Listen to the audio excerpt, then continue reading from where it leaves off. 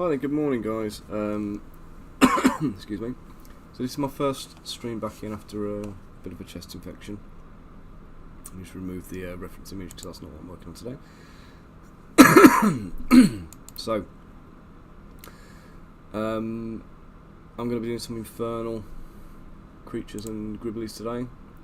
So I've just loaded in Eleanor and Griblet from a previous sculpt I did. Because one of the things I need to be adding is some imps. So we've got Griblet here, who's a little imp familiar for Eleanor. There he is. And I need to just get the unposed version of him because D&D imps have wings for the most part. So I'm going to sculpt a pair of wings on this little guy. In fact, you know what? Let me just bring in the wings I sculpted for something else. Save myself a bit of time. I don't remember what I sculpted the wings for actually.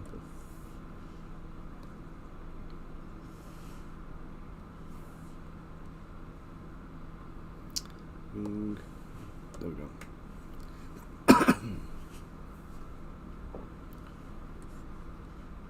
Oh, totally the wrong wing. Let's say that was the wing off one of the owls I made for Montolio Zbrush.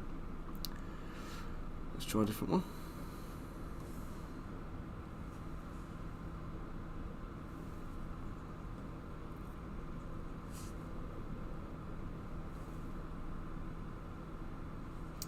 You know, I bet I haven't even done it, but I haven't saved it out.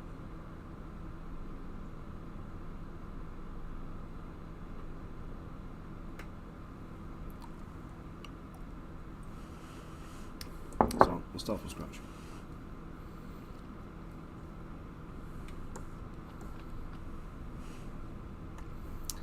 Let's just delete that one, let's get back to the imp. So I'm going to append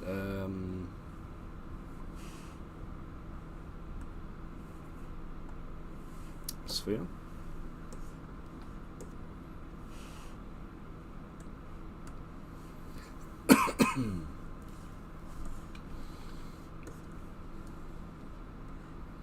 Shrink that down just a touch and put it onto his shoulder blade there.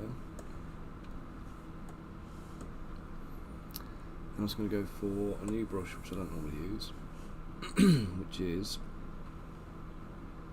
I think it's called Snake Tube if I remember right. Snake Sphere, there we go.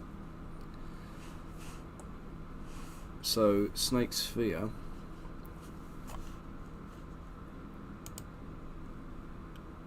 second.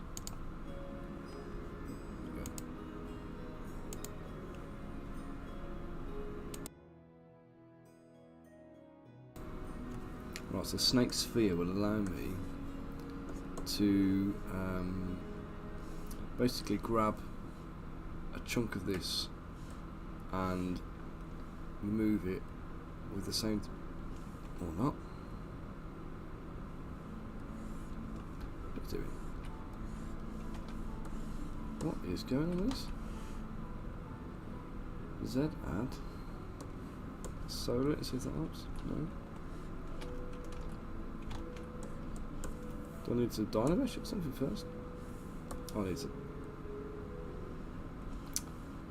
Silly mate. Okay, so.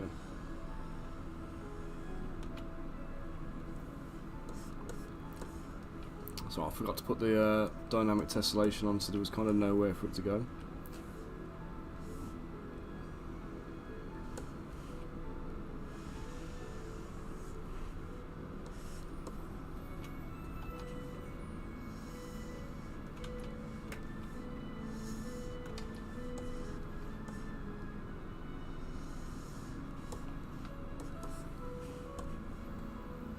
So this is just rushing out a basic form.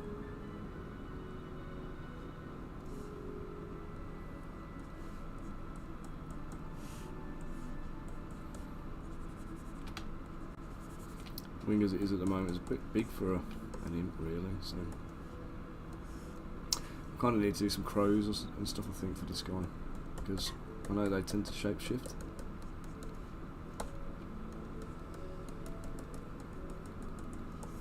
Don't worry about how mangled this is at the moment, because it's going to get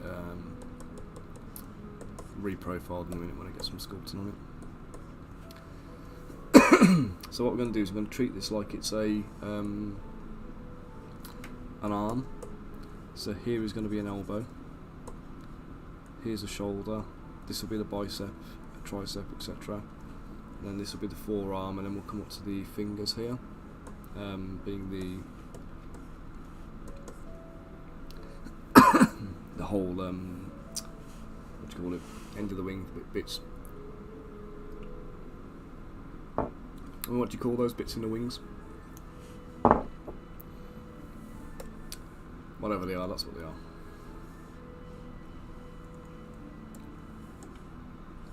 So I was going to add 2 more into the mix here. That's really not working, is it?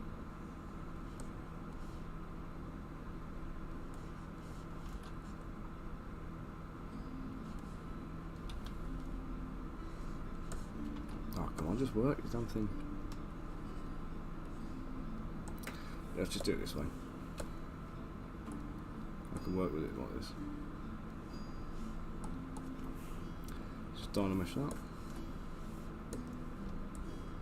Just mask off the tip. Invert the mask, and then I'm going to rotate it and bring it to where I want it to go. There we go. Easier. And I'm going to deal with any stupid dimensional issues where it's going backwards and forwards as well. So let's just start myself off with the snake sphere again. Kind of where I want it, but not quite. Definitely not where I want it. So I'm just going to mask that and do what I just did.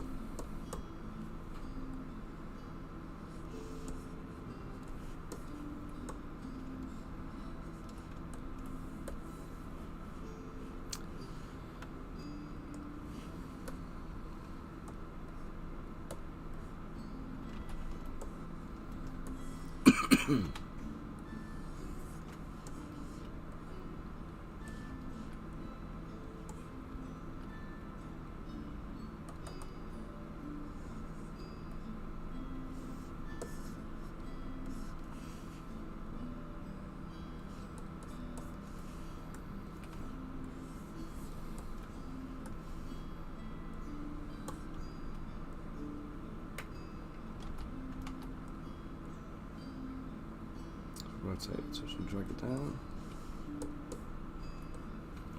and then the other angle I want to put here.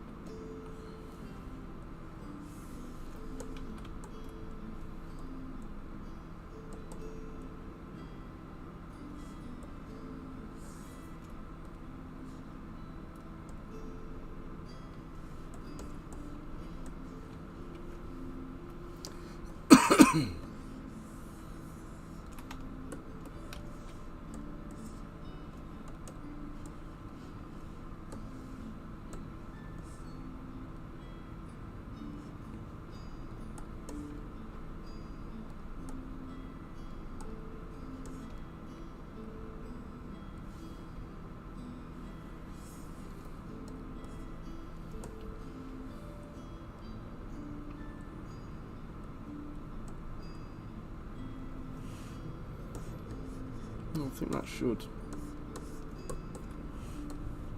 do it for the skeleton wings.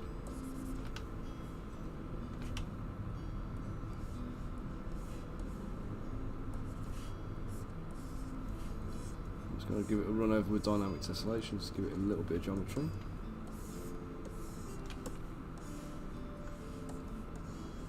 Kind of help tidy up some of the mess that's here as well.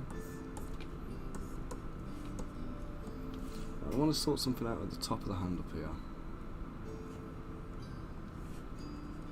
Oops, not like that then. Okay, so at the top end up here, got this weird kind of like mass. This really needs to be kind of hand-like, really. So we'll give him a little fun maybe as well, I think. We'll do that one afterwards, we'll sculpt that in place. So let's do the, what we've got, palm of the hand, be like here. We'll have this little thumb coming out here. I'm just putting indications in at the moment, so this will be the first knuckle. Come down to knuckle bone here.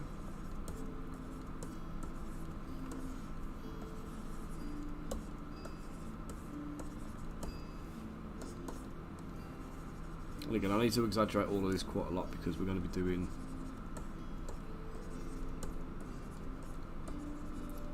this guy very small, so the wing membrane is going to look really thick, but it's because he's going to be like about 10mm tall.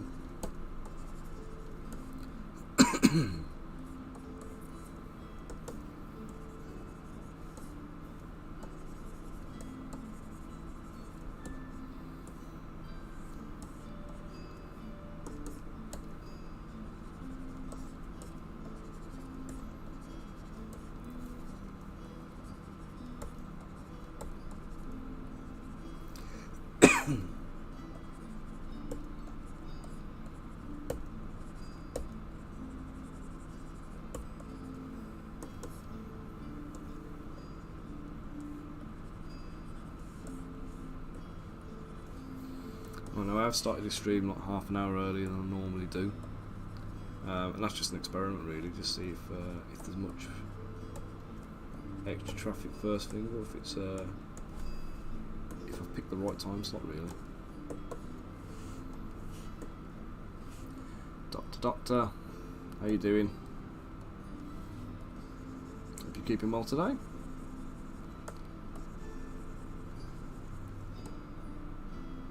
Morning Rich, how you doing mate? What are you working on today, Doctor? And Rich, are you keeping the animals in good nick today?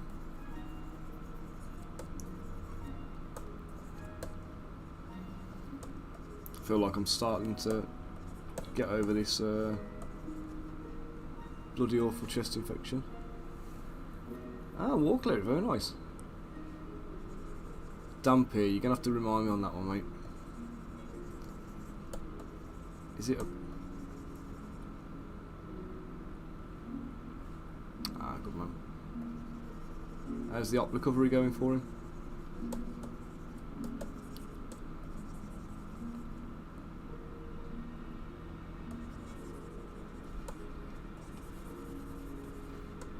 Yeah, I'm doing alright actually. I've got my antibiotics now, so it's I didn't bother going to the doctors early because like I've had like coughs like that before, gone to the doctors and they just kind of fob you off and like, you know, leave you be.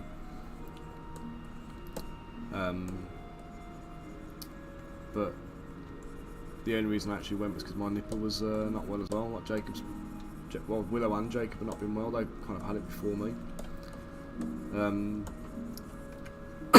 So I had to take Jacob to the. Yeah, I had a feeling it was vampires, but I wasn't quite sure. Sounds like it should be a dwarf vampire. But yeah, Jacob's not been well with like a chesty cough and stuff like that. He's been waking himself up at night. So I had to get him down to the doctors, and while I was there I was like, I might as well just book myself in and get a double appointment. Turns out Jacob's completely fine, but I had a chest infection, so I'm on like day 2 of the medicines, day 2 of my antibiotics or something now. But I managed to get through yesterday without barely coughing, so I thought, you know, I'll give a live stream a go today and see how we get on. It's been less successful than I thought so far.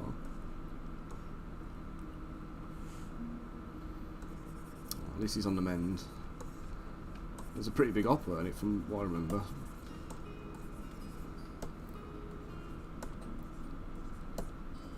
It's not going to be a super fast recovery for him, but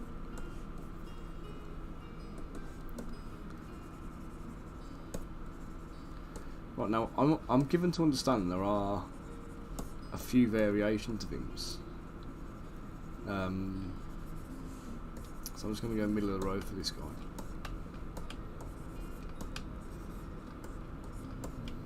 The others are more like little Nurgle ones and things like that, where they're like infected, you know, like little diseased creatures.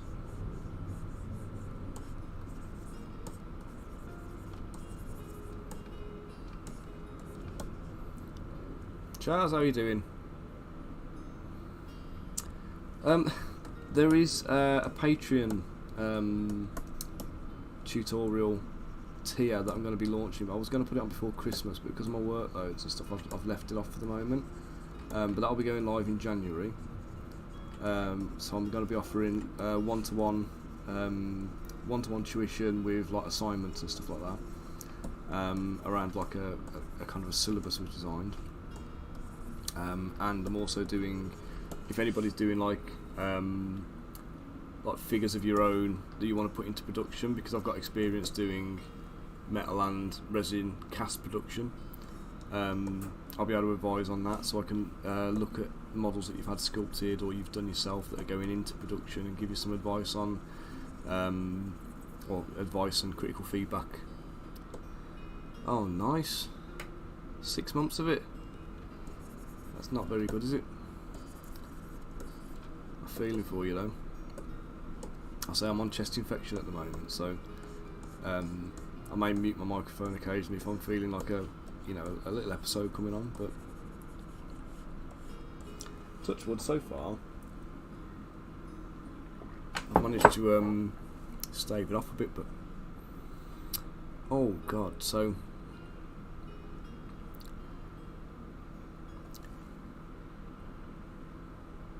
cut off the top of the bone so the knee sits at a different. Oh my goodness.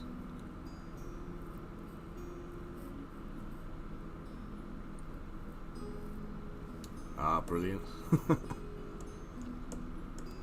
Yeah, it's just one of those things, isn't it? You know, there's different considerations you have to take into get my words out. Take into account if you're making metal or plastic or resin. So depending on what the purpose is of the sculpt, kind of changes how you have to design it. I don't know, I've had quite a lot of people coming to me asking me to look at figures that they've had done by other artists where they're just not quite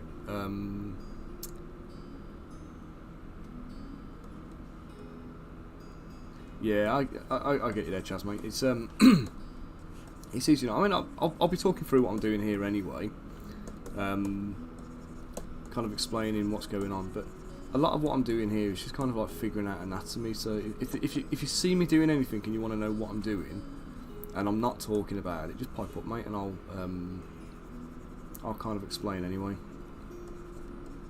So at the moment what I'm doing is I'm just using the clay build-up brush. So I've got this kind of rough forming that I can use for like the wing structure, and this was just used by pulling a sphere. So I created a sphere, blocked it on his shoulder. In fact, if I just whiz back through the undo history, you'll see it.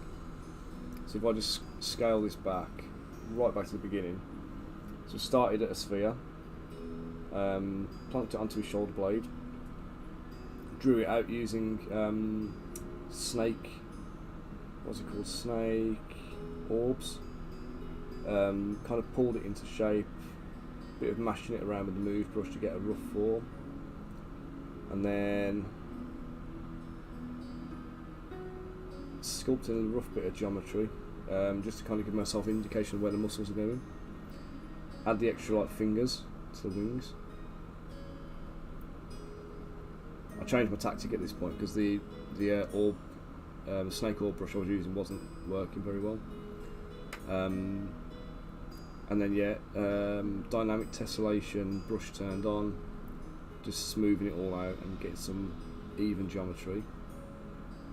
And then just trying to bulk up the knuckle joints on the fingers with the clay build-up brush, and adding in like forearm muscles, biceps, a little bit of mass to the fingers, just getting a bit of shape going on, as you'll see. and then just generally refining it. But I'm only really using the clay build-up brush at the moment, so I haven't really done anything else that's kind of, you know, extra on this one, if you like. Just using a smoothing tool just to smooth little bits out. I just need to sculpt a little thumb in up here, because what's a hand without a thumb? So obviously the wing, I'm taking the attitude here that the wing is basically just a kind of an elongated hand with, you know, finger membranes and stuff. So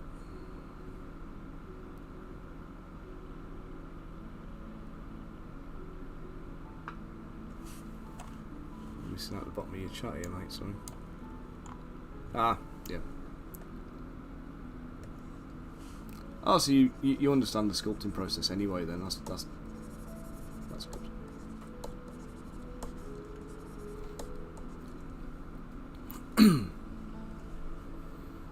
How is it working with Games Workshop on the sculpts then?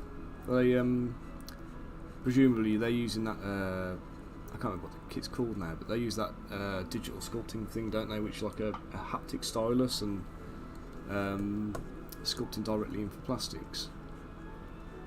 I want to call it Magic Form, is it, or something like that? Or I looked into that years ago, but it was like 10 grand for the software license, and then about another like 7 grand for the stylus. Mental. Oh, very nice, mate, very nice.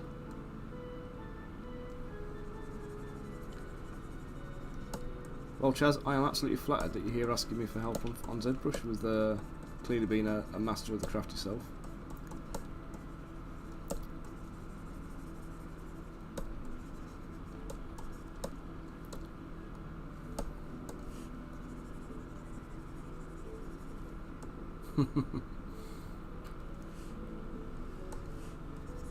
Yeah, Zbrush takes a little bit of acclimatising, to be honest, because it's an odd bit of kit, and if you've used 3D packages before, it feels really kind of counterintuitive.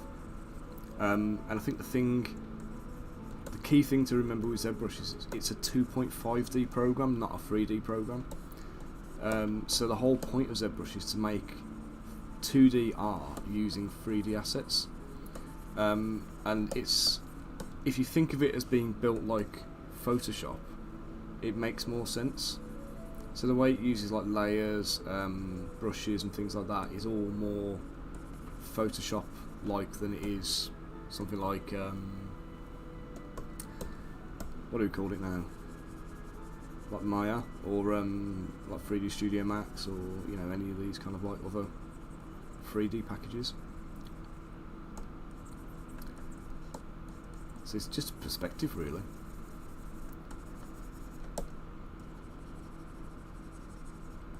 So the interface you're looking at here as well is not a standard interface. I've customised it for like some of the tools that I use regularly. So, you know, when I do the Zbrush course, one of the bits in there will be about customising your interface. It's quite easy to do. It's just knowing where the stuff is in the first place. The problem is then is like you get so used, like I do, sorry. You get so used to using a shortcut tool, you totally forget where your what do you call it? Where the tools actually live in the software. So like a lot of the stuff I've got down here, most of this here is not there normally. Everything on this side of the screen is like me adding it in. All this stuff over here, this is me adding it in too. So you've got to try and then remember where these things actually live in these, like the menus at the top. But let's say it's easy enough to get your head around and deal with.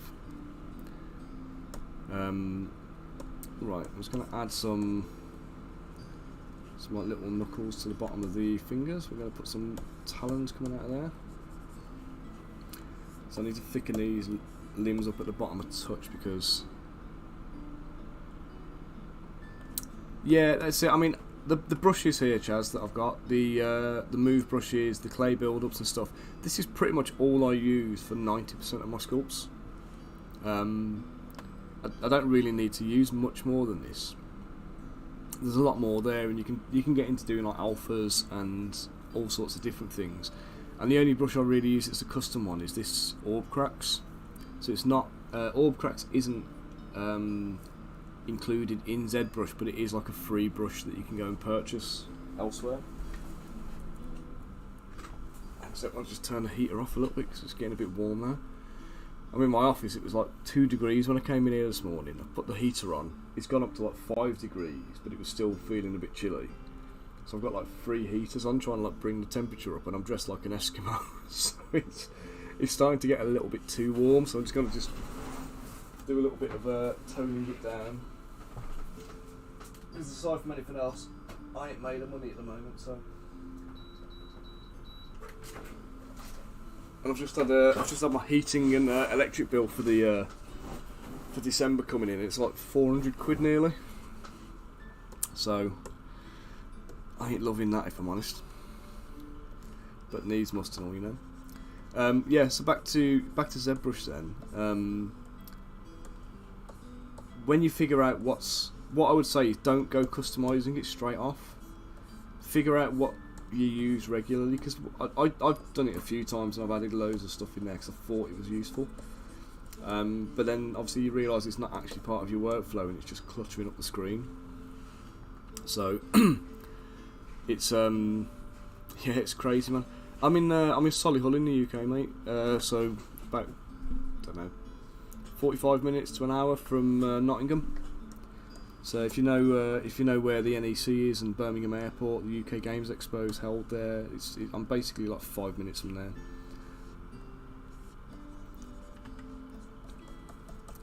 But yeah, it's not fun. I don't even know how they got that figure, because I'm sure my last bill was about 67 quid or something like that. So I don't know where 385 or something like that I think it is. I don't know where that's come from. They're just robbers.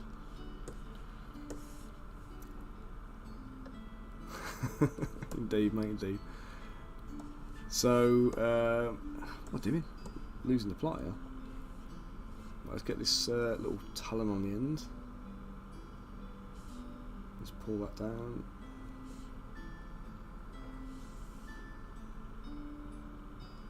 Yeah, it's insane, isn't it? We were talking about it the other day, and it's like, you know, the electric companies have they've gone from having profits that are like, you know, 70 million in a quarter to like, you know, 7 billion or something like that. And it's like, you know, how can they justify that and still kind of like be, you know, absolutely fleecing us in such a short space of time? It's not even like it's a reasonable kind of like hike, is it? Do you know what I mean? It's like thousands of % or something stupid. So there we go. So I'm going to leave some of the little brush marks in there. What I tend to do is, as a little tip from me on this, I'll tend to go round in the kind of the direction that I think the muscles and the sinews and stuff would go, and that way when you're sculpting, I tend to then do a polished pass on Dynamesh. So Dynamesh, Chaz, if you're not familiar, is the tool that basically, if I just show you the mesh on this at the moment, you see how it's all kind of like little tessellated triangles. So this is because I've got this dynamic tessellation on up here, the Sculptress Pro mode. So if I sculpt using a low size, it's going to add these small triangles. If I increase the size, it's going to make the triangles bigger, so it's dynamic. The problem is with that, it mangles like sharp edges, and you see the tessellation on the surface of the model, so you can see I've got like this texture here that I don't want. So once you've got the form in with dynamic tessellation, it's time to turn it off.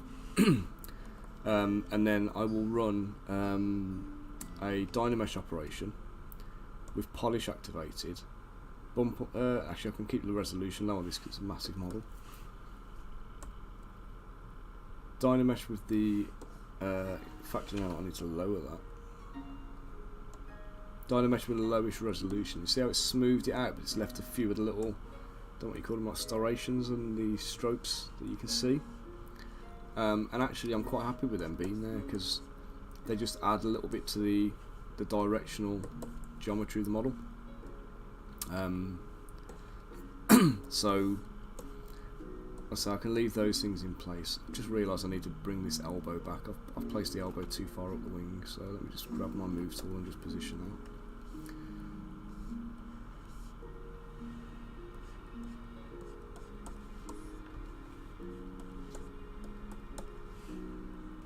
So if you use really big movements with the move tool, what you find is you get these like real big deformations. You get a better result if you do like little nudges. So I'm just going to put it in small pieces, evenly all the way through to get the shape I want. And you can run the smoother over it as well, just to kind of get a little bit of... Yeah, absolutely, mate, it does. And it's another one of those things as well that when you're sculpting in a production workflow, and you've got to kind of like for me, I'm trying to like put out minimum of 10 models a month onto the Patreon, and obviously into my mini range off the back of that. I'm trying to do at least 10 models a month on that. You know, I am counting like ogres as like 2 human models as well. So like, you know, if I do something larger or a mounted creature, then it's gonna, you know, it kind of fills 2 slots if you like. But the like the workflow for production, when you are literally your own boss trying to like crank stuff out, you need to make the economies and make the savings where you can. So you know, it is one of those things that it becomes a kind of a critical, I won't say necessity really, to kind of like be able to kind of produce stuff in speed as well. You know, and I know with like Games Workshop, you'll have like a design lead who's going to kind of have to say on it and kind of, you know, want to give you amendments and corrections and stuff. But when you only correcting yourself, you know, you can accept some of these little flaws because they're not going to be visible in the end model. You know, I mean, this guy, like I say, he's going to be 10mm tall. This tessellation you can see in his tail, that is not going to print on a model unless he's like massively scaled up. So, and I've printed this guy already, so I know he's good for it, if you like. I'll get me Eskimo jumper off.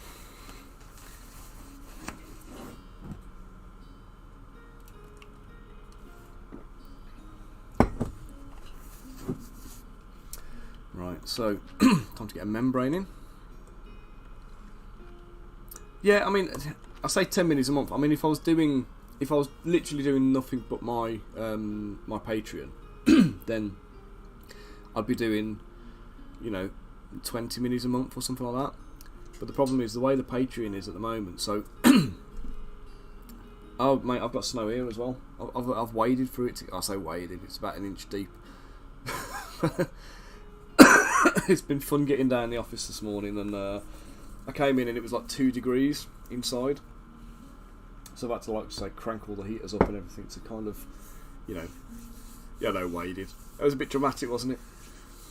But yeah, we've got the. What was I saying then? Totally lost my train of thought then.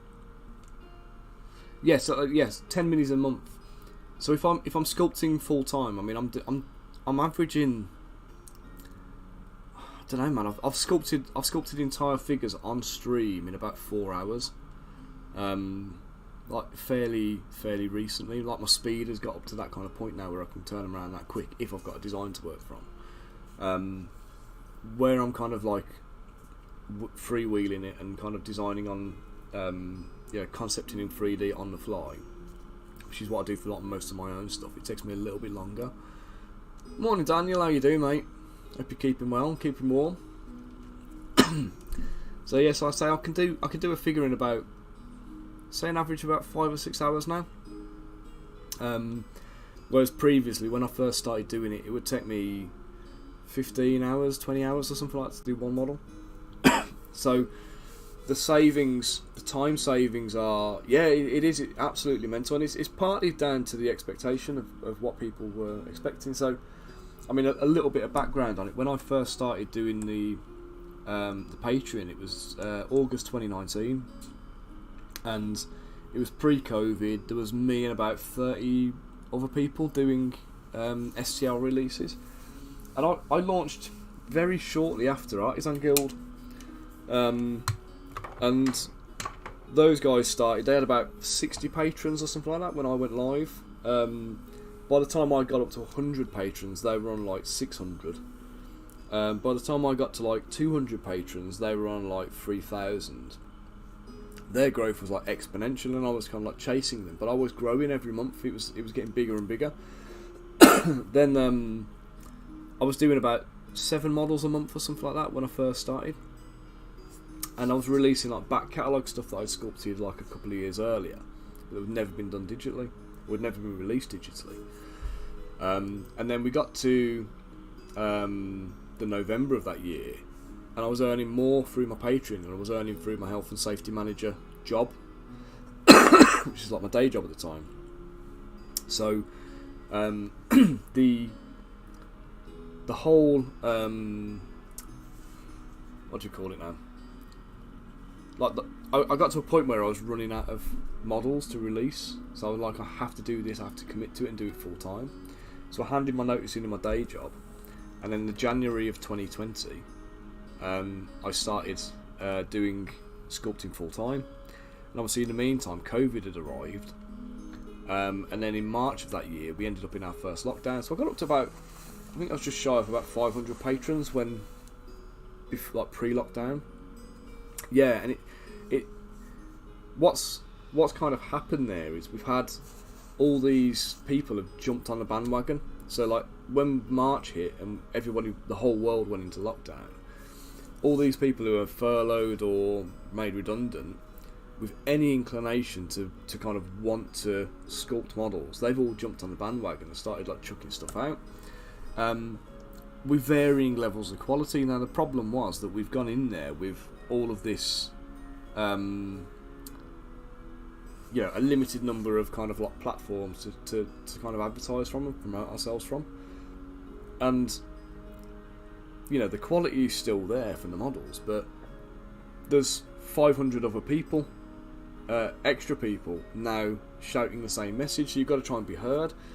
And a lot of them then kind of go, well, I'm coming into an existing market, I'm going to lower my price. So instead of going at a tenner a month, I'm going to go in at a $5 a month or $2 a month or something like that. And you're sitting there kind of banging your head up the wall going, you're damaging the whole market for everybody by doing that. It's not, and people aren't succeeding because they're going in cheap. That it's not working like that for them.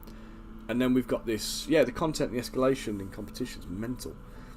So it's a race to the bottom. As far as anything goes, and then we've got companies coming in who are, they're basically turning up with a big wad of cash. You've got like the money man who's running it, going off hiring foreign sculptors who are $150, $200 a model, but they're CG artists. They've got no concept. They're not hobbyists. They've never played with models. They've never painted models or printed anything, but they're just cranking out really nice looking CG models, the kind of things you're seeing on screen now. They'll crank out stuff like that. These guys will buy it off them, and then they'll produce it and sell it as an STL file. And then we've got this weird market now for customers, where the customers have come along and they are they can't do their normal hobby outlets because of lockdowns and whatever, so they've discovered 3D printing as like, I can still make stuff at home and keep myself busy. So they've got this home-based hobby, which is 3D printing. So they get introduced to miniatures because they've got these printers with small build plates. They want something cool to print. They end up discovering miniatures. Yeah, exactly, mate. Yeah, same kind of situation there going on. But we've got this weird perfect storm that's allowed people to kind of manipulate and take advantage of the industry. So we're like going back just a few years, anybody that was into miniatures or making miniatures a business was hobbyist through and through, and they knew the ins and outs of the hobby, and they ended up kind of doing it as a kind of a hobby industry, like a cottage industry kind of thing. We've now got like huge corporations who are throwing thousands and thousands of pounds a month at kind of sculpts getting made, concept art and things like that. Yeah, absolutely, and we've stepped away from that, which is really sad to see. There's all these people out there now who are, they're money men, who are throwing money at artists so they can kind of pull all the stuff back. And then we've got obviously the STL sampler scumbags who are, you know, trying to take advantage of everybody else to get a leg up themselves and, you know, pay you in exposure and all that kind of nonsense. So, you know, I don't approve of any of that business, but it was it's all seriously drastically changed, and it's not in a good way. And the hobbyists who've discovered it as a byproduct of learning 3D printing, they don't know anything about miniatures. They don't know about, you know, gaming or any of that kind of stuff. They just see these nice renders on screen and they get sold by that. But what they buy in a lot of cases turns out it's unprintable, it's not paintable, and you know, they're designed to be like 6-inch tall figures if they're going to be printed at all. But they're trying to sell it at 32mm scale because they've made it 32mm scale in the slicer. And you know yourself, you know, you have to exaggerate all the proportions and anatomy and thicknesses of things to kind of actually make it work. So yeah, unfortunately, it's we're now in a position of like, I mean, you know, one of the reasons I'm doing this, I'm trying to educate people about the differences between miniatures and models. So while I'm sculpting, I'll be talking about my design decisions and, you know, why I'm doing things like I am. I don't want people to look at it and go, oh, he's made that a bit fat, or, you know, oh, look at that sword, it looks like a foam prop or something like that. Yeah, it will look like a foam prop, but it kind of needs to print. You know, if you make a samurai sword that looks like an actual samurai sword, there's no way on earth that blade is going to be anything more than a wafer when it comes off the printer, if it prints at all. So yeah, I'm not sure. I'm not sure AI is going to work in the same way for that, to be honest. Like, it's obviously you've got style aspects and things like that and posing, but I don't know. I can see it being useful in some areas. I think it'll be a process that you would have to apply to a sculpt rather than something that would just do it for you. You know, you might be able to randomly generate like things like faces and things like that, but I mean, there's already software out there that'll do that, isn't there? You know, the what do you call it now? Like, you know, like your video game kind of character designer type bits of software. Is that DAZ 3D and other stuff? And I still see loads of these like DAZ 3D models being used in sculpts that are going for sale. And you get these people who you can see a mile off, they don't understand anatomy.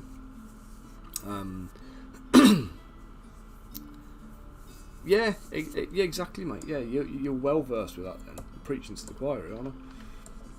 Oh shit. Yeah, so it's definitely one of those kind of weird markets at the moment. But like I say, we're dealing with naive customers who don't know what makes a good mini. And you see, like, you can always tell. There was I won't name the brand, but there was a night I saw. I was chatting to a mate of mine, and we were talking about this one model of a night that this company were using to advertise, and they were a big company. And this guy had what do you call it now? He had like a plumed helmet. He had a sword in his hand. He had a cape, and he had a flaming torch in his other hand. So the sword was pointing at the floor. He was like doing a very small kind of like a step forward, like he was kind of like strolling down a hallway kind of thing. His cape was billowing off to the left, like massive great big billow on his cape. Nothing to do with the direction he was walking or anything else. This was like a wind force, if it was going to be anything, right? He's got this big billow on his cape. The cape's going to the left. The plume on his head's got a double kink in it. So like it's got like a, you know, like basically like he's flicked his head to dodge a arrow or something like that, right? So this, like, you remember like the original Elder Avatar, he had that massive great big plume. So it was similar to that kind of movement where you got like a big S-shaped kind of direction to it. And then the torch, he was holding it out at a 45-degree angle in front of him. The torch was going out at 45 degrees, and the fire on the torch basically just kept going in the same direction as the torch. It's like it had been sculpted in a vertical position. They posed it, but then hadn't bothered to redirect it. And all of this basically reeks of somebody who's got a CG background, who sculpts models that then get posed and rigged, and the physics engine does all the hard work. And you know, when you just kind of think like they don't understand that, yeah. And it's got like all this micro, like filigree pattern all over the armour, so it looks super detailed. But they're literally like alphas that you can just like, they were just literally stamped on randomly. So there was no flow to it. There was no kind of like, there was no order. It was just like, you know, they got these little filigree patterns and they just stamped them all over the armour to make it look detailed. And I remember like looking at it and like wanting to scream in my head. So, you know, and then I think a month or so later they did like a pirate theme, and they showed off this like pirate, really kind of elaborately detailed. And I was like, yeah, no one's going to paint that. And then I saw it painted, fully painted, in a diorama. I'm like, Jesus Christ, you know, how's anybody got that level of painting going on in a model like that? Because it was realistic proportions and stuff like that. Do you know what I mean? There was no exaggeration for being a miniature. And then all of a sudden, I'm looking at the model, and then a couple of images on, there's a picture of a woman holding this model, and it is 6 inches tall. They've literally made like a 6 inch tall, 6 inch scale diorama background to stage this model in, to photograph it so it looks like a miniature. And you know, you just kind of think you're just lying to people. That's, you know. Literally, they hadn't even bothered to try and print it and paint it in 32mm. They just did it in 6 inches tall, and then, you know, painted it large. It's like, you can't do that. Like, I paint all my own models, I do, but it's like I print them and paint them in scale. You know, they sit in my display cabinets and stuff like that at the shows, and, you know, just in my office generally. But I'm going to go for about that thickness, I think, for this. Yeah, that's it. They win awards for it. It's just nonsense, isn't it? But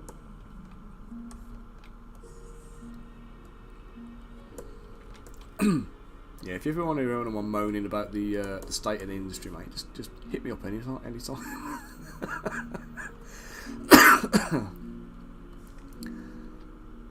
But I'm really annoyed at how it's gone, because it's like, you know, you're having to kind of justify to people,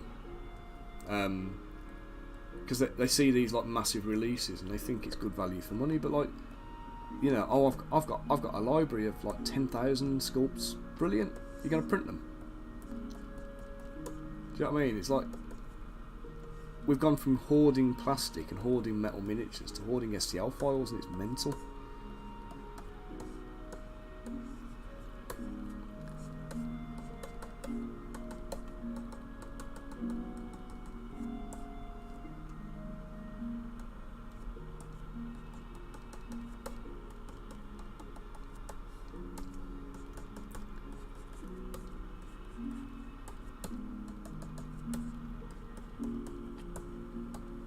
Just for the record, I hate making wings like this.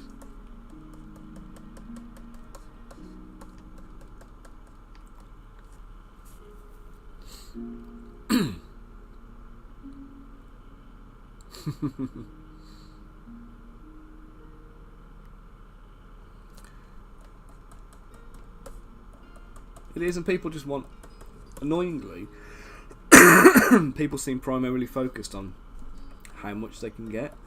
Like I did a month, going back quite a while now, but I did a monthly release where I'd put 45 miniatures out. Bear in mind, this is just me making it, you know what I mean? So it's not like I haven't got a team of people. This was literally just me sculpting like a maniac, and I managed to get 45 models made in a month. And when somebody leaves your Patreon at the end of the month, they get an exit survey.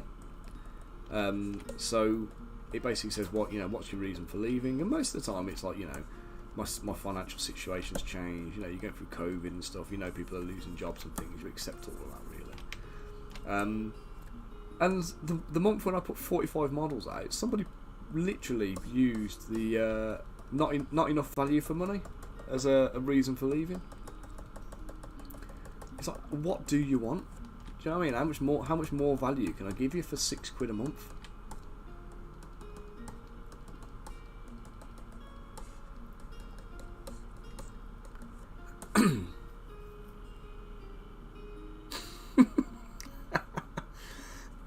God, I've got Facebook bots now. It's the first time I've had one of them.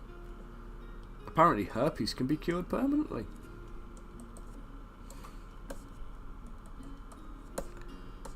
I normally get the YouTube bots in by now.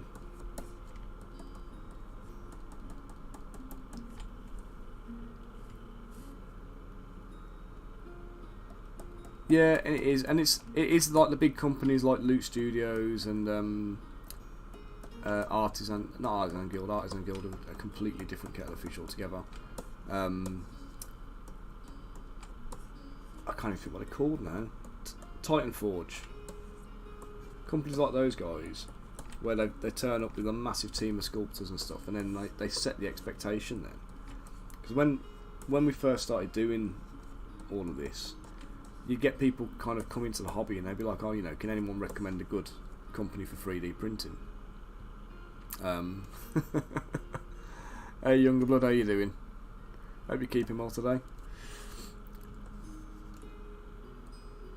So yes, so it used to be like, you know, you go into like the forums and stuff and the groups, and like people would be going, oh, you know, can you recommend a good place to get some STL files from?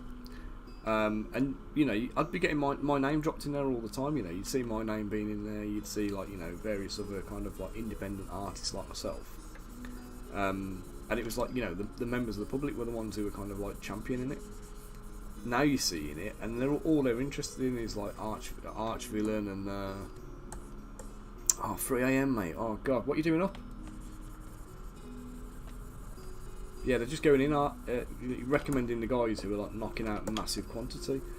But I don't think a lot of these like ones where they're turning out huge amounts of models, I don't think they've got competent art direction. So, you know, they've got artists making stuff for them, but they're absolutely not kind of doing quality checks and 3 PM. Oh, phew. I thought you were just like burning the candle, mate. But yeah, I don't feel like they're actually they're not doing like the quality checks on the models. There's no consistency in style and stuff like that. So they get 4 or 5 different guys who've got different styles, and they'll quite happily bundle them all together. Epic Miniatures, they're one of the worst ones for it. They tried to get me to work with them, and when I looked at it, I wasn't impressed with the quality of the sculpts anyway. But they were like, there was literally about 6 or 7 different styles. Like they were just taking a collective of artists and bundling them together with somebody kind of like running the show and kind of taking the cream of the crop kind of thing, do you know what I mean? But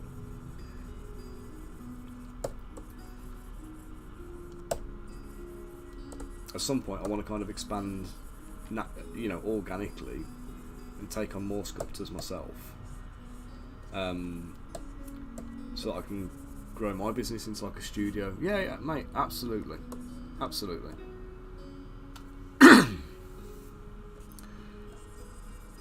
I was having breakfast and tuning in for a bit of sculpting then.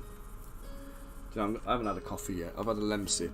It's trying to help me with this chesty coffee. Let me just get my coffee prepped while I'm chatting to you. It is, mate. It is. It's all about the money. I mean, the STL samplers are the worst ones. So those guys rock up and they're like, I joined one. I joined the very first original one because there was a promise made that was never fulfilled, which was about basically paying to promote you as an artist, and it basically got to a point where they realised that people were keen for the opportunity at that point,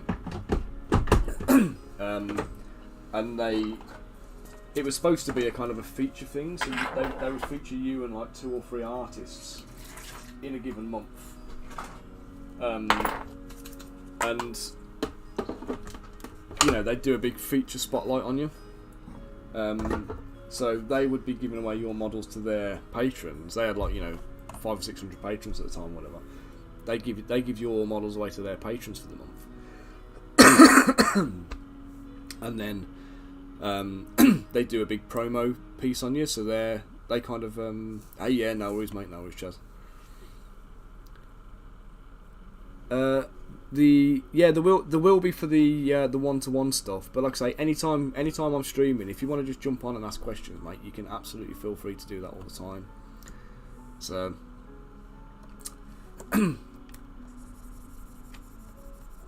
you take it easy anyway, Chaz. Good chatting to you today. Thanks for joining the stream. Right, I was going to brew this coffee in a second, so I'm just going to pop you on mute while I just try and bulk up these wing membranes a touch. Yeah, no worries, Chaz, no worries, mate. I'll be about until about maybe 2 o'clock-ish, 2:30. So we'll just see how far we get. That's the plan, mate. That's the plan. Alright, guys, I'll catch you in a minute. Now I'm just gonna pop you on mute for a second, just while I run my coffee machine so it doesn't deafen you. And I'll just carry on sculpting these wing membranes in the meantime.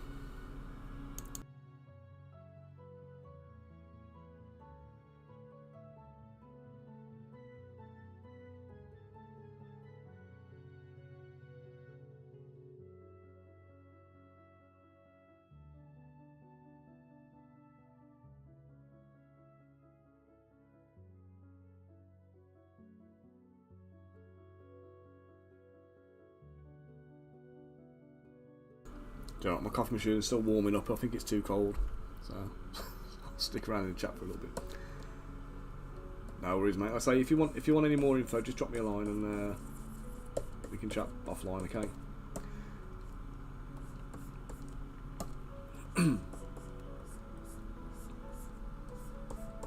I'm just trying to thicken up the wing membranes here because I know he's going to be a small model. I don't want him to be kind of drowned out and go too thin. I've got a feeling this machine is not going to play ball today.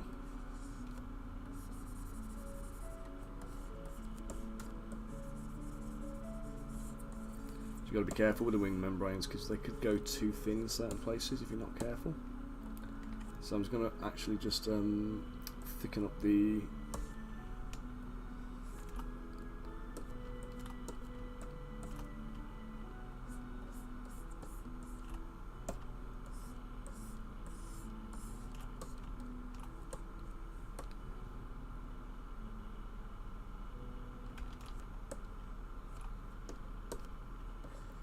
make sure the back side of this is masked off. I want to isolate the front and just pull the front out like that. Just give it a bit of thickness. I'm just going to do the same on all of the limbs, and then I'm just going to bring it back and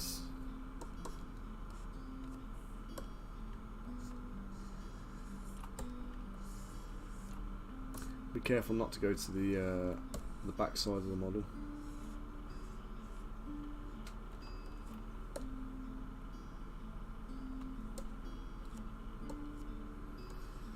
Hey Dan, how you doing, mate?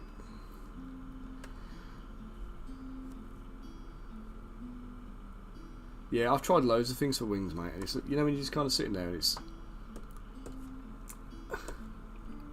there's no good way of doing them, is there? They're just a faff all the time. It's just the wing membrane. Do you use ZCS for the wing membrane as well?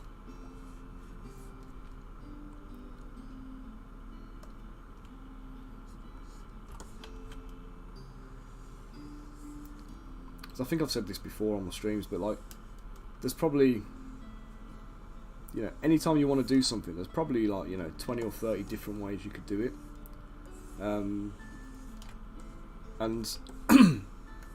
at any given moment, it's just a case of which one pops into your head first, really, as to which one you actually end up using. How are you doing anyway, Dan? Sparky Face, hello. How you doing?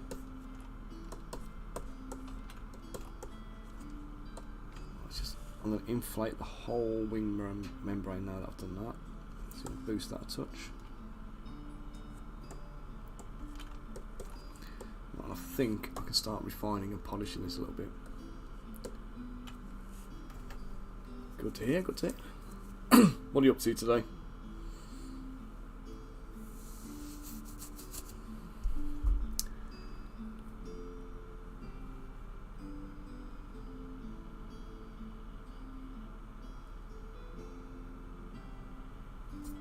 Dan, I might have to pick your brain on that one at some point then. Get you on a Discord one-to-one just so you can swap me up on that one. I've not come across that that one before. Yeah, brilliant. I honestly, I mean, it's it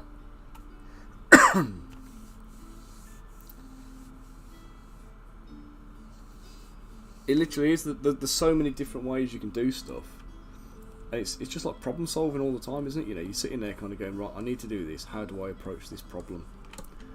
And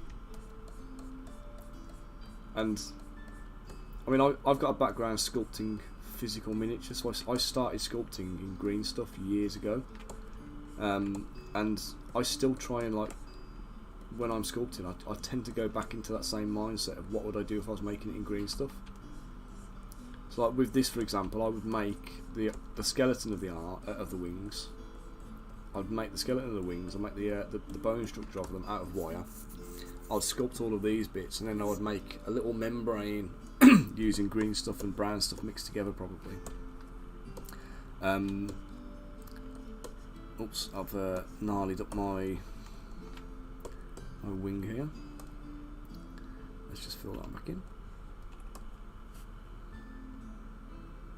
Yeah, I mean, this is what I was saying. I know I've done a few on stream when I was saying about it, but the workflow I've done now, Dan, I'm kind of working on the basis of like one sculpt. If you look at some of my previous streams, one single sculpt could be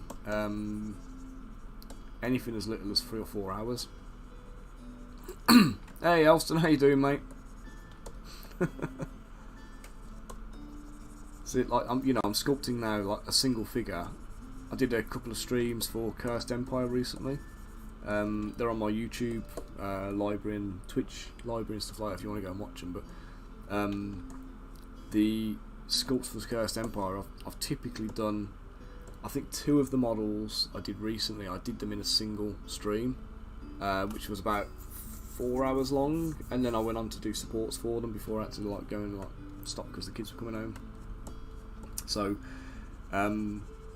it's about speed and efficiency more than anything else. I don't really have the time to kind of get into kind of like, you know, real precision stuff. If I was doing something that I wanted to reuse over and over again, I'd probably spend a little bit more time on it. But because of the nature of the beast at the moment, having to like produce so much stuff in a month, it's quite difficult to kind of spend as long on things as you want to.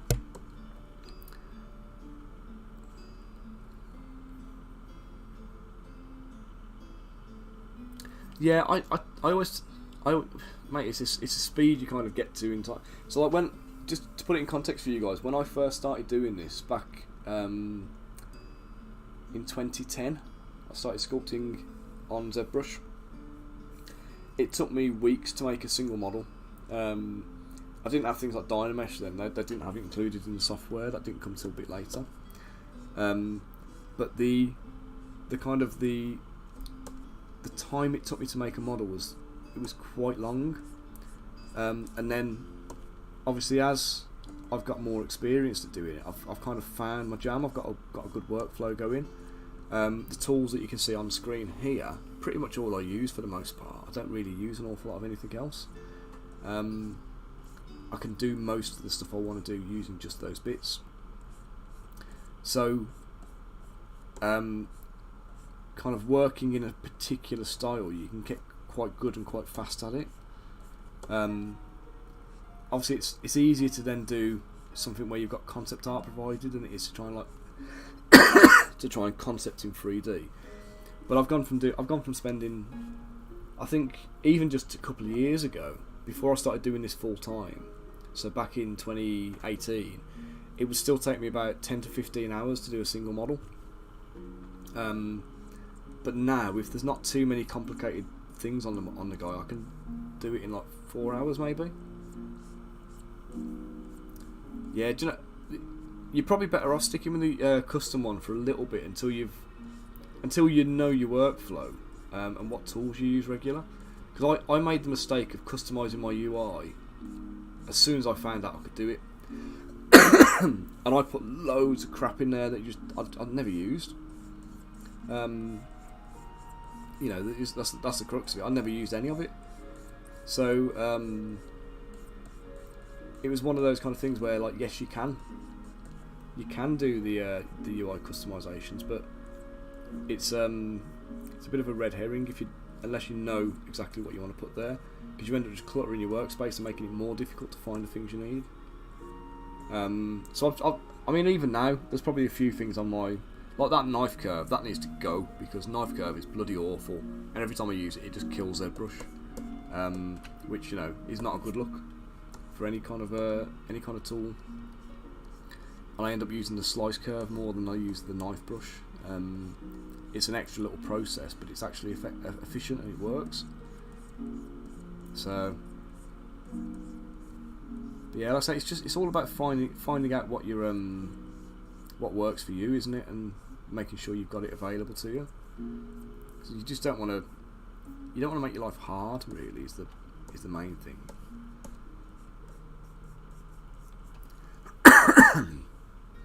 But yeah, it's about time and practice, and like I say, working on your workflow. Because obviously what works for you might not work for everybody else, but as long as it works for you, that's the important thing.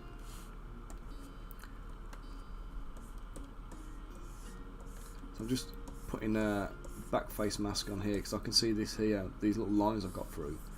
That's showing me the geometry from the other side is picking up, which I don't want to see. So it means the wing membrane's a bit too thin at that point. We just polish that, varnish it.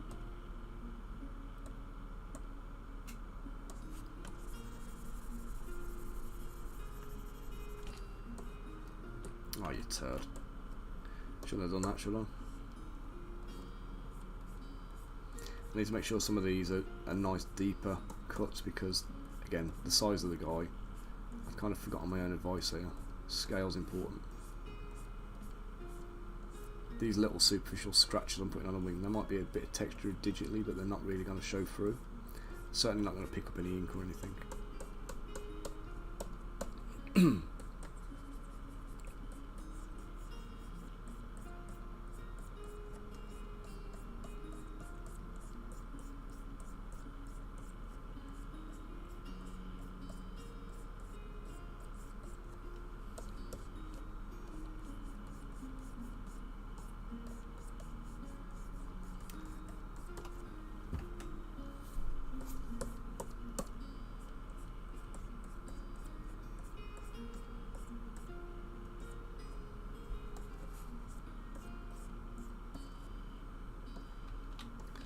Right, there we go.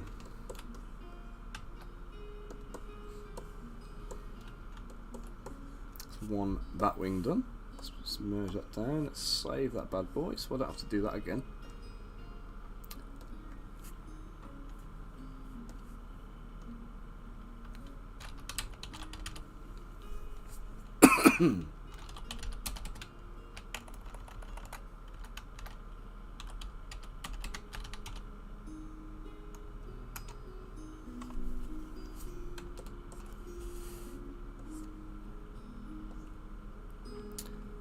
And let's duplicate and mirror. There we go. Now we've got a little imp with two wings. Let's merge those two together.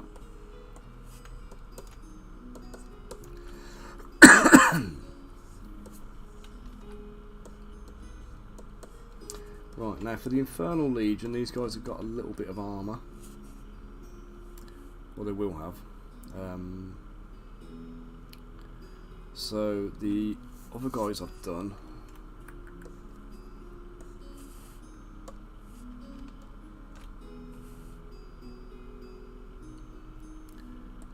so what I've just done now, I've taken just the head.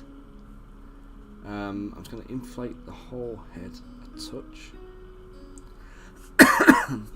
So this is excuse me, there's an extra head in here. So we've got the standard imp head, which if I put there is this guy, and then we've got this inflated one here. What I'm going to do is I'm going to use the tools. I'll leave the horn, take the horns out, sorry.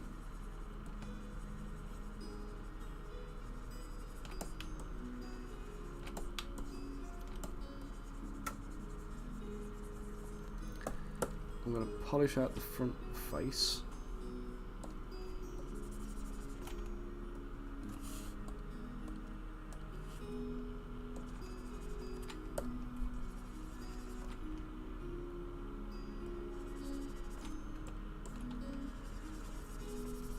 Why is this not working?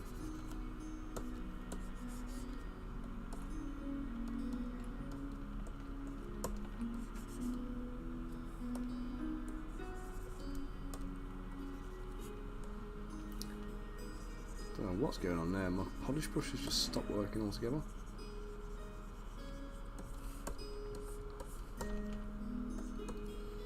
Right, so we're going to take a chunk off the head. Straight through there first.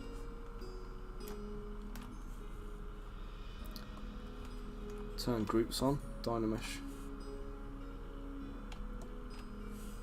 Okay, I'm just going to take that, I'm going to delete hidden.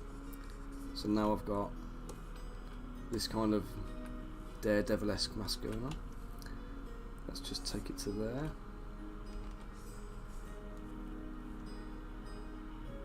Let's do the same again. Let's delete the hidden. Okay, and then here, I just want to kind of carve back here, round the horns. I'll take that bit away.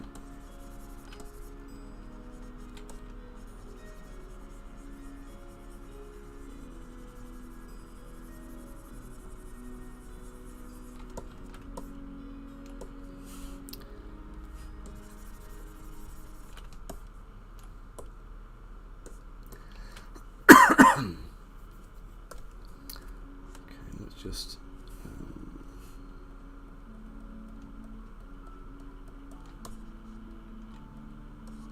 yeah, I think I did advertise I was making hounds today actually, but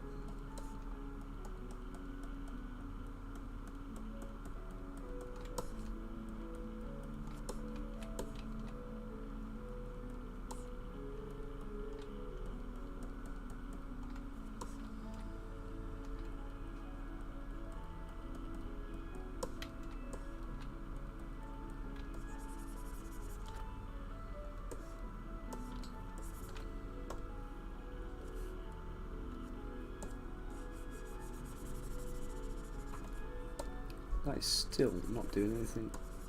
What's going on with it?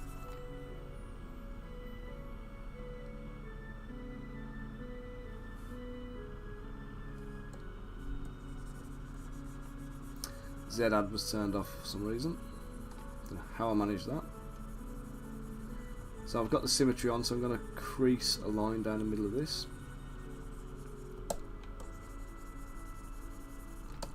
So I'm using the Alt key with the polish brush, H polish brush.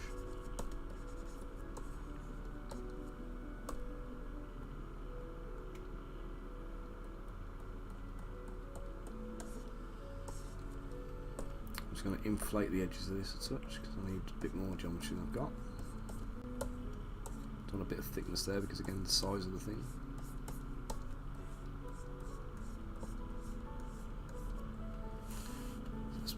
Polish that. I want to keep the resolution quite low on this because when you polish it, the lower the resolution, the smoother it makes things for you. So if I have the resolution too high, it's going to leave lots of like undulations and weird bits that I've got to then manually smooth out. So a time-saving tip there is to keep it as low as you can possibly get away with.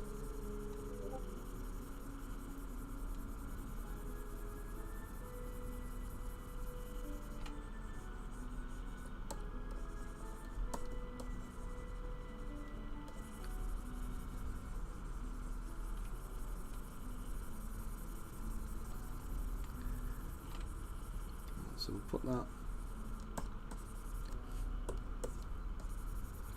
So this is imitating a little bit what we've got on the Barbazu, bearded devils, and the spine devils, the Spirigons.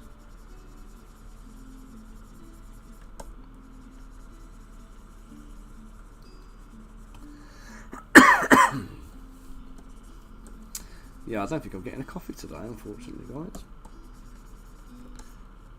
That is a massive kind of like, you know, boost to your viewing experience, but I might just put you on a BRB and run at the house and grab one. I think I need to clean my coffee machine. It's doing that thing where the light's flashing at you, and I think it's an error basically because I need to run a cleaning cycle on it. Get a descaler in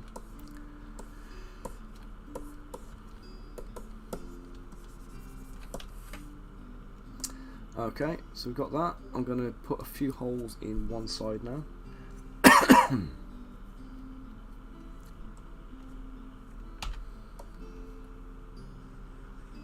And again, you could very easily do this using the Boolean operations, but for the size of the model and the I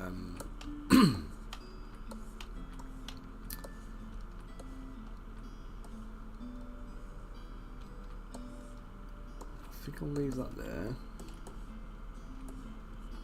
I might just give him a little spiky shoulder pad or something like that.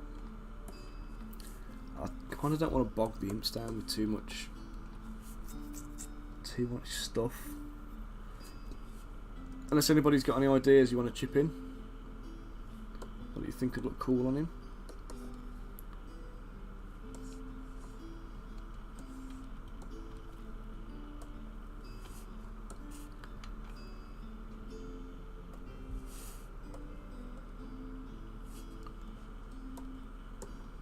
Let's go for a little shoulder pad here.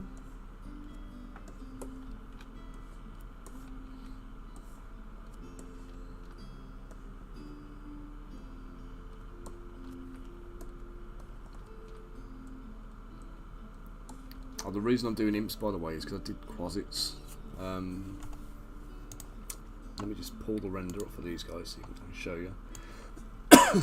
I did a bunch of quasits yesterday, and now I feel like I need to do the imps to counteract them.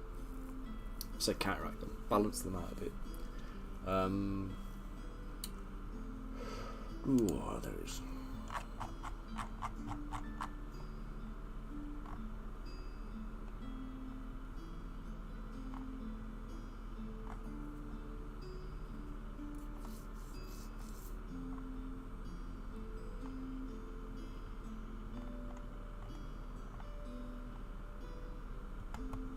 Where's my quasits?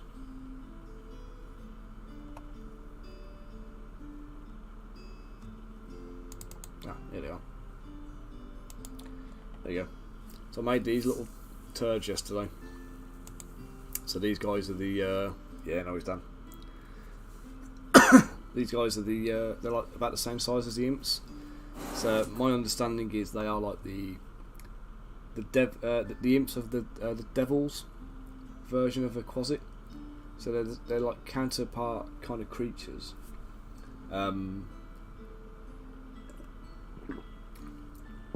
But the quasits are like chaotic demons, whereas the imps are lawful evil. What do we call it? Lawful evil mini demons, if you like, or mini devils, if you like. So let's slice that. Oh, did I just use knife curve? Better not do that again. I haven't even saved this file. Better get it saved, hadn't I?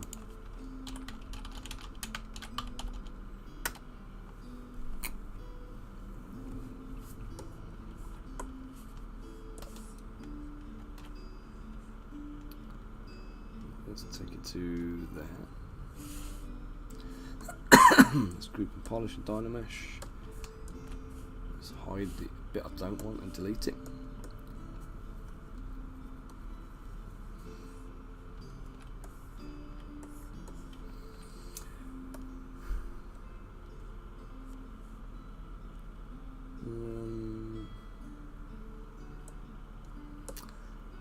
No, do you know what? I've gone Greek with the styling, so I need to kind of keep the same, I think. Let's just do it like a little Greek shoulder pad type thing.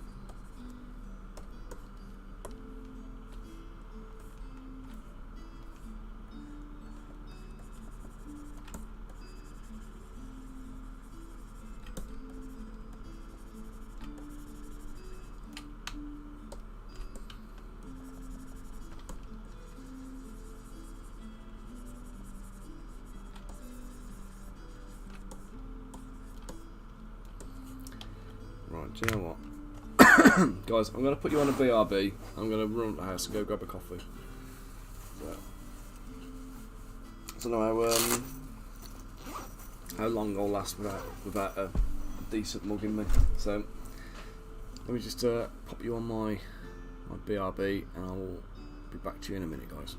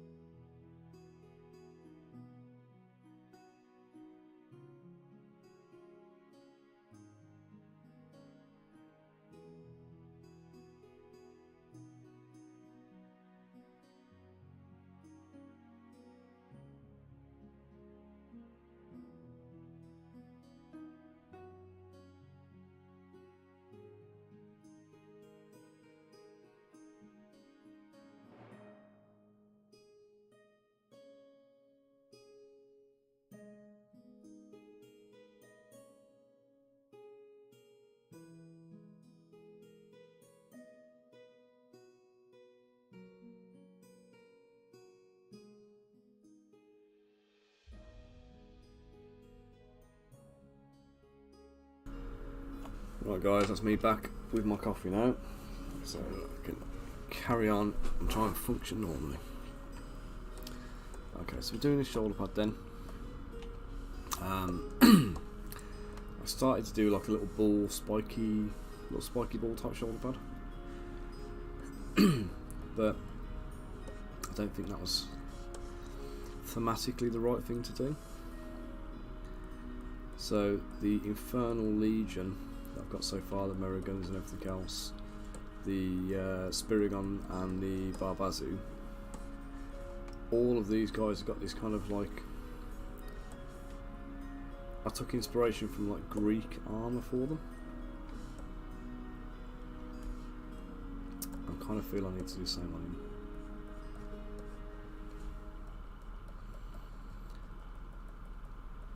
What we're thinking, like 5 variants maybe, or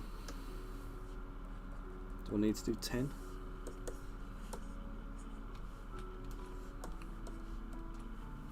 Any DMs out there who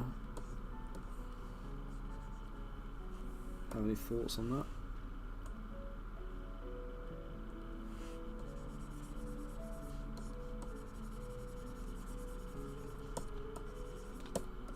Would 10 imps be more useful to you than 5?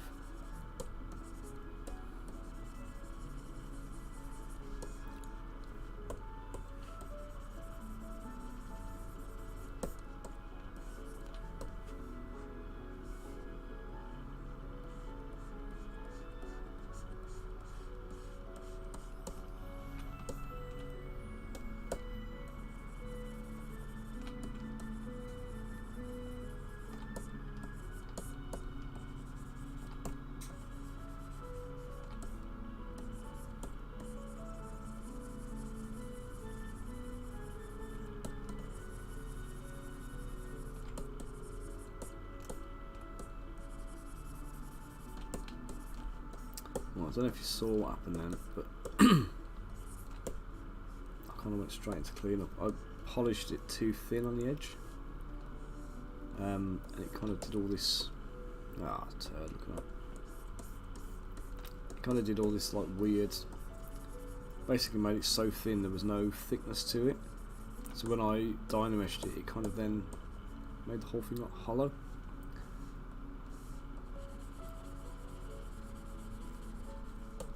A little bit like a like a tweel, like a cheese tweel or something like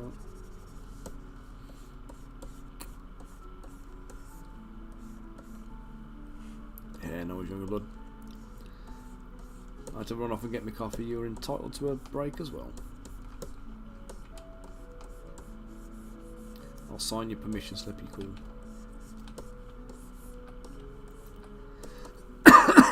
Okay.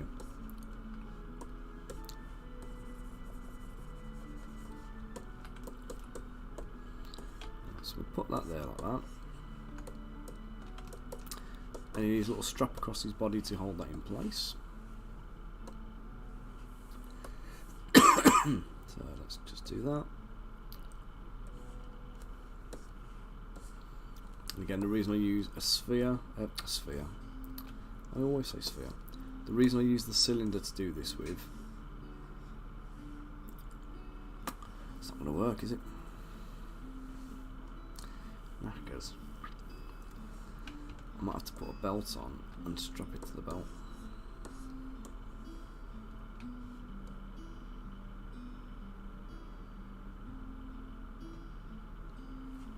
No, do you know what? I'm going to lose that entirely. Let's delete that. Let's delete the shoulder pad.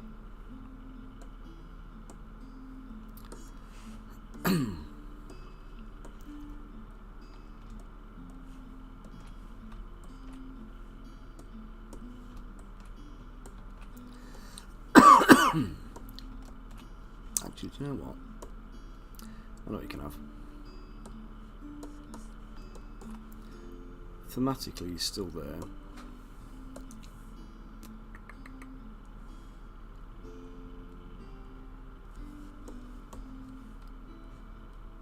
Let's put some little oversized cuffs on him.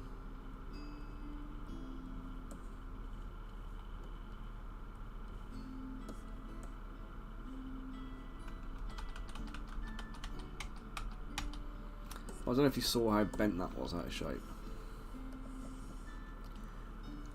Up at the top here I've got focal shift minus 39. That needs to be 0 or minus 100. Basically, it's a recent addition that they put in. But whenever you move something, if your focal shift is not minus 100, whatever you're moving gets madly distorted. So imagine like the middle point is anchored, like everything's gravitating towards that centre of the model, and as you move it away from it, the more you move it away, the more it will pull towards the centre. Right, let's do that. Let's put that there.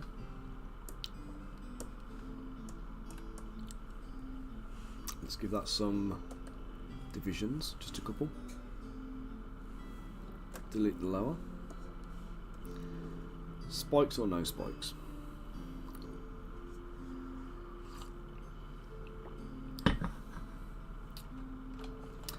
Leave it as is. Might do. If I pull.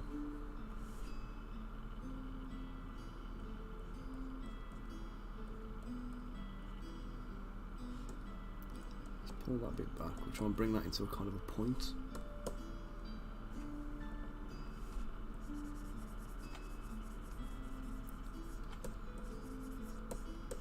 Oh, completely random tangent. I've been watching the Rings of Power finally on Amazon, and I know there's a lot of haters out there, but I'm actually really enjoying it. But I think I said on the last stream, it doesn't feel like Lord of the Rings to me. It's got the same kind of vibes as the Shadow of Mordor game, which again, I don't feel like it feels like Lord of the Rings, but I really like it.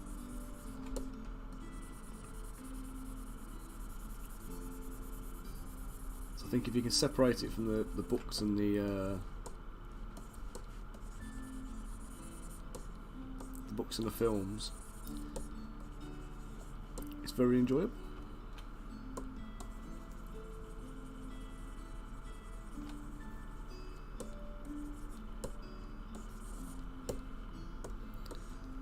Do that, and then for design consistency, we've got these little holes again.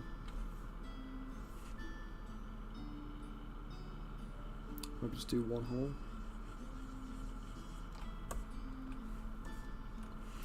Let's polish that. Okay, let's duplicate that and mirror it.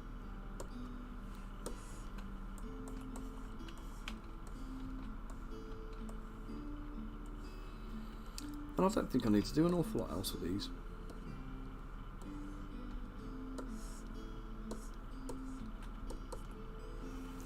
I might just keep him there and just pose him now.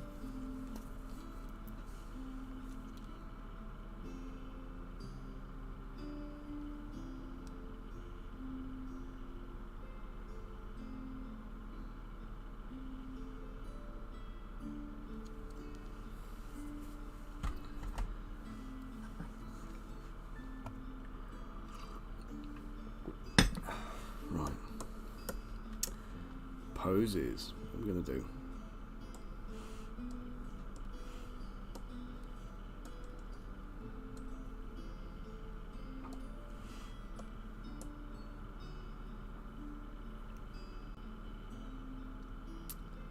Let's duplicate him a few times.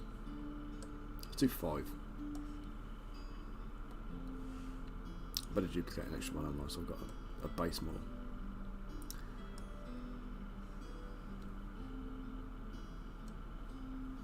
So we've got imp, imp 1, imp 2. Yeah, 3, 4, 5, got them. Right then, poses for an imp.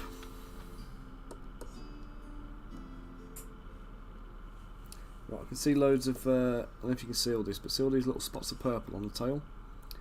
When I start trying to isolate this, this is going to become a nightmare. So I'm just going to auto group first. That's going to make sure everything's consistent. The hands are still in multiple pieces, but I'll sort that out when he's posed. We'll merge that all back together. Okay, so the first one. Just hide all the others. I'm going to do Imp 5 first.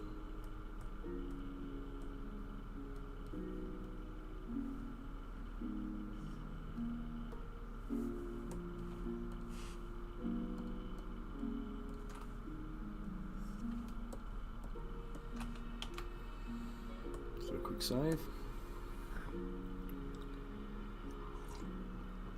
While I was working on the quasits yesterday, I don't know quite what happened. I must have corrupted or caused something that Zbrush did not like on the torso of one of the quasits. It was the last one, and every time I tried to isolate it or dynamesh it or do anything with it, it just kept just shutting Zbrush down instantly. And luckily I'd not long saved what I was doing, but it was such a nightmare, such a headache to have to deal with that.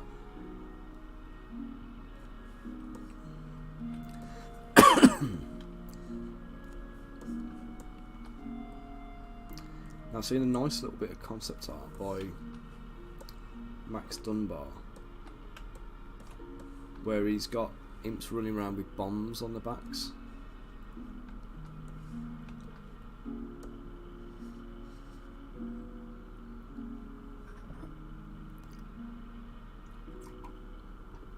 I'm quite tempted to do something similar.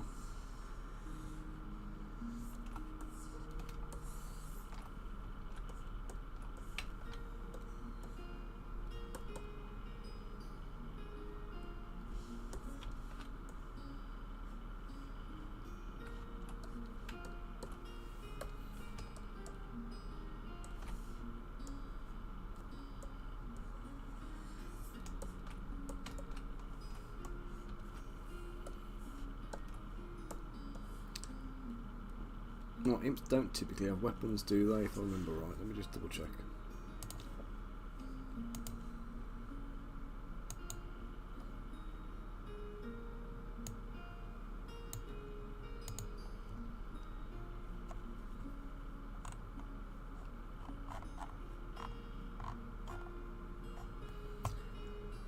Where do we encounter them?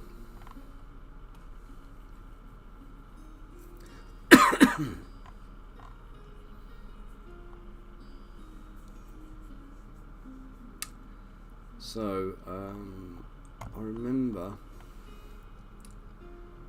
there were some imps at the Low Lantern.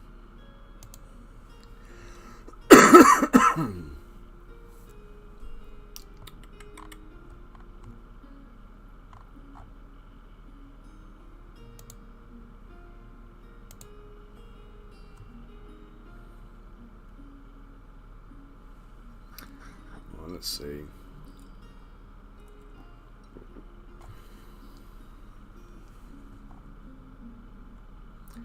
So they have a sting and invisibility, that's it. Yeah, so there's no actual weapons.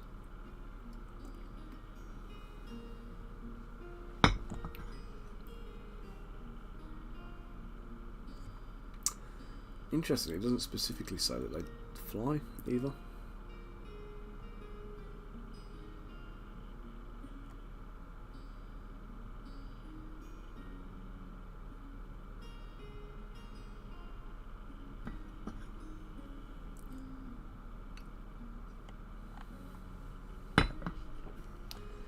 Why does it not say they've got wings?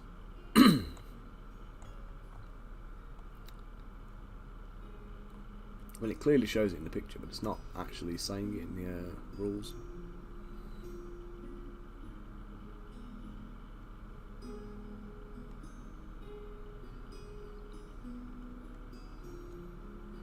Oh no, sorry, it does. Speed, fly, 44. There we go.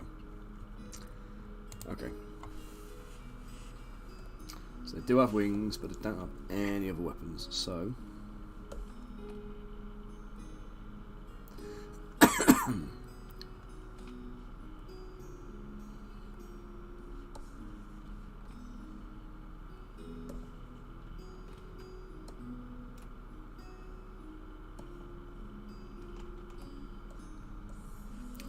Mask of the elbow, or up above the elbow rather.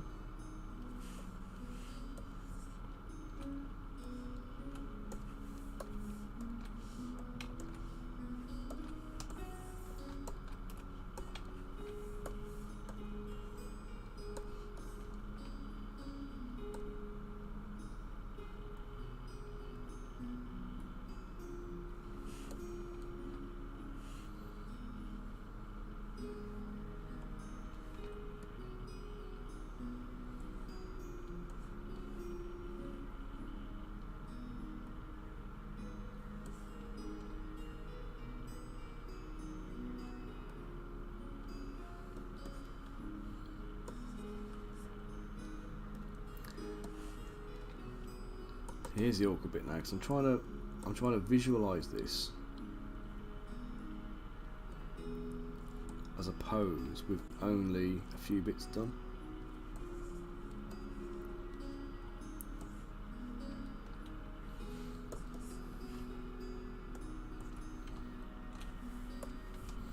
So I'm going to use this leg straight.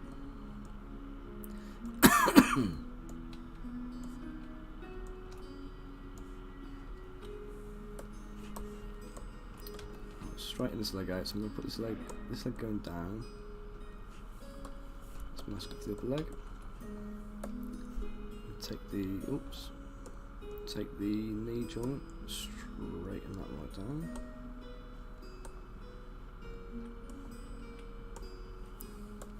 And I'll take that bit.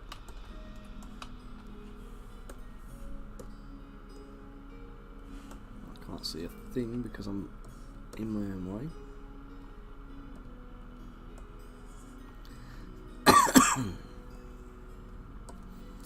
Okay, let's just pop that down like that.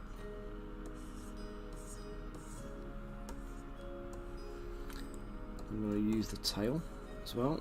So the tail is going to help to stabilise this guy.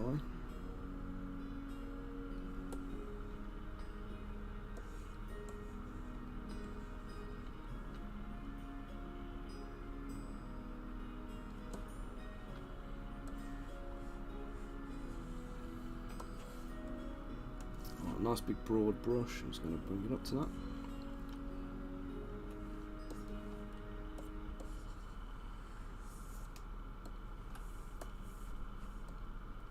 Oops. Got that a bit wrong.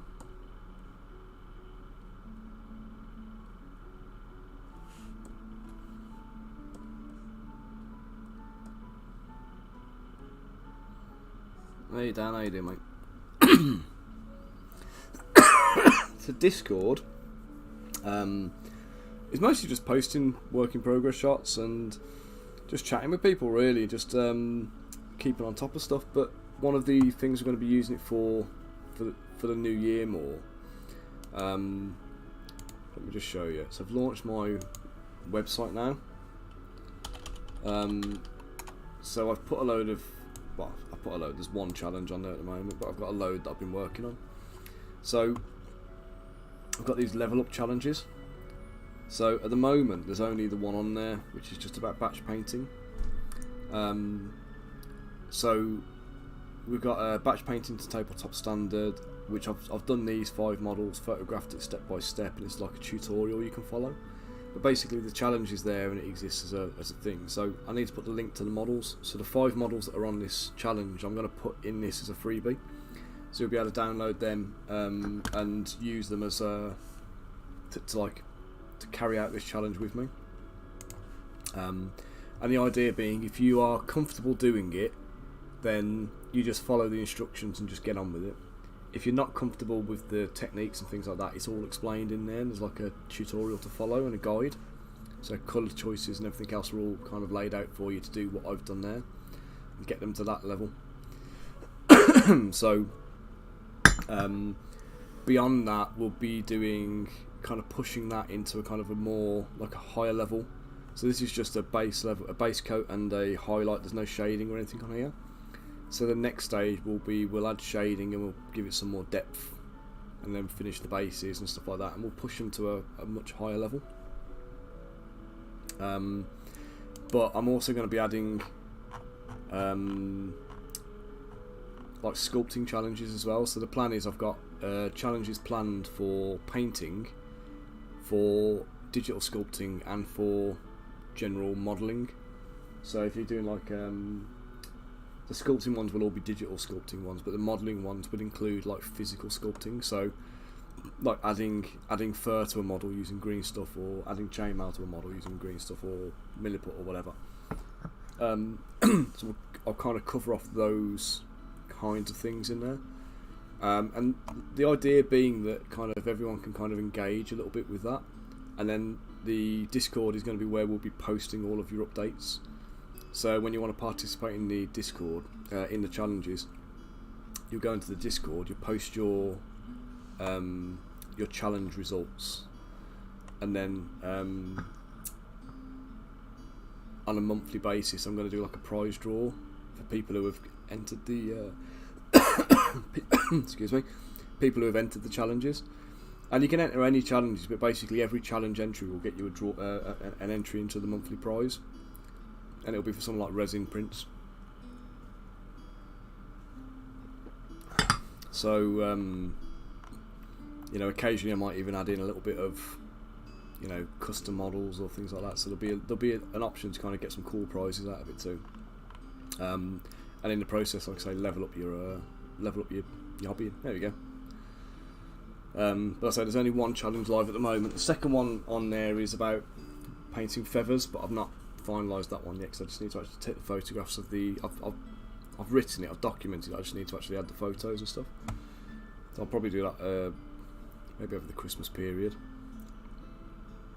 But if you've got any ideas for challenges, or if there's anything you want to kind of you know, take on to better yourself and improve, you know, your own hobbying and stuff like that, let me know. We can turn it into a challenge and we can put it on the site.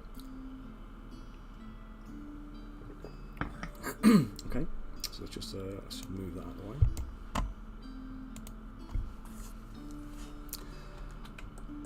Okay, so I'm just going to take this guy now. I'm going to move him at the waist. So I want to hide his wings.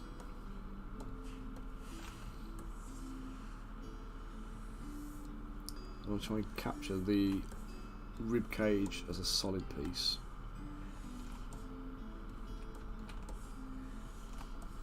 Have you got the Discord link done?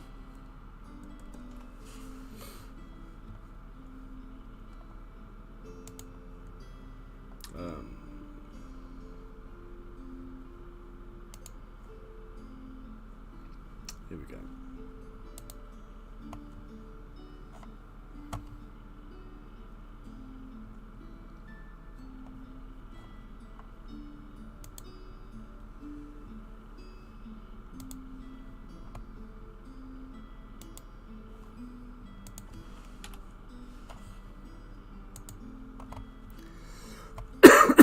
There we go. I should have that as a shortcut, really, shouldn't I? Instead of having to do this every time. Can you see that on the chat, mate? Has it come through? It's showing on Discord for me, but I don't know if...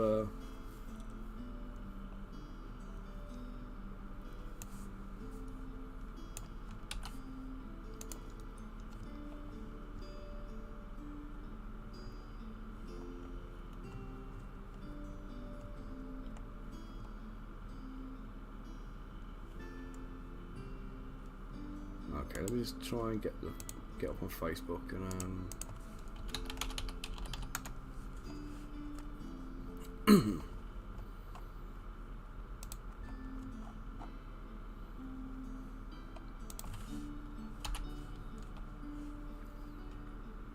there you go, mate.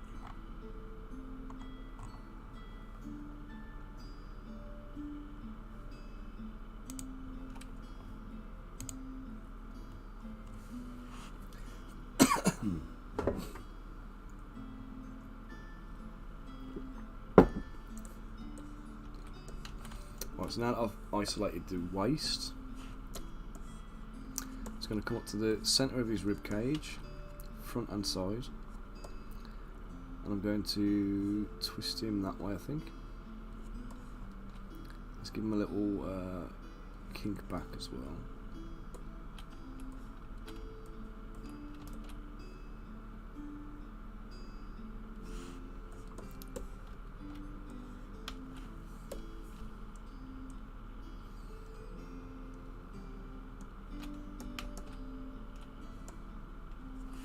What the hell happened there?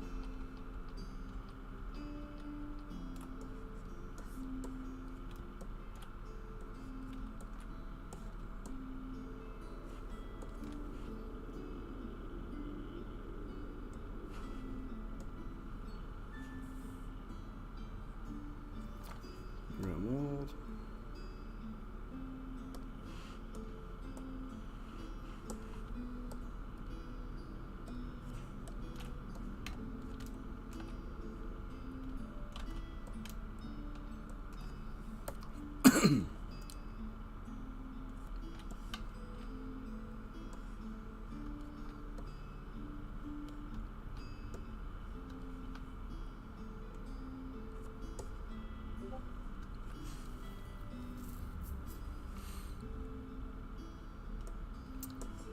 Welcome to the Discord, Dan.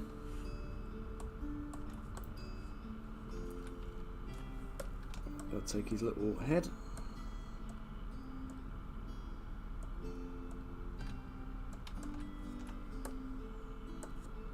Position the move tool at the bottom of his neck, or the bottom of his head where it connects to the neck.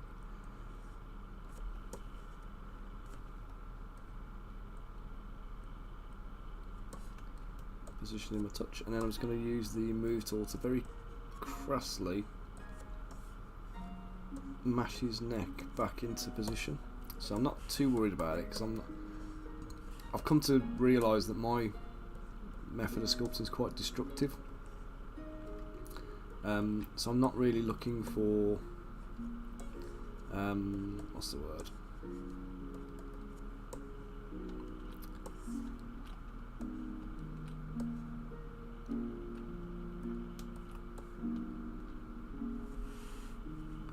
I'm not looking for like a perfect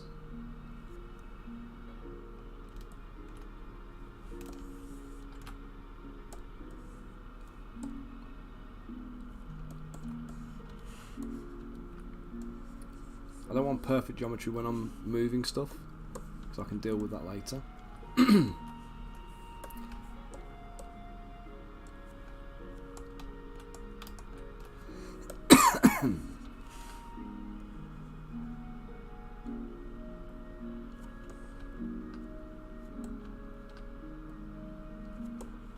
So use that tail as an extra point of contact on the base.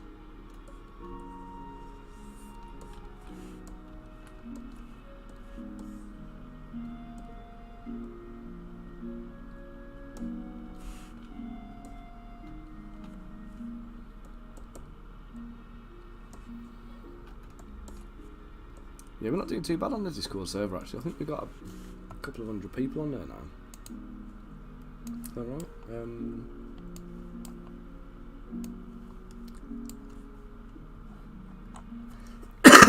We've got 32 online. 32 online, 120 offline at the moment, so it's not doing too bad.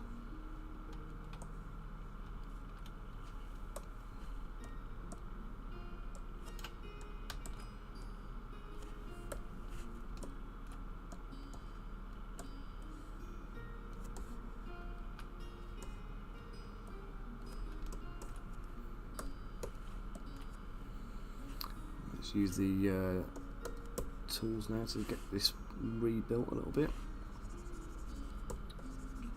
Once we've got his neck, got his body in, it's going to smooth out all of these awful folds and creases and stuff we've got, and re-establish back his rib cage, and then the stomach where it's twisted around. I need to add like a direction to it, so like that.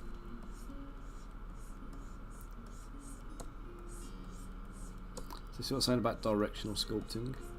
Kind of gives you that sense of movement and stuff that wasn't there in the original one.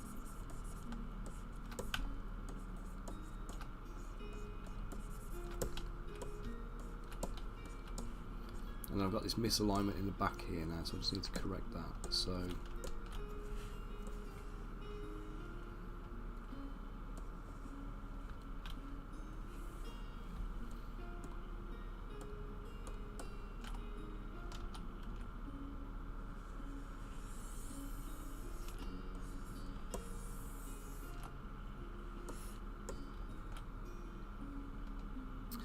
hey Snowy, okay, how you doing, mate? Hope you're keeping well.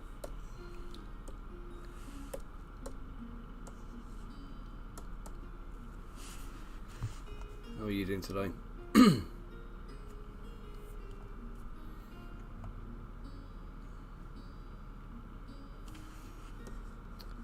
so I need to let's just turn it up. Oh god, I can't do that yet, can I?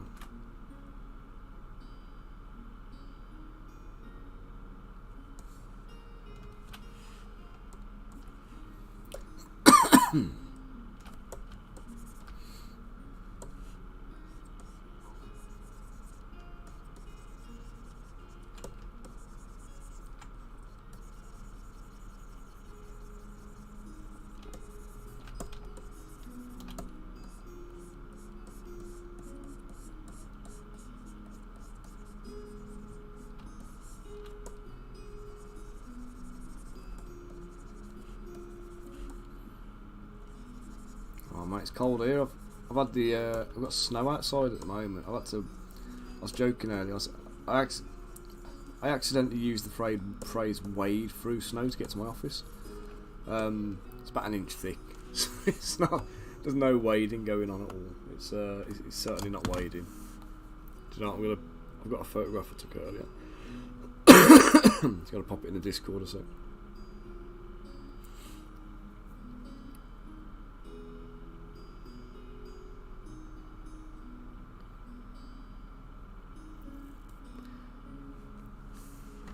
This is my this was what I had to wade through this morning to get to the office.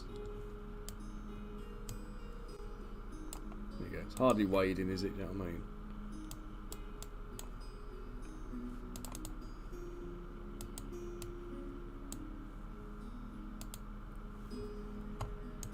There you go.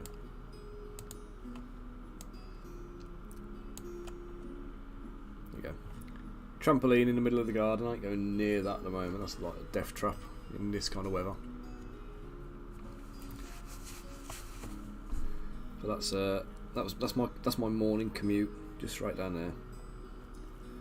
Cheers, Snow. Yeah, it was bitter this morning, mate. It was 2 degrees Celsius when I came in to the office this morning. So I had to crank the temperature. It's a nice cosy 20 at the moment. So. I'll be paying for that later when the gas and electric bills come in.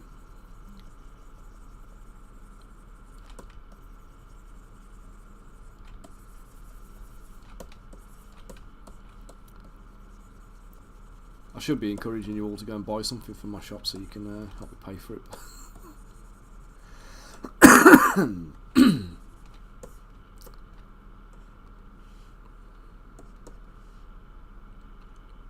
"15-minute bike ride." It's not too bad if the weather's nice, is it? But in the cold and bleak, horrible weather, I imagine it puts you off a little bit.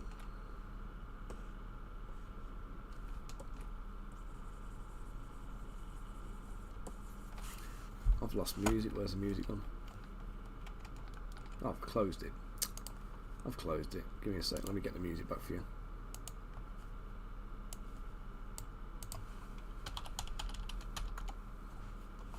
Do you know, I've got a nice little playlist that Mike Moans gave to me, which is it's called Bardcore. Let's give it a go.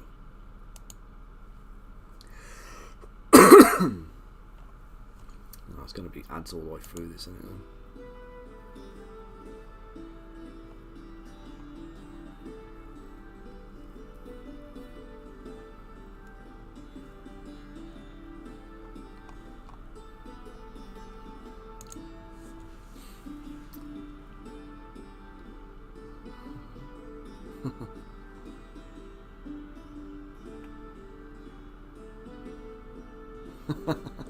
was going to say, mate, you completely lost me on that last message. I have no idea what you're talking about.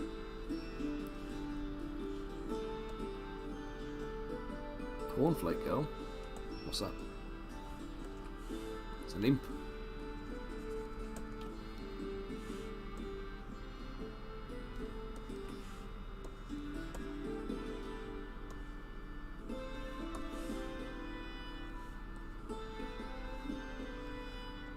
Oh, it's Take Me to Church by Hosier, but it's from a playlist called Bardcore that Mr. Mike Moans uses.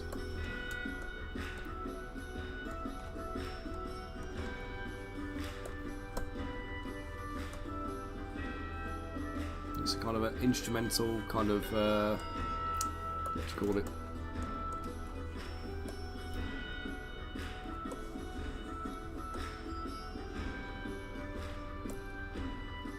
Instrumental kind of like bard style music.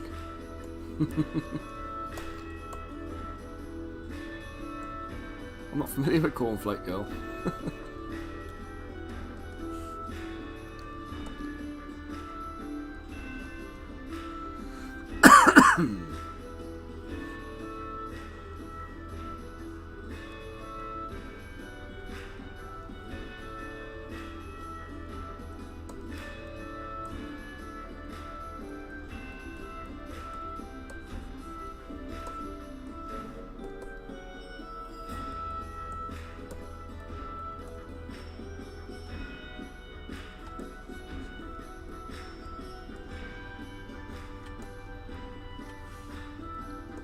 Like, you know, when you get elevator music and you recognise it, you're sitting there kind of going, I know this. Oh yeah, I get you, mate. Keep your brain clear and give you a little bit of a fresh head.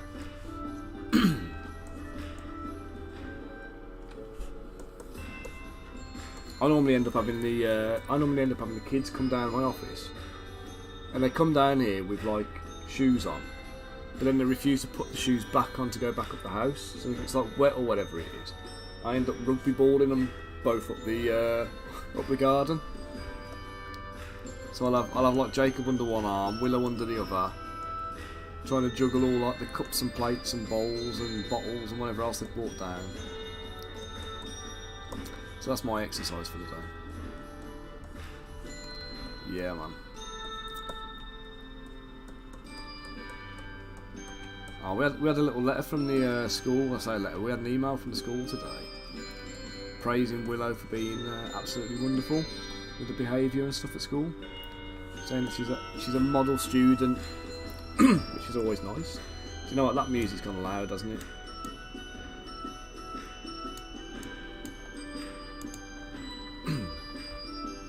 It's much louder than the other music was on. Let's turn it down. Is that a better volume for the music? It's less, not quite so obtrusive now, hopefully.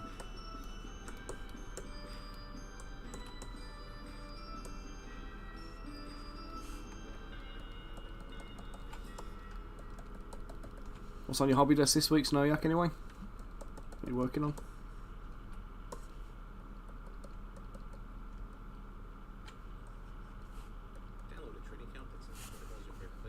Yeah, do you know what? This is not going to work, is it? This playlist. Let me get my usual one. I don't want YouTube ads every time I put a.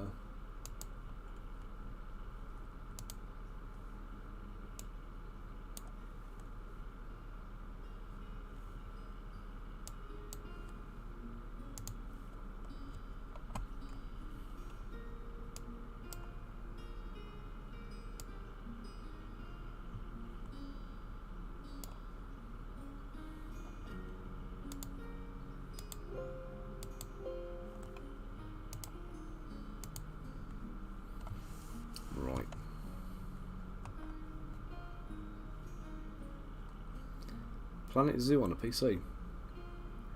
Is that a little bit like the old theme park kind of thing?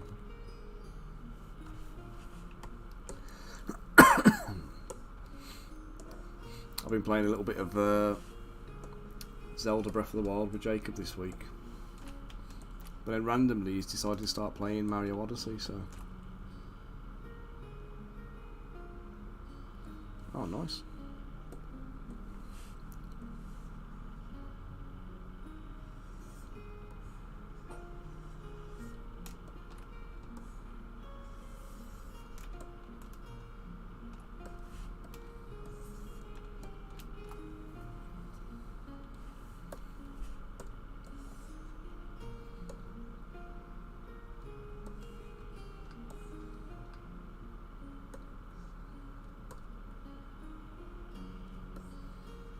So all that work I did making the wings earlier. Yeah, Zoo Tycoon, I know the ones. All the work I did on the wings earlier, I'm now kind of undoing.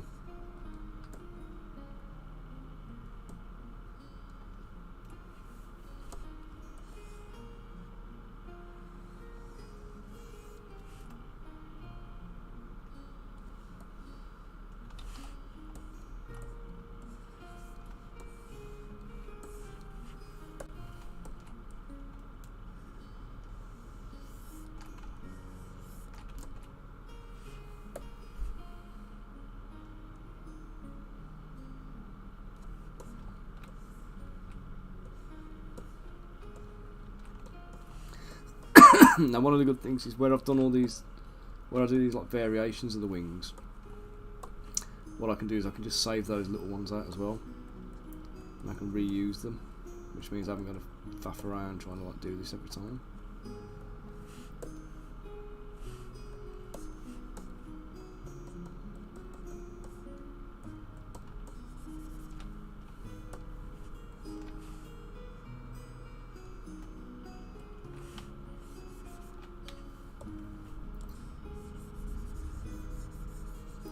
And with Sculptress mode, because I want to use that to re-establish the topology and the shapes and stuff in here. To be able to use it, I need to have...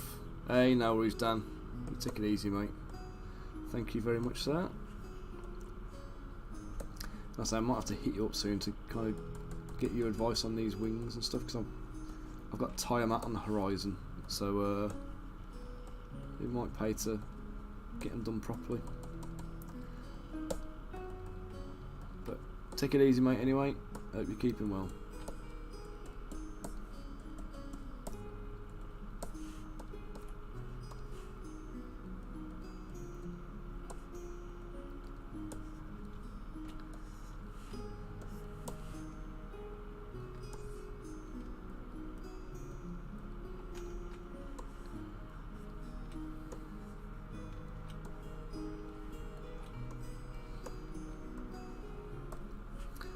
Resculpt some of this this bit up here, just to give it correct the shape and deformations that happened.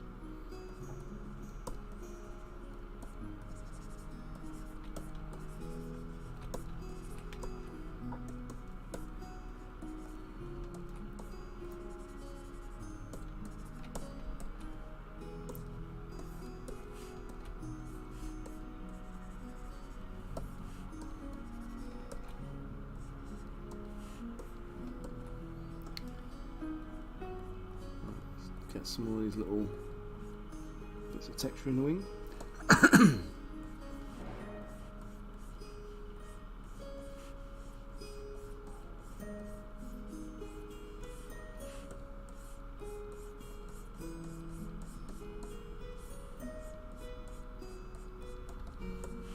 And after we've done all of this, we'll dynamesh it all, smooth it out, and that will help to like normalise some of these slashes.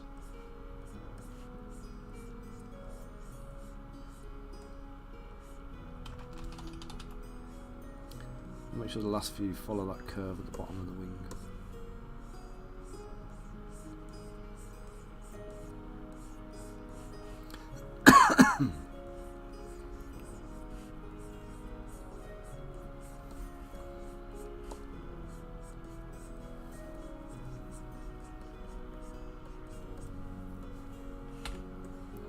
So you can use alphas for this and like textures and things, but I find it's like it's more effort than it's worth to try and make them try to make them fit.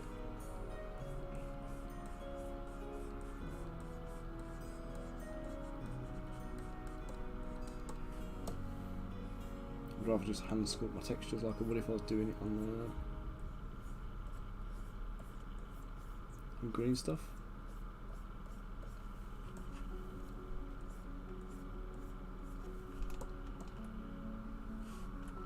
Oh, I screwed up there, haven't I?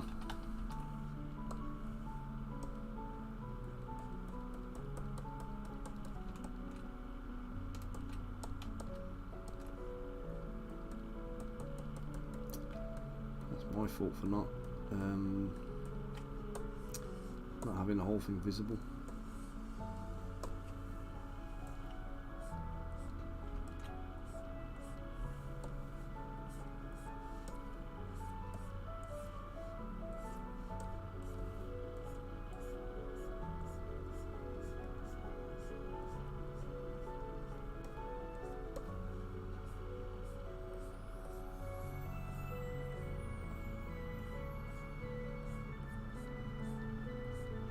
Now, I'm not looking for these to join up, I want them to look like a bit of a leathery texture, that's the plan. So the fact that they're not regular and uniform is a good thing. Put the odd one in the middle, I'm going to go a few vertical just to break up the texture a touch.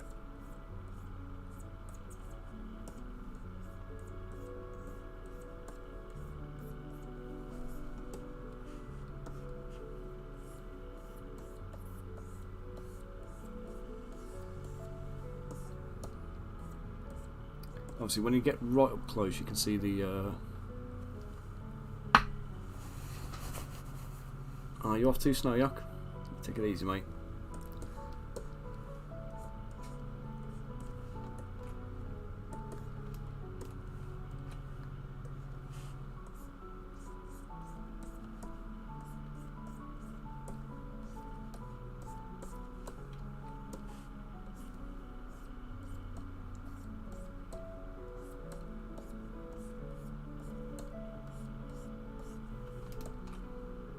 Right, there we go. Right then, so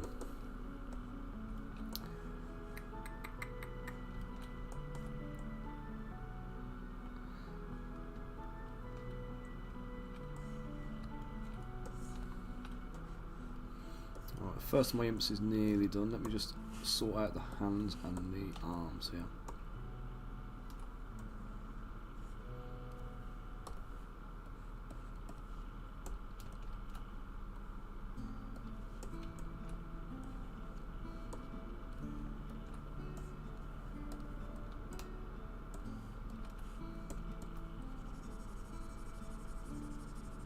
So here, I need to bring the bicep down.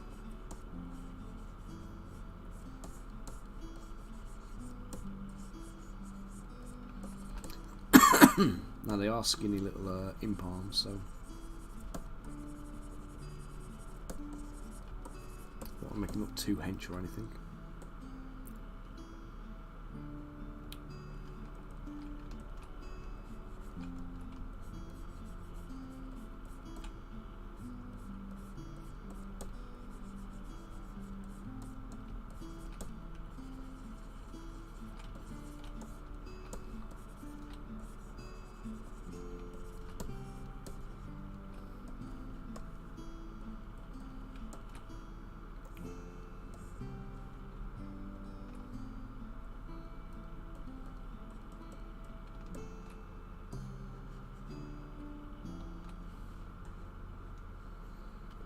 Do. On this one, I just want to bring that line through there. Again, these are so tiny that like any like little details are not going to matter that much. The main thing is that the major forms are working.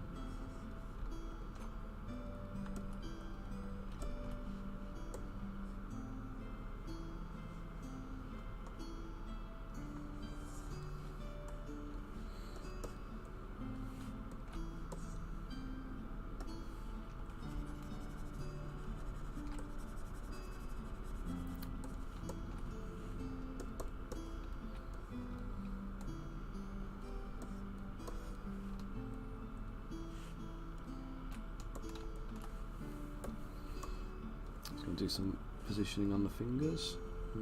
What have I messed up there? Ah. Still had the arm mask, that was why it wouldn't locate to the finger. Much better. There we go. So let's just position that there. Let's go side arm and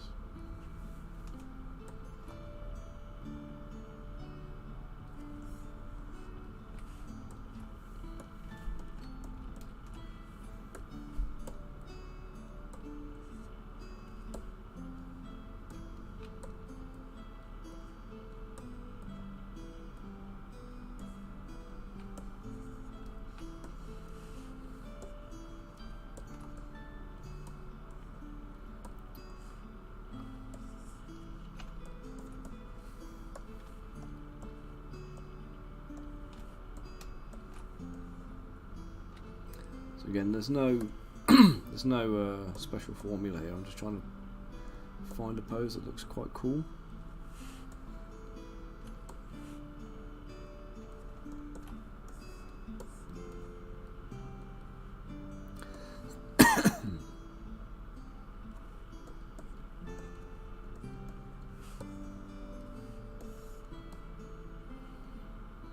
I feel like I might have to move this wing, just because this pose is going to be an absolute nightmare. I'm going to move this wing to close in on the arm, just like that, just so there's contact there, because otherwise these little gaps are just going to be an annoyance.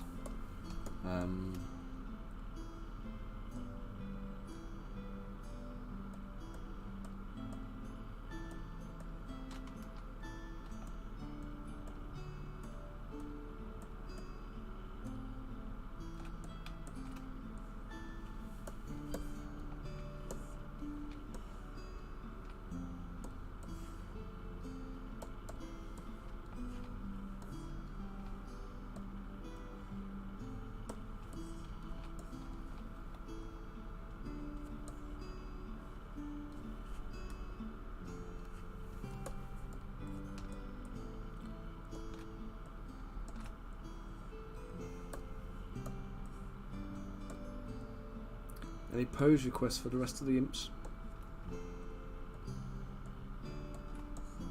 Anything you'd like to see them doing?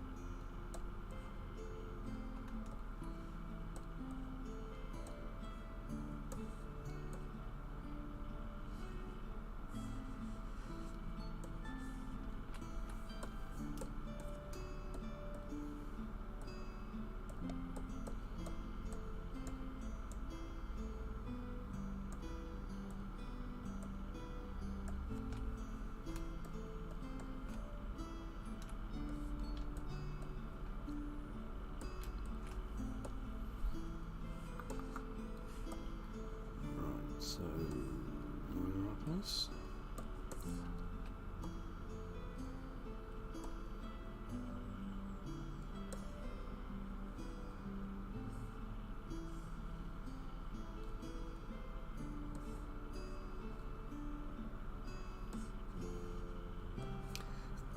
Not do.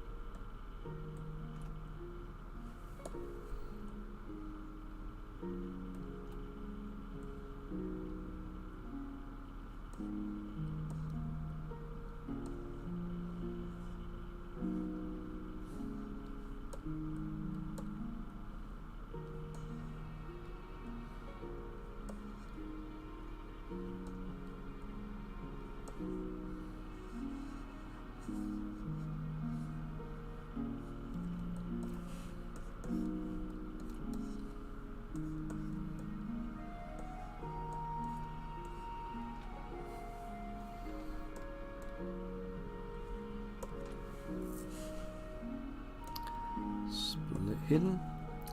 Duplicate the wider wing. Merge it back in.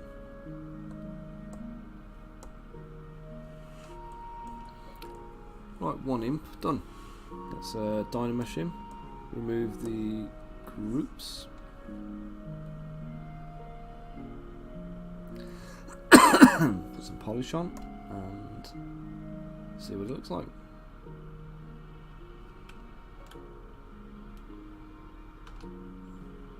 I can reduce that quite a bit because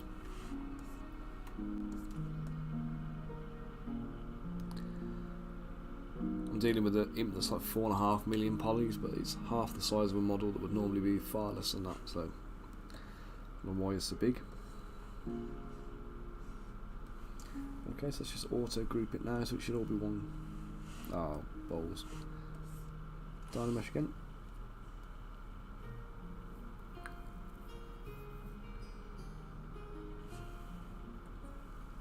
Right, now he's one colour. Right, now I'm just going to do a little bit of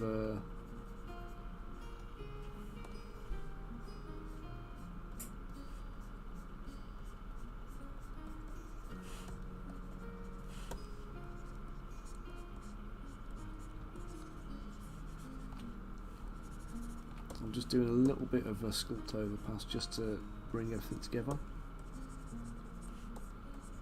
This is where I've had like separate parts in, and there's like seam lines and stuff where they're all joined in. I'm just going to blend it all together with a bit of sculpting.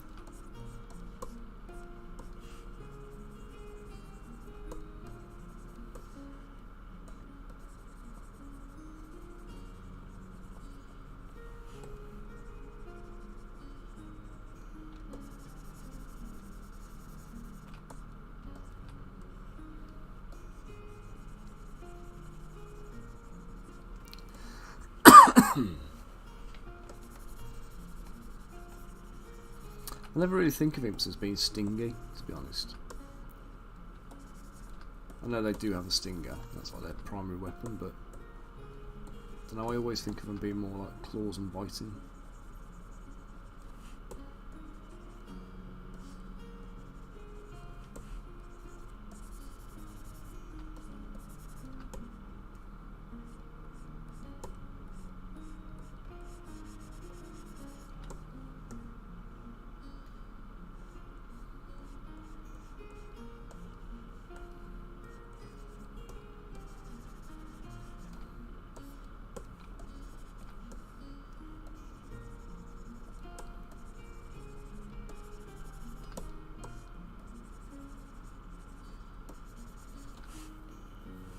Hey Michael, how you doing?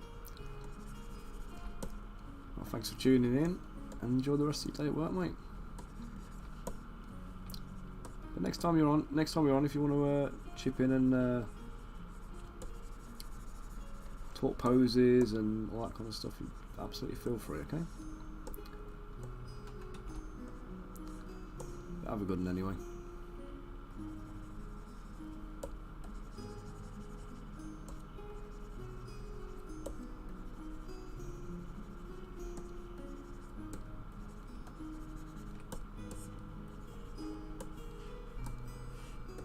Actually, you're a sculptor yourself, aren't you, Michael?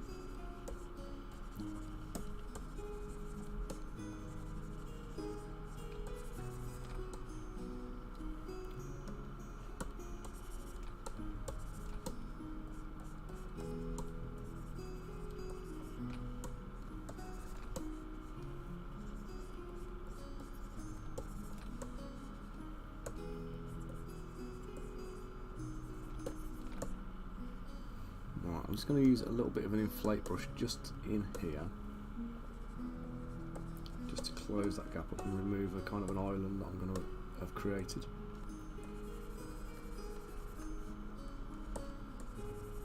Don't need to do too much cleanup on that piece because, well, basically you ain't going to see it. So, and then I just want to get in the back of this hand here with the inflate brush again. So those little nooks and crannies there like that, if you can't get in there to paint them, fill them. It's better not to have the voids and the cavities. in the model.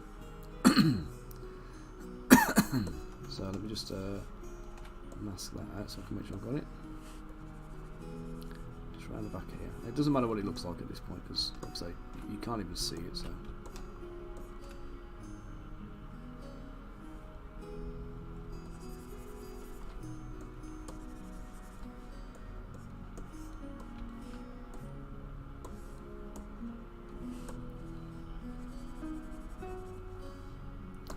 A little bit of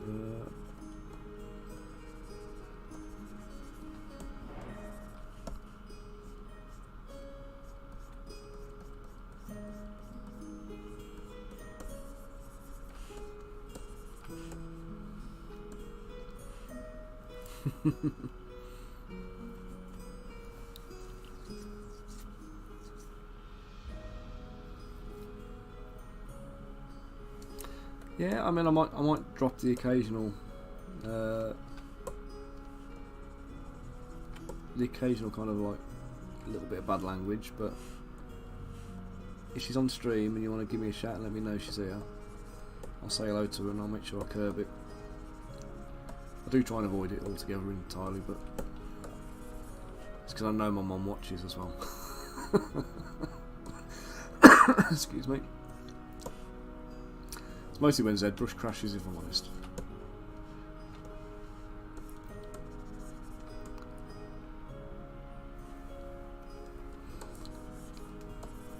Yeah, if you want to encourage a little, then absolutely come and tune in. My nipper's very keen on sculpting as well. He's made his first model already, so I get where you're coming from with that. It's nice to see them engaged and wanting to do something.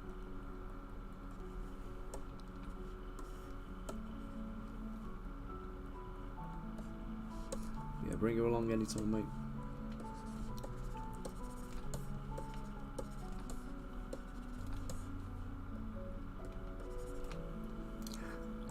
Got a weird like tapping noise I can hear. I think it might be the snow melting off the top of my office, like dripping on the path outside.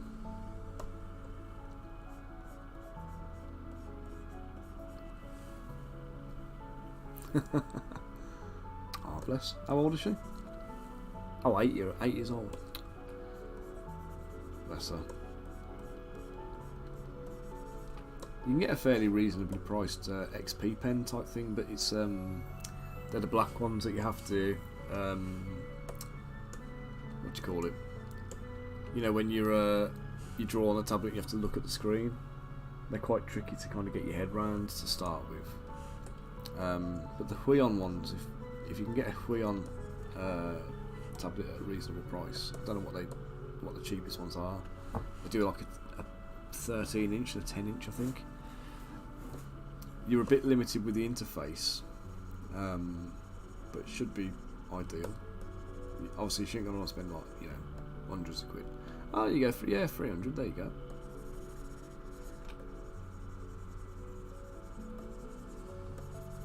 That'd be quite a decent one actually as well. And something like that's an investment in an art, you know, in art as well, which is never a bad thing, is it?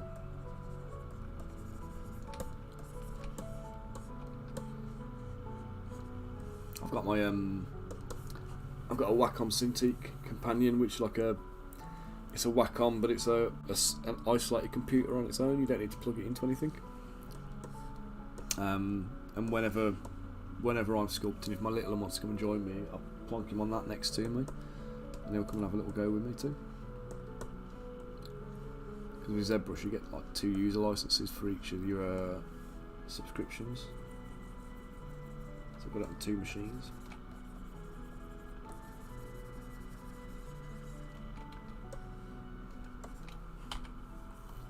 Right, I'm going to call this little dude done.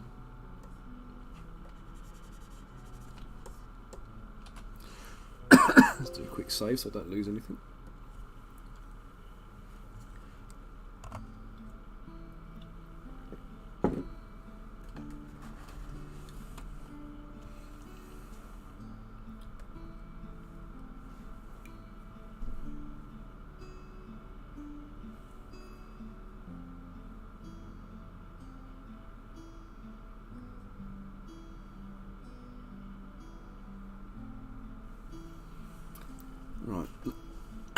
on to imp number 2.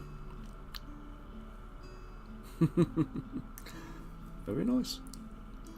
So she has got some natural talent then. Yeah, definitely got to be fostering that.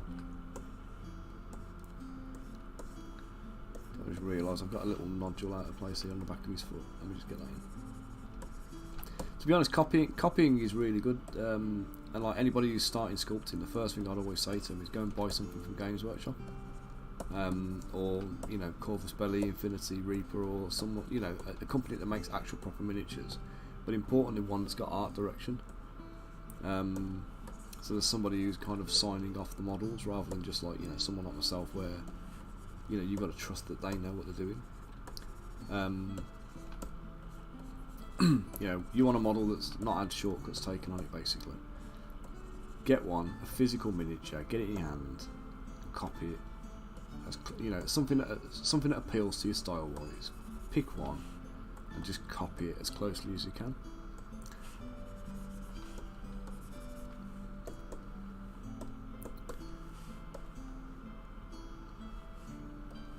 You always need to do like anatomy study and all that kind of stuff, but honestly, you can learn a lot from copying a physical miniature if it's miniatures you want to make.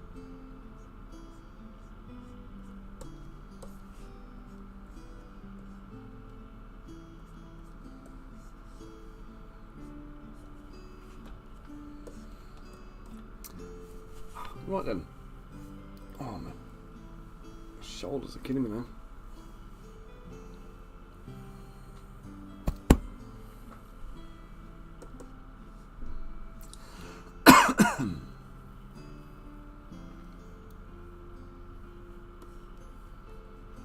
Right, that's one imp done.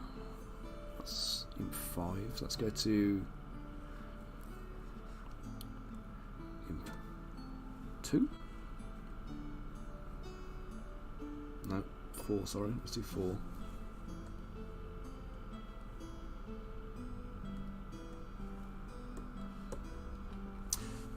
Do I save these posts on YouTube? They automatically post onto YouTube, Michael. So when I do my live streams, I use Streamlabs, and it streams to Facebook, Twitch, and YouTube all simultaneously. I'm not sure if the Facebook videos get saved and retained, but the YouTube ones save into my library, and so do the Twitch ones. So you can go to either of the channels there and still pick up, you know, everything you need. So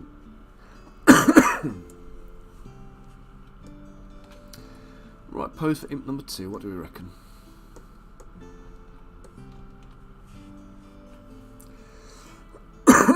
Let's do a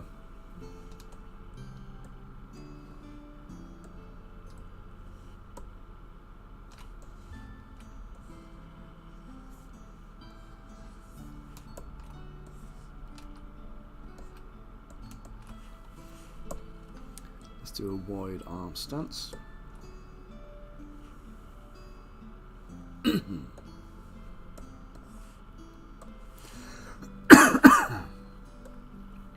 Oops, symmetry first. Just going to widen out the arm stance so I can get the legs posed without interference, and still be able to access the arms later.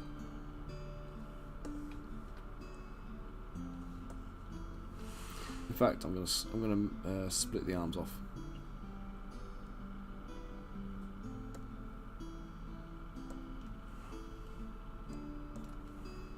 Okay, so the arms are now a separate piece. Let's take these legs.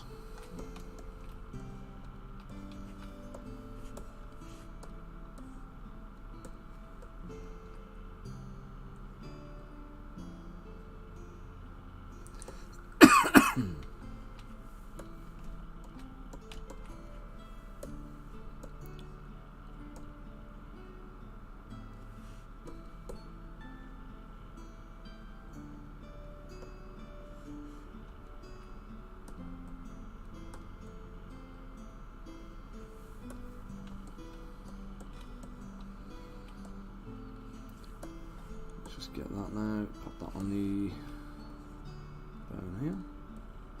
Oops. No worries, Michael. You take it easy, mate. If you need anything, just ping me a line, okay? Always happy to help, encourage a little if you need it.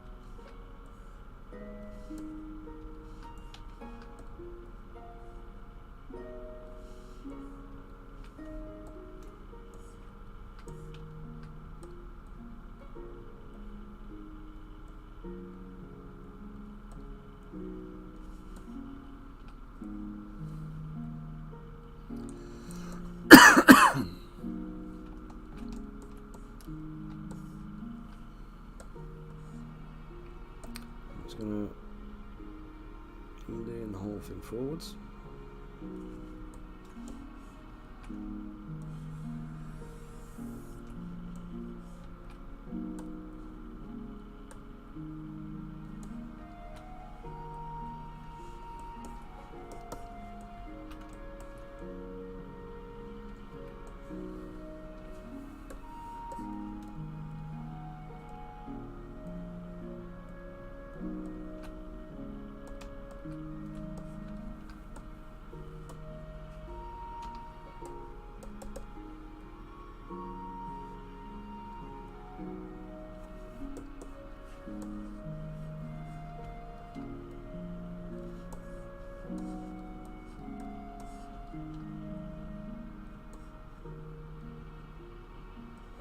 Not worried where the neck is at the moment, I can move that in a minute. I just need to make sure I've got the head where I want it. I can reposition the neck into there.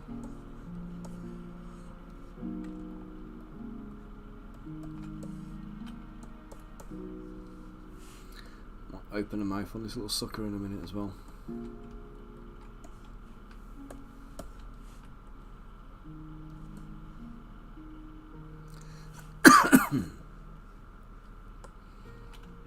Let's take this arm, lower it. Damn.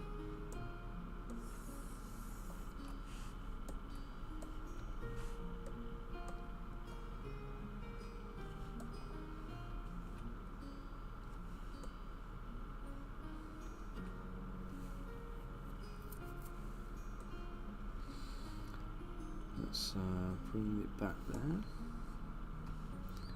It's going to mask off the upper arm.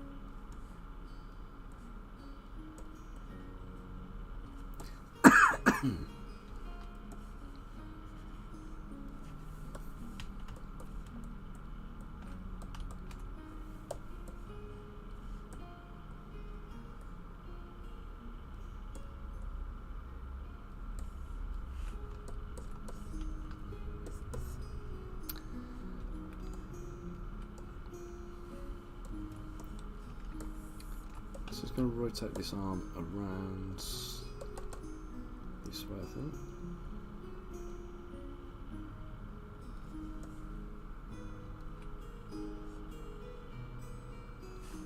Maybe not quite that much. I can rotate the hand if I want to. Let's leave that arm there. I'm going to bring the chest forwards a little bit to give a little bit of rotation in the shoulder. And I think let's just do that. Let's rotate the whole wrist.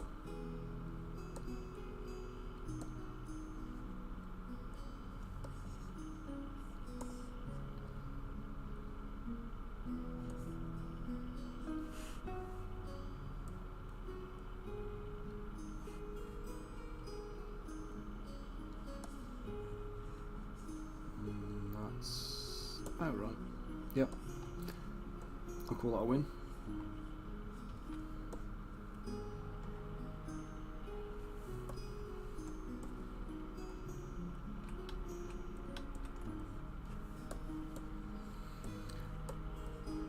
The only other thing I hate more than doing wings is posing hands, just because it's annoying and repetitive. But it's also essential, so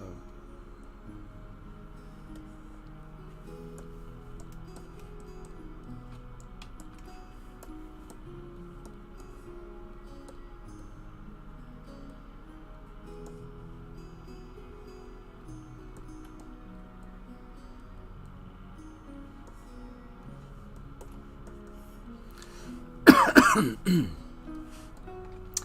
let's take his little head and his teeth. I'm just gonna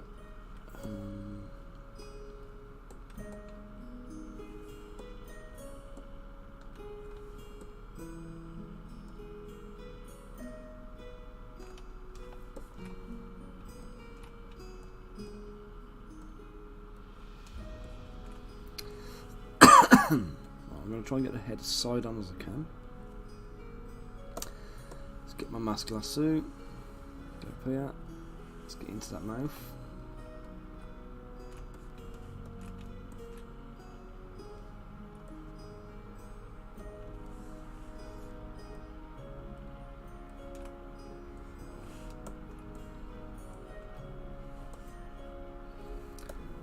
I'm just gonna again get the head side on-ish.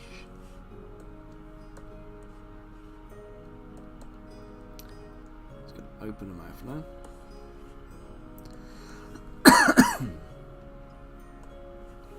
Okay, that's not bad at all. I can work with that. Let's get the dynamic tessellation on. No. Let's smooth over the mouth area.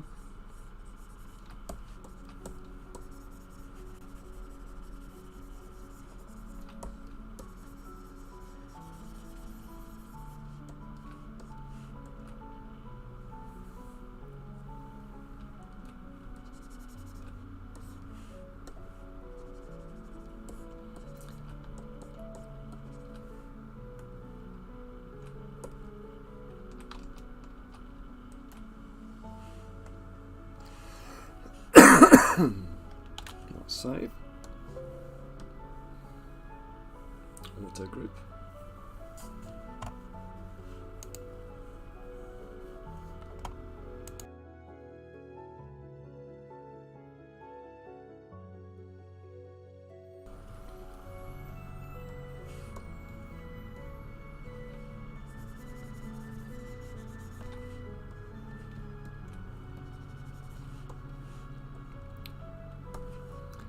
Just going to open his mouth. Now you're not going to see a great deal of this because again the guy is so small, so to a point it's almost more for the renders, but obviously if you wanted to blow him up a little bit and make him a larger scale model, it then makes a bit of a difference.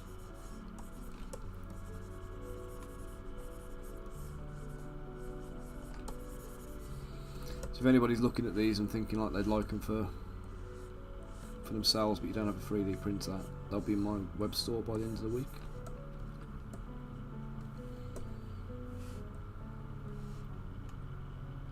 Oops, it's a bit big.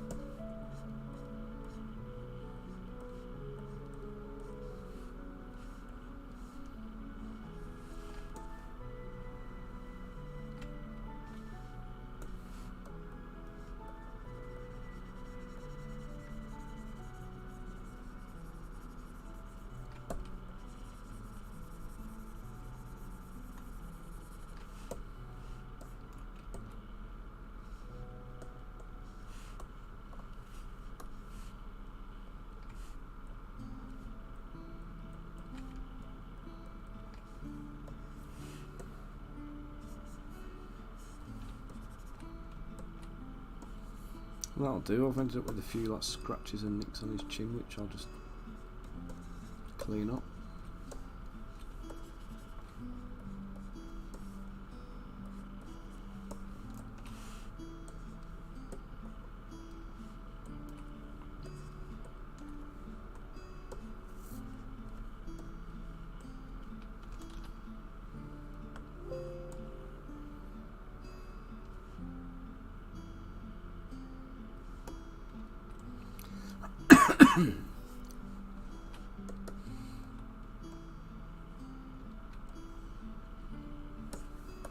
I might make the wings a touch smaller on this guy just to give him a bit of variety in the models.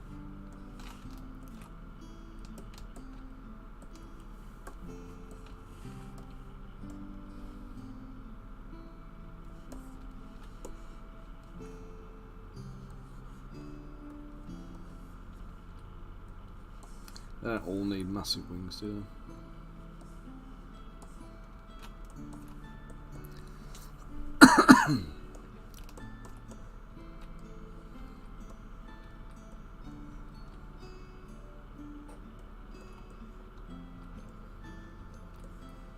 I think I might make the next one a bit fatter as well.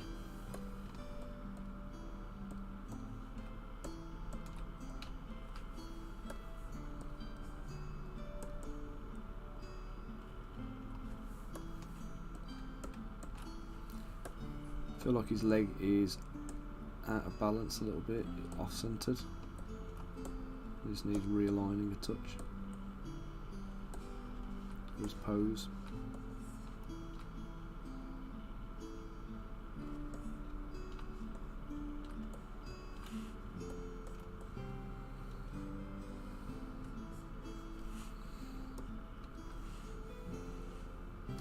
Okay, so let's merge him back down. I'm going to call him done.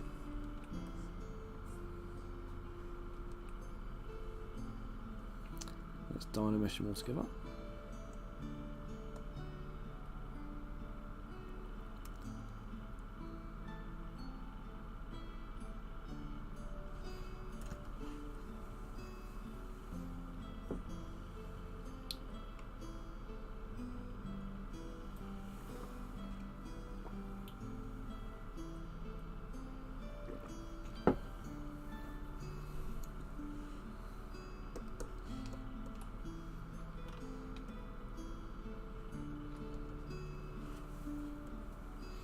Okay, so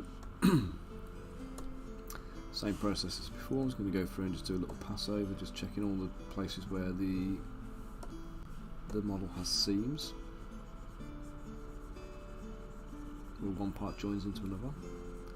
Just going to sculpt them out and just make them a little bit more natural.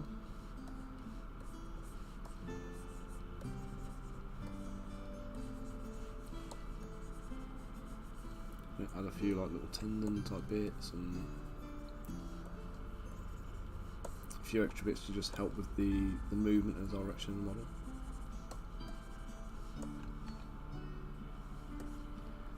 this guy didn't actually affect his torso at all, so I'll leave that as is.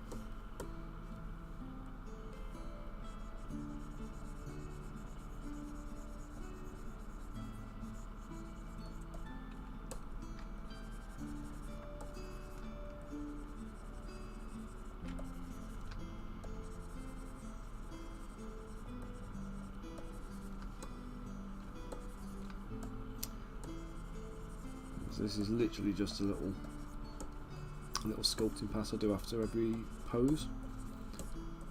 So before I finalise the model, I always go over the models and just do this last little pass to pick up any kind of bits that have deformed or distorted or left any like little anomalies, or what do you call them, artifacts.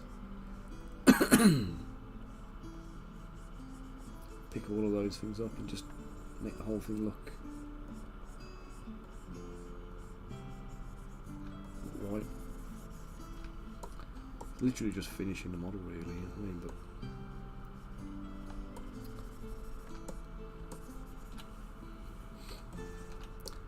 I get the feeling it's an area that some people would skip. It's always worth doing it.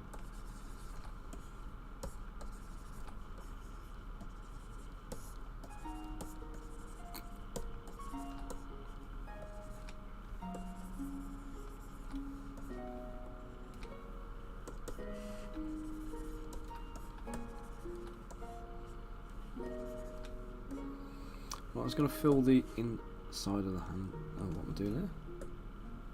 I want a tube, I want an inflate brush.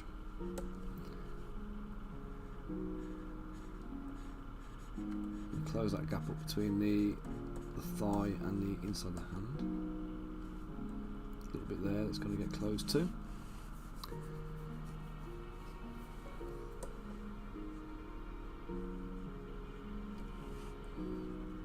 So bring the finger and the leg together.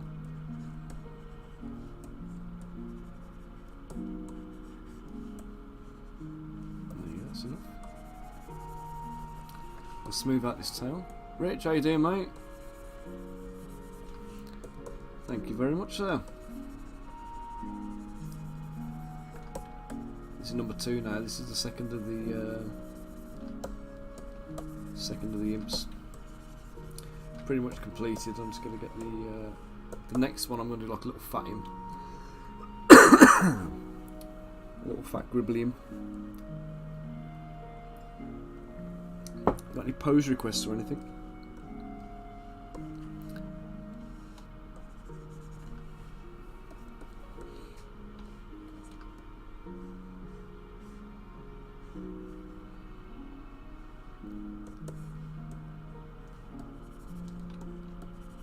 Like, you took my biscuits.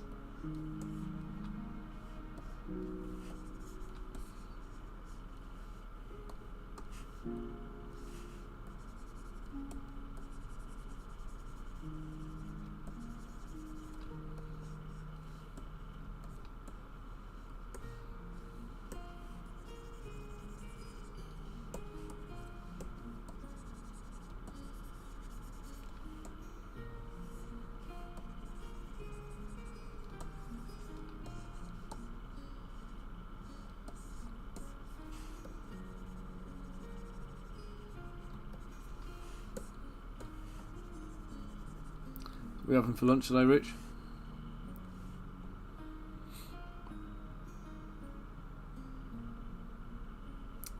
I'll show you the two poses we got so far. So we got this one in a kind of a leapy fly pose. We've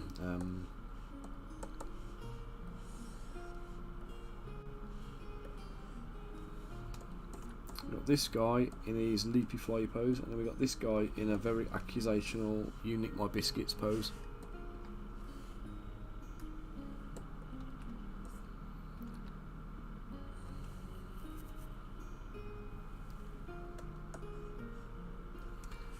Yeah, me too. I'm getting a need for a bit of food at the moment, so not sure what I'm gonna have.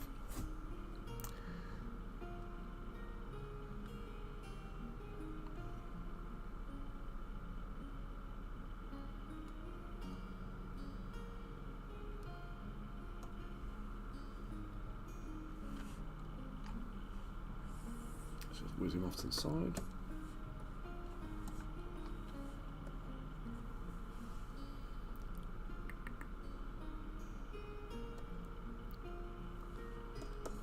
Let's see. We can try, can't we? That's going to fatten him up.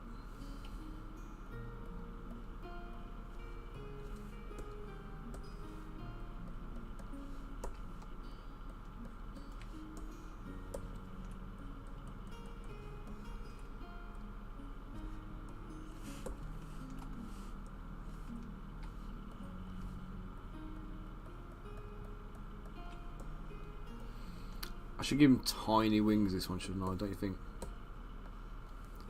I'm making big and fat. I should give him teeny tiny little vestigial wings that ain't gonna do nothing.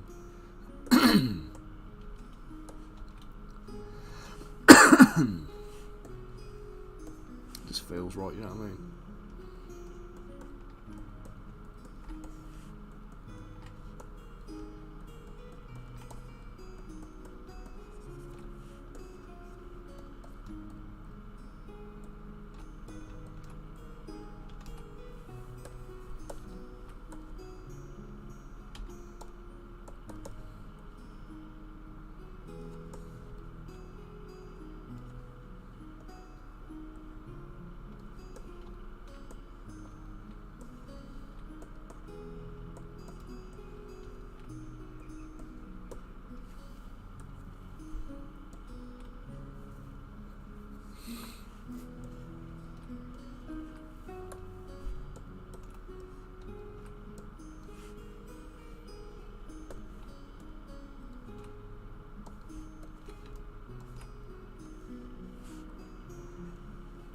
Funnily enough, one of the variants of imps that I read about actually are like little fat bloated imps with boils and pustules and all that kind of stuff.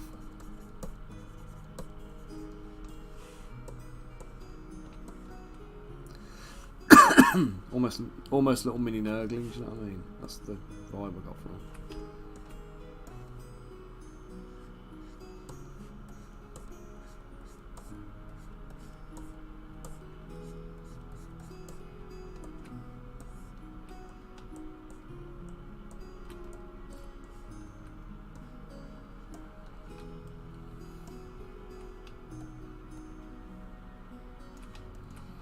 We get his arms out of the way first because they're going to be in the way when I come to pose the legs.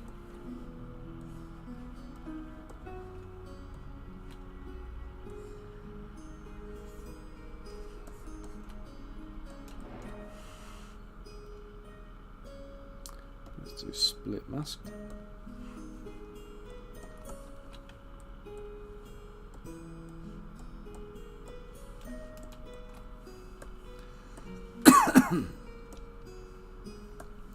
Right, so I want the... let's isolate.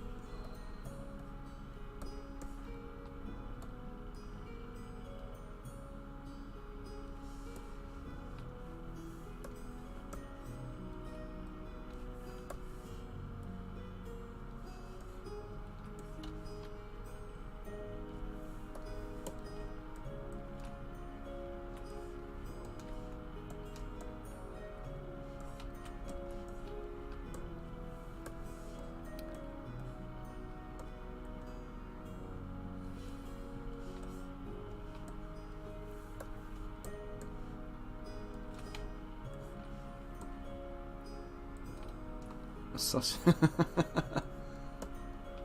good, mate. Let's do it.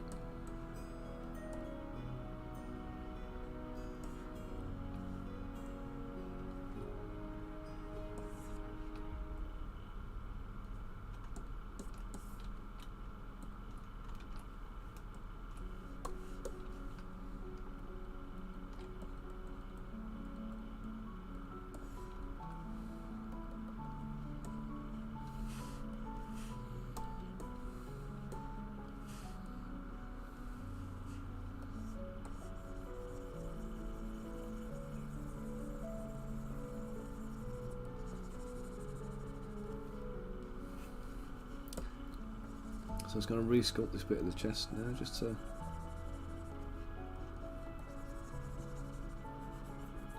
add some rolls.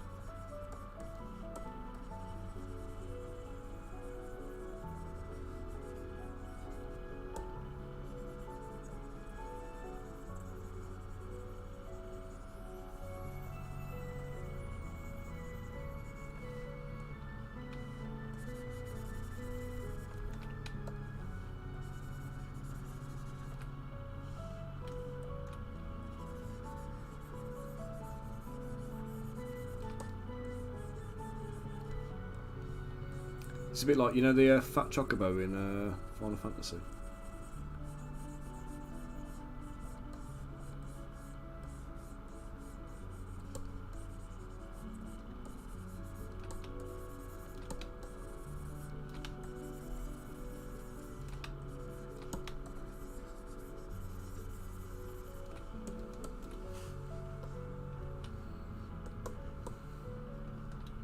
I'll obviously have to reshape his face a touch as well to make it work, but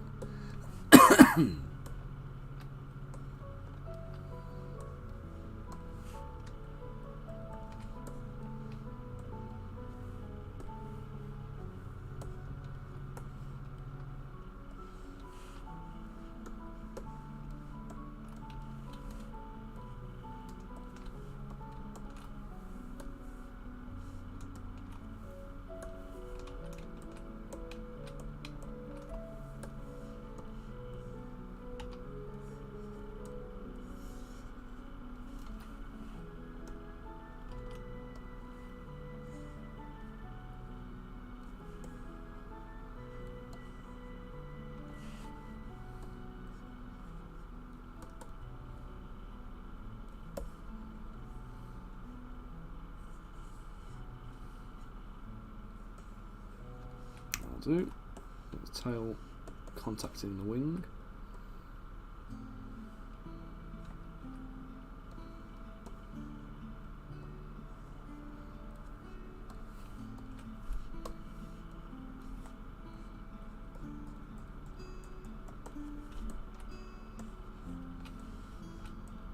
Better.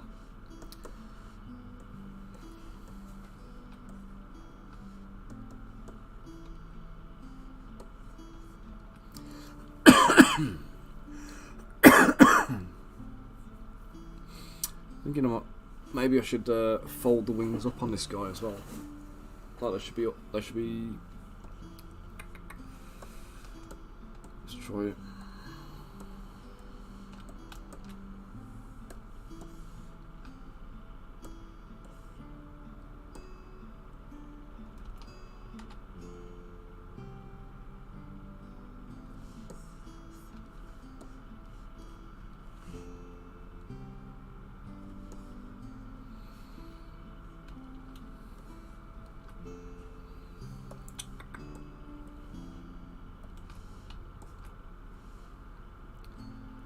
So this limb first is going to just fold down.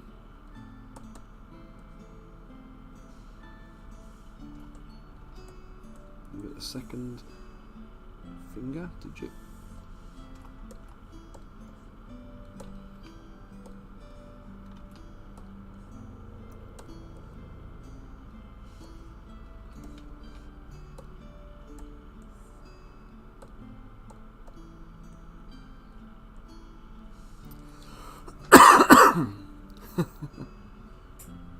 Give me a second, guys. I'm just going to pick the call up to the wife.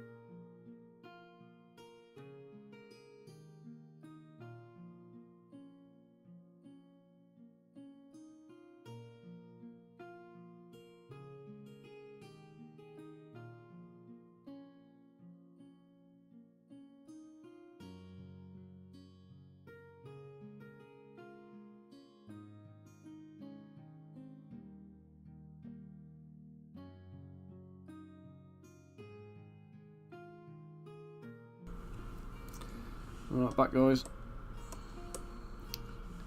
So my wife's just back. She's been doing the school Christmas shop for the kids. So they've been going in there with a little pound coin, going like pick presents for the mum and dad or the brothers and sisters. So she's been doing a bit of that this morning, and she's just back from there now. I'm going to go and grab a sandwich and a cup of tea in a second, but I'm going to leave it on a BRB and come back and finish afterwards. It won't be too long because she's got to go back out anyway. Because I've got to do Santa's Grotto for tomorrow.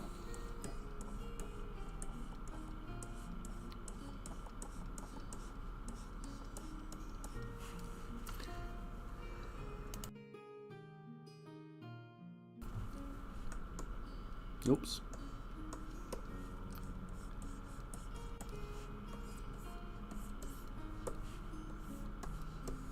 Let's get some vertical lines going up and down here.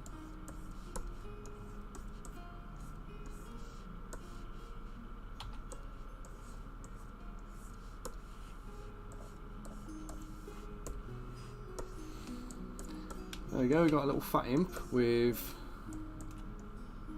sitting down with a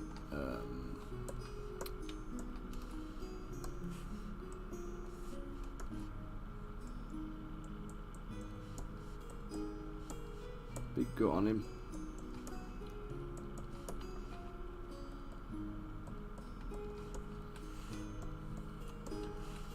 Let's do his arms folded across the front of him.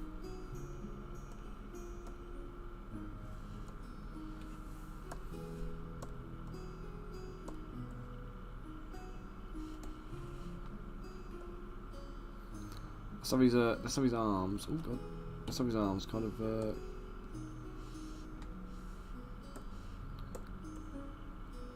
resting on his belly, I think.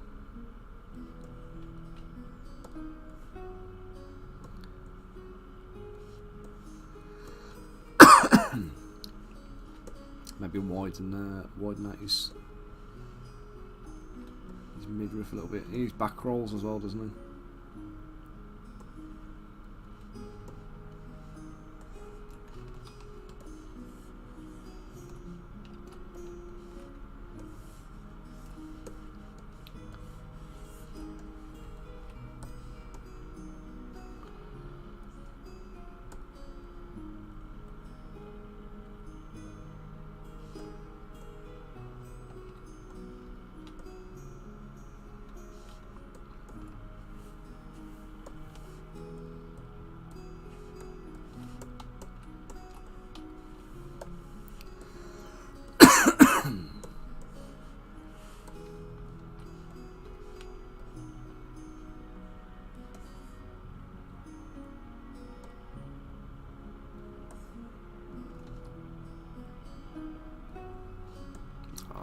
To manage to mix the things together.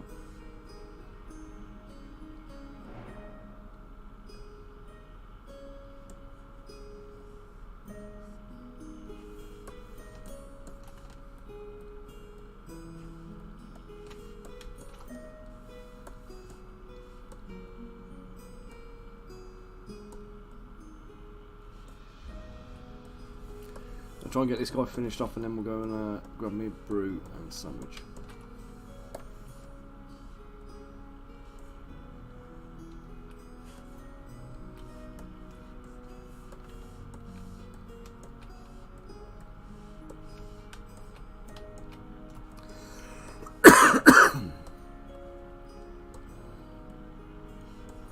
Now that weird little thumb connection thing, I can sort that out in a bit, or I can just do that and bury it in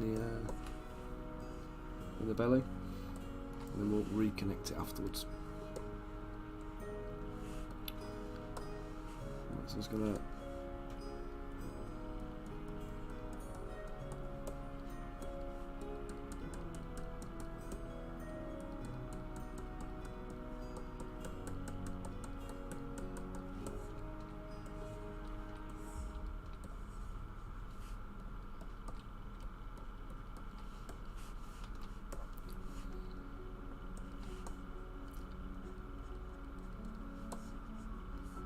No, I just accidentally give that guy a Kardashian bum without realising it.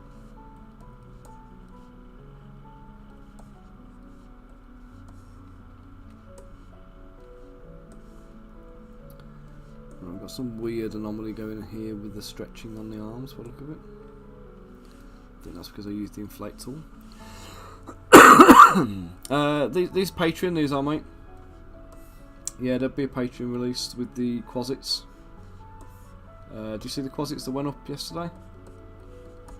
We got those guys finished. Basically, the Quasits are like demonic imps.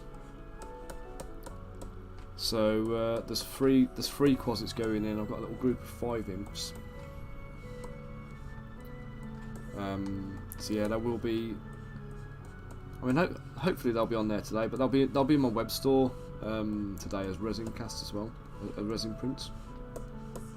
I'll say today, maybe not today, but definitely by the end of the week. It looks funny, doesn't it, with his like big long fat neck and the little pinhead.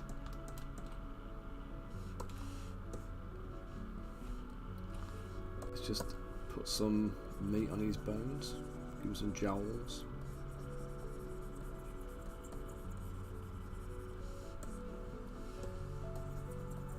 I think he'd make a good familiar. I may do a version of him without the helmets as well.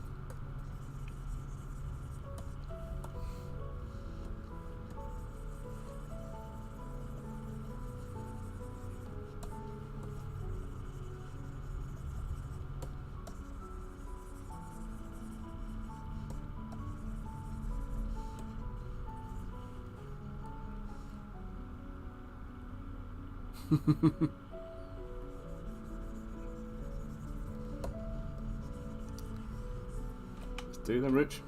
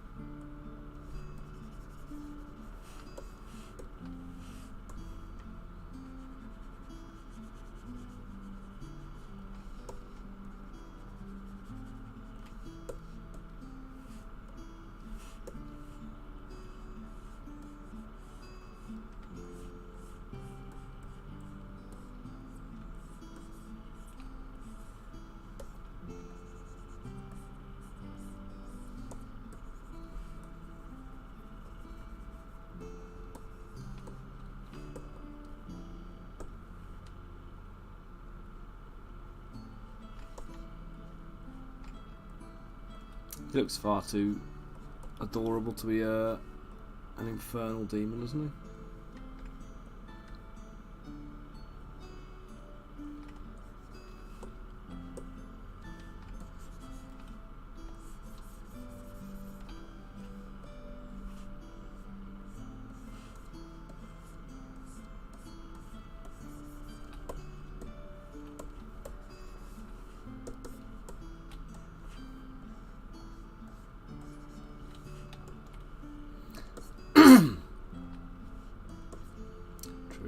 True. I think his head's too low down as well, actually. Too high up, sorry. It needs, I feel like his neck needs shortening.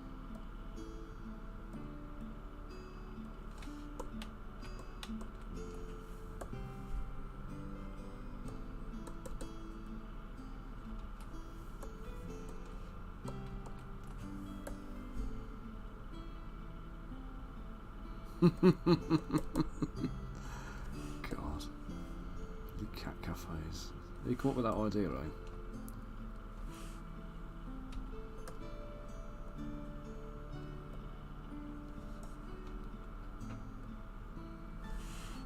I think this guy's just eaten a cat.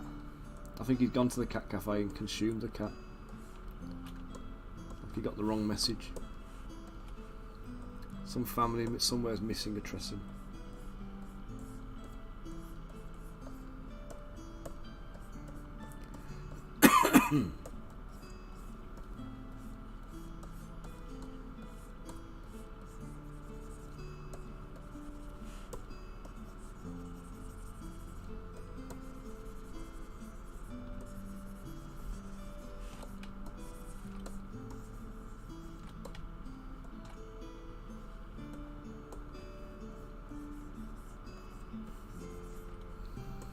Yeah, he's got definite nurgling vibes going on now, hasn't he? Oh, I forgot to move his bloody eyes.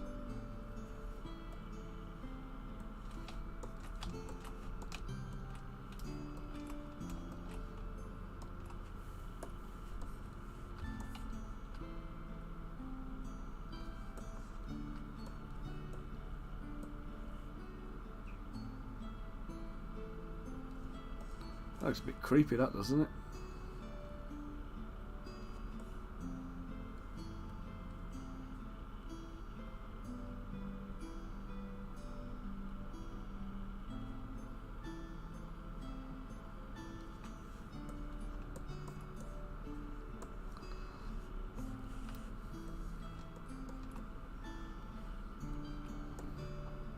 Look at his silly little skinny legs.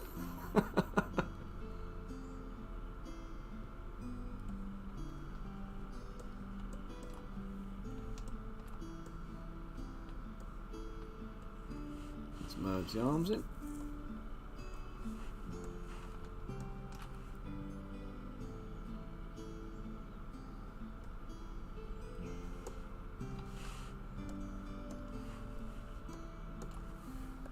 Let's just separate these wings with the folded membrane. Oh, what's going on there?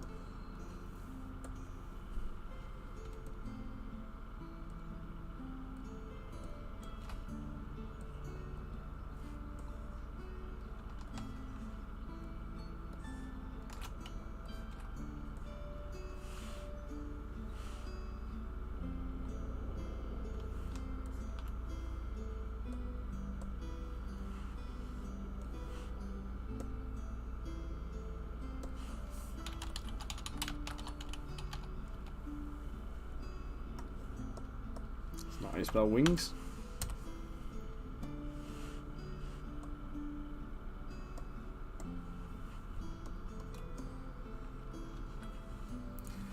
Let's address this tail.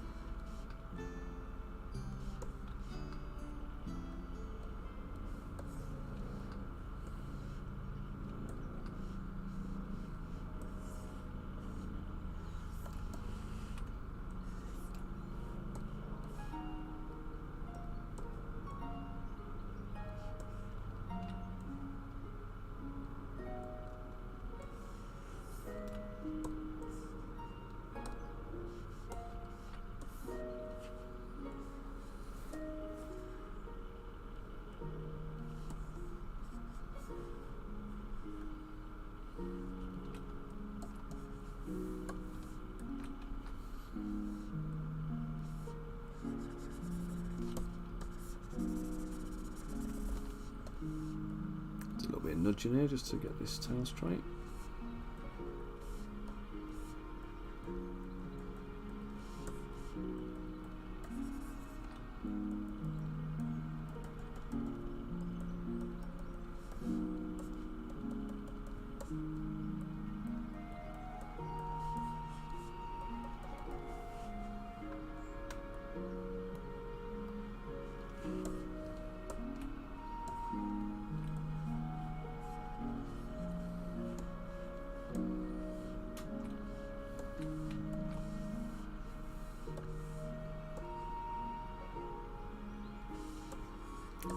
oversized stinger.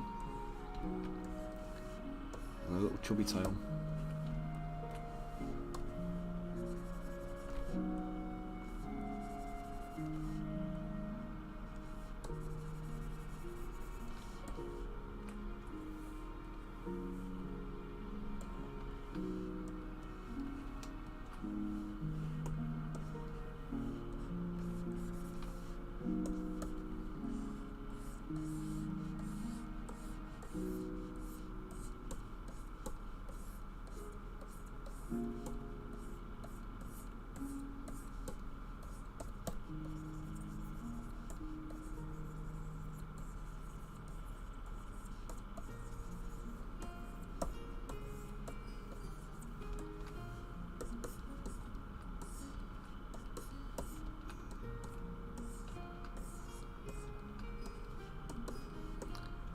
There we go, one little fat imp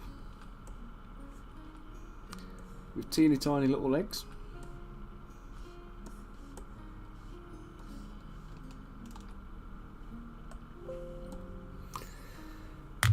Let's just save him out. Right guys, I'm going to go and grab a brew and a quick sandwich, and I'm going to be back and carry on for a little bit.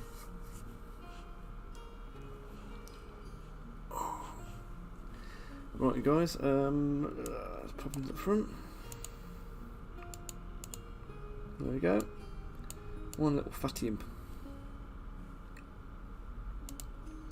So that's imp number 3 complete. Right, I'm going to pop this on a BRB, and I'll be back to you as soon as I finish my sandwich. See you in a bit guys.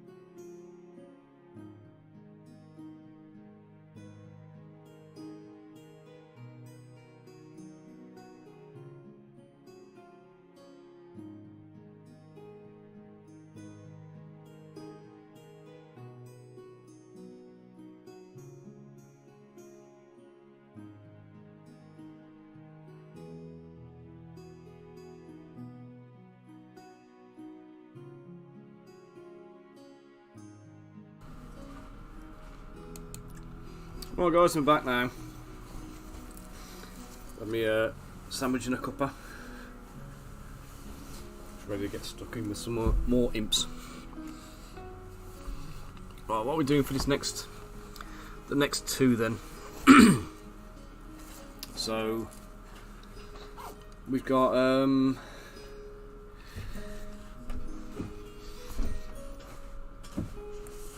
just pull my chair in.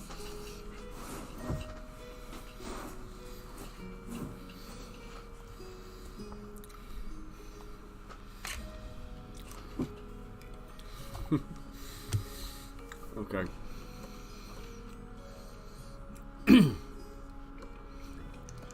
Let's make his arms fatter, I think.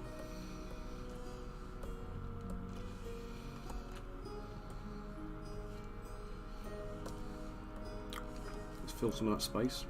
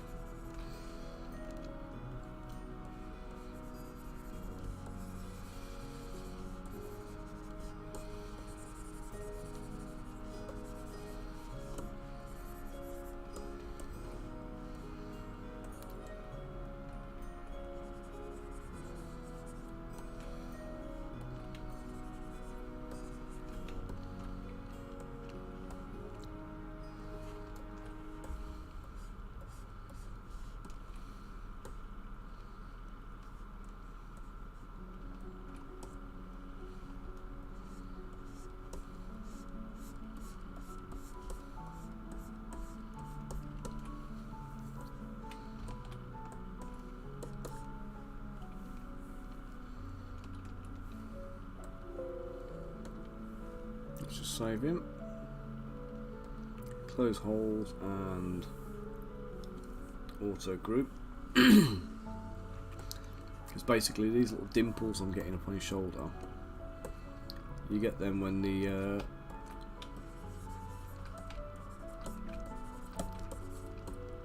there's masked polys.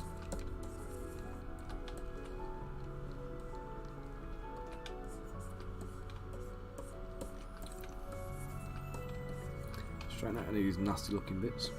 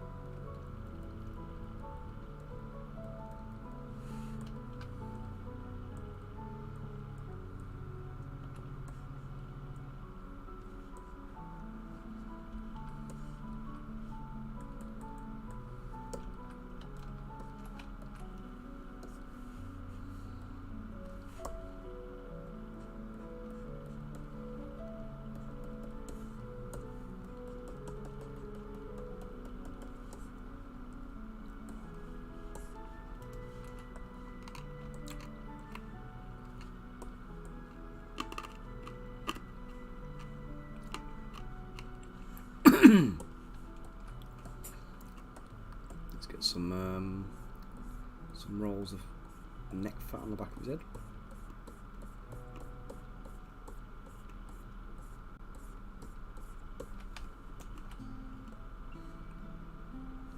That's it.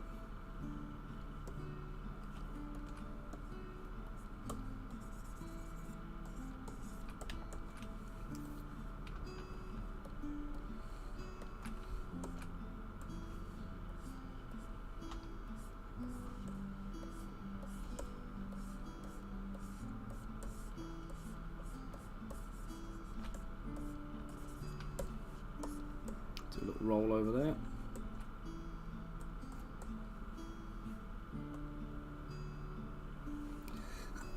Oh,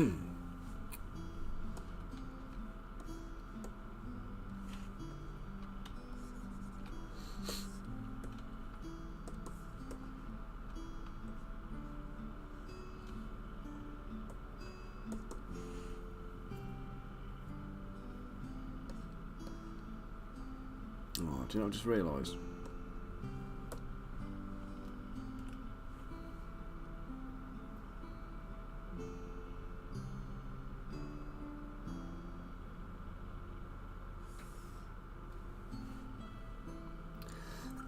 Let's duplicate him. Let's take the original one.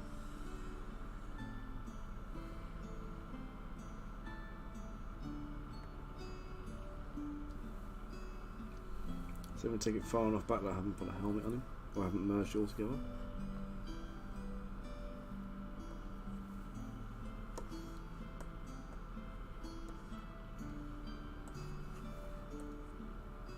Oh no. No. Right, let's forget the helmetless versions, let's just stick with the helmet ones.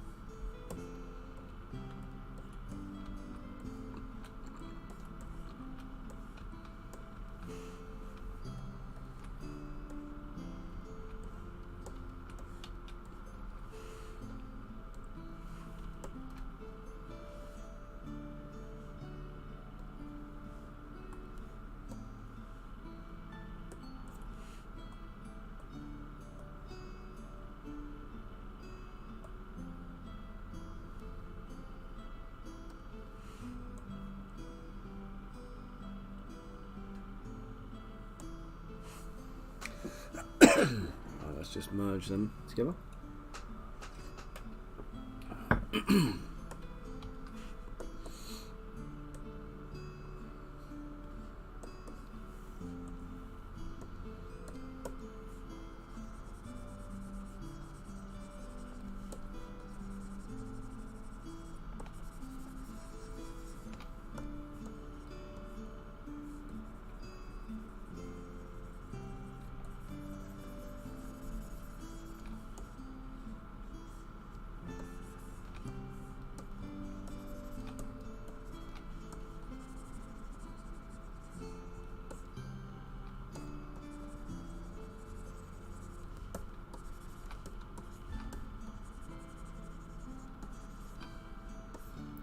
So again, just do the sculpting pass on and just blending everything in.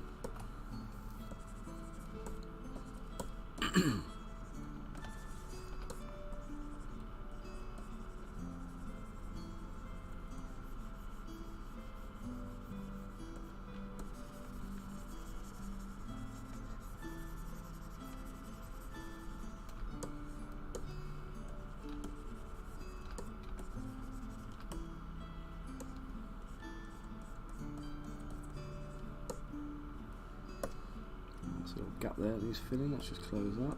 Probably got the same on this side, yeah. Let's close that too.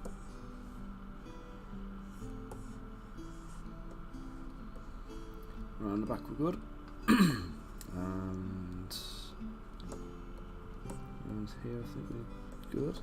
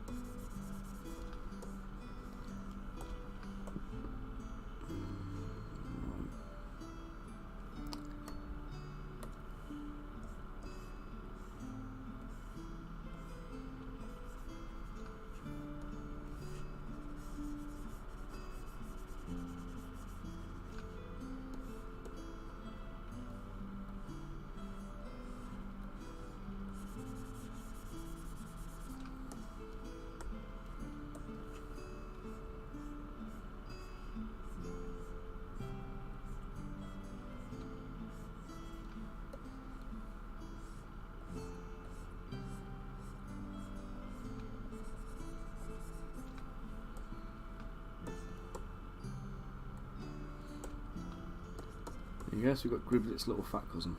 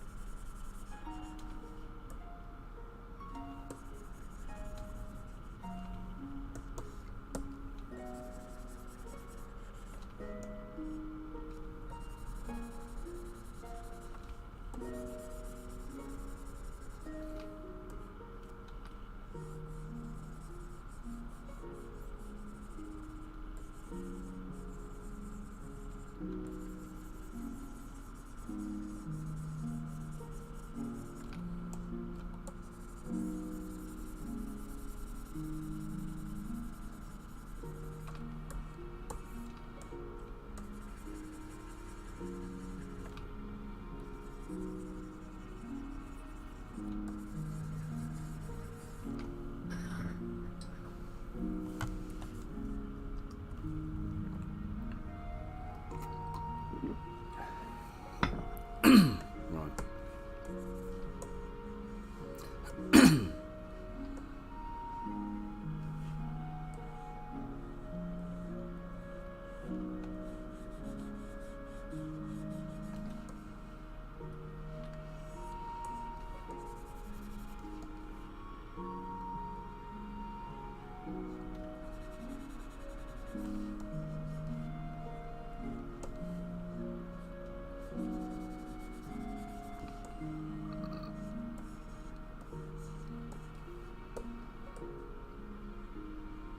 I think I've got contact there between the scorpion stinger and the wing.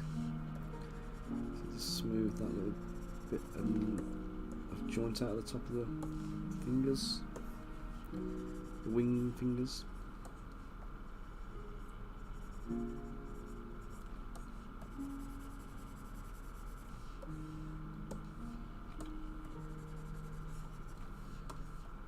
Oh god, what have I just done? Clay tubes, clay build up.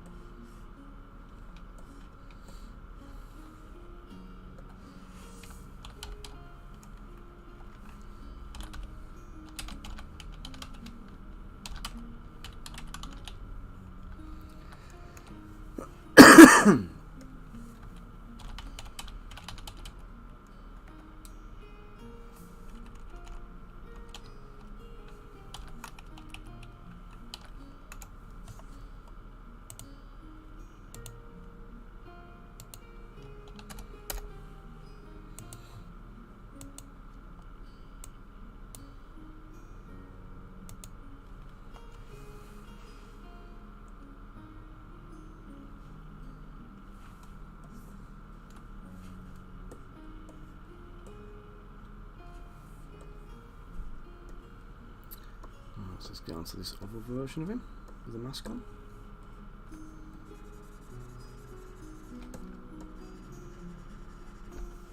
Just trying to remember what all the little fixes I just did on the previous one. I know.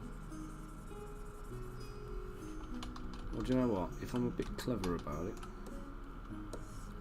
The easier way of doing it is to do that, isn't it?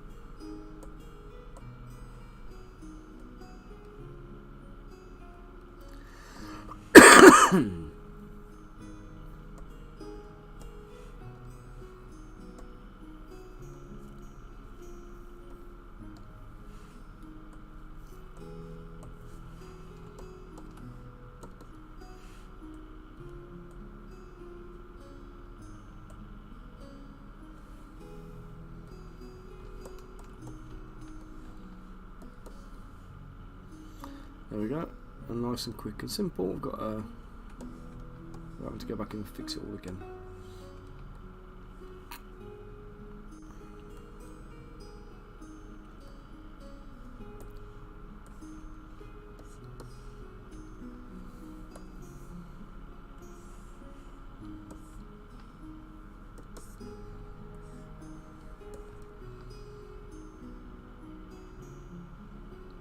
I'm going to make him a touch bigger, only a little bit.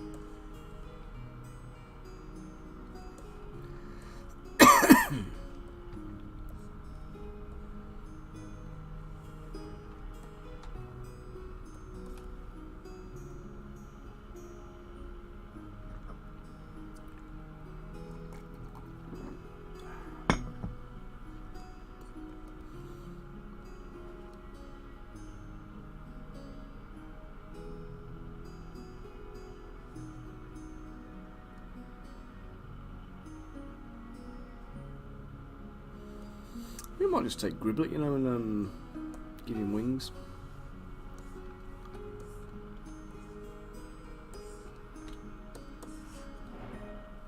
Hey Bill, how you doing? What are you up to today, mate?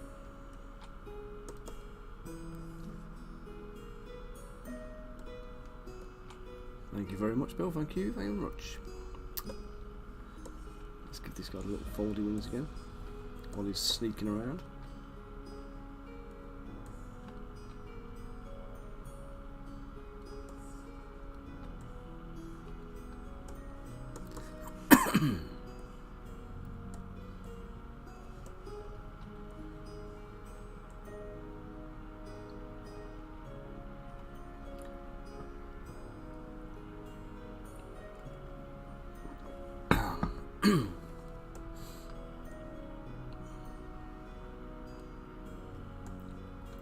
Is he sculpting anything nice today, Bill? Something that catches your interest, or is it one of these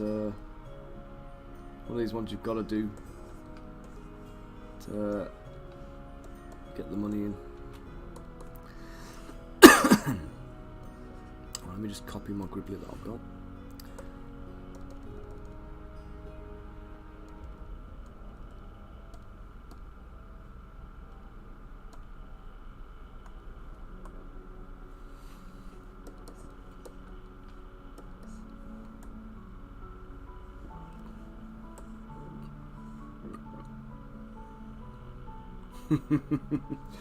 I do too, mate. Did you see my stream the other day with the chainmail with the donut cloak? I don't know how you're approaching it, but I found the best way for me doing it was not to use the insert meshes and the alphas and stuff, which always give me headaches. You're trying to get bits to join up that just never work. Especially when you're trying to go like round a sleeve and round a body, and you know, trying to do like any significant amount of chainmail. So I ended up doing it the other day. Cheers, Bill. Yeah, trying to keep them imp-like and mischievous.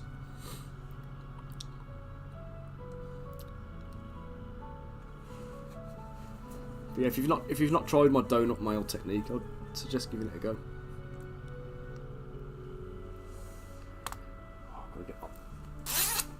Get my Eskimo jumper off, or I'll overheat. I just realised I need to come in and dink some of these up a sec, so let me just come back and just get my intensity bumped up to about 40. lazy mouse off.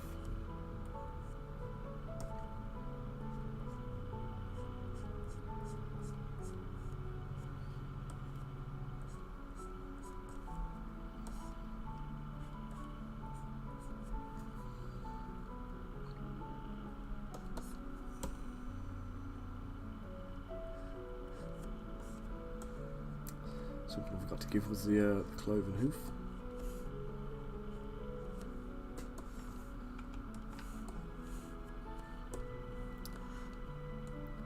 It was the Saracens, Saracen Ogre.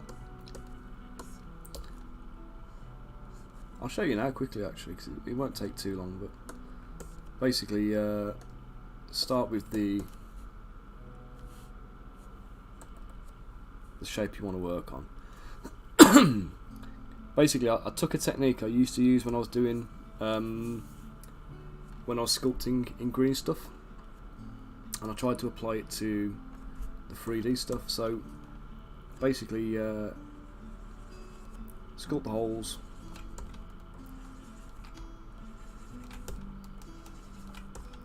I'm literally just roughing them in like this because that's really all you need to do. The next layer is like that. But to be honest, if the layers end up, I found it was quite hard to kind of keep that kind of pattern going across organic shapes. So when you're not doing something that's like, you know, dead, uniform and machined, like you're going over a torso for example, you end up like with irregular patterning on this. And then starting at the bottom, you do like a little U shape. The next one you overlap your U shape for the previous, and then you maintain the direction you're going. So all of your strokes do the same thing, and this is best to do once you've posed the model. So you sculpt the form of the chainmail. We'll come back over here. I'm going to overlap again.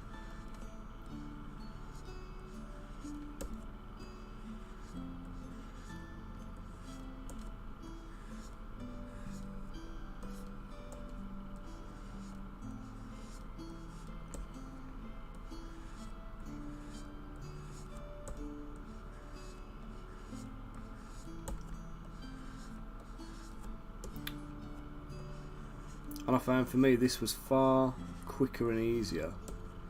It's mind-numbing, don't get me wrong, but it was quicker and easier to do it this way, which kind of goes with my workflow, than it would have been to try and work out nano mesh, you know, surface noise and whatever, and all those kind of things. And then when you're done, slap a polish on, dynamesh it again, and it all smooths out, and there you go, you got near on perfect chainmail.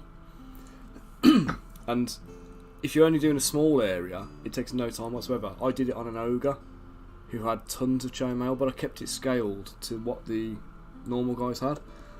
But what I found was you have to make it large enough that the guys you're going to be able to identify it and be able to paint it on the model. And when I actually did it, it prints fine, I'll hasten to add.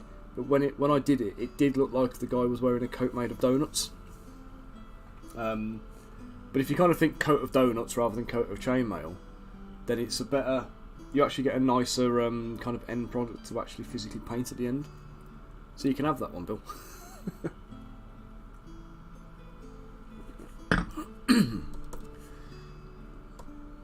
Yeah, trying to do it on I did a whole faction of like Saracen style knights. So we got the ogre, we got a couple of like guys and stuff, and within that group, the ogre had loads of chainmail, and a couple of the other characters had a fair bit, and it did become a bit of a running joke at the end. Like I started going crazy and hallucinating because of the donut coats, and I actually did like colour them. I used this same kind of colour I've got on here, like a kind of golden brown, and then I ended up going back into them and just literally painting the top of them all pink so it looked like they were all iced. So hopefully it saves you a bit of time and gets you a nice result at the end anyway, Bill. Make sure you post some pics and tag me in them when you're done. I'd love to see how you get on with it. Let me know how the experience goes for you as well. There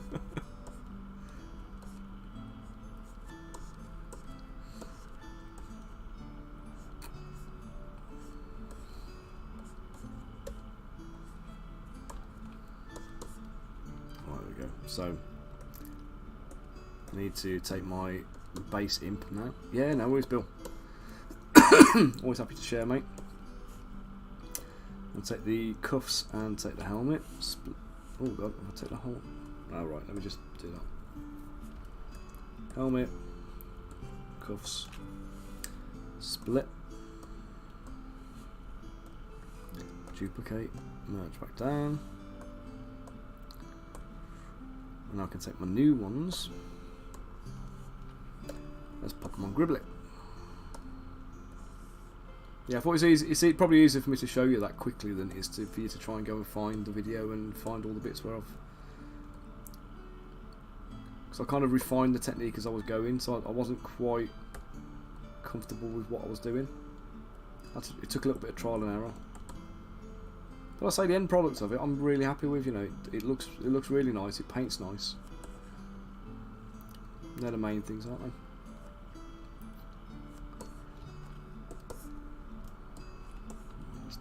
Here.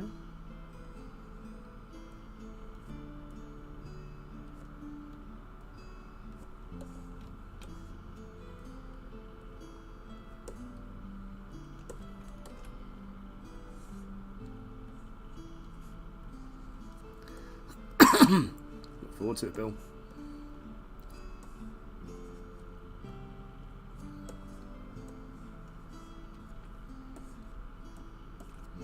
There you go, nice, quick and simple Griblet adaptation there.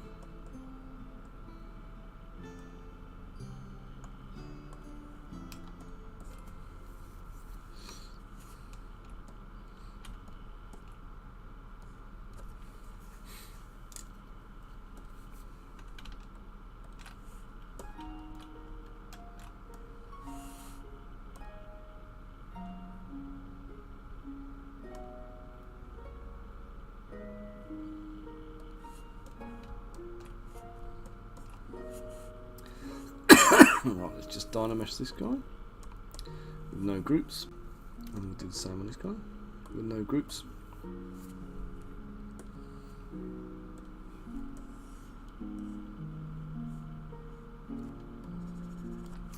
Perfect, no messing. Just need to smooth out this little transition between the wings just to make sure there's no fragile breakage points.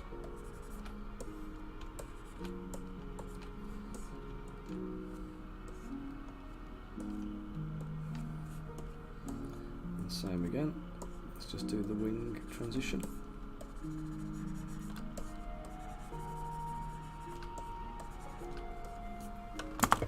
Oh, I just remembered I've got one of my antibiotics in my pocket. I need to be taking that right now. Give me 2 seconds, guys.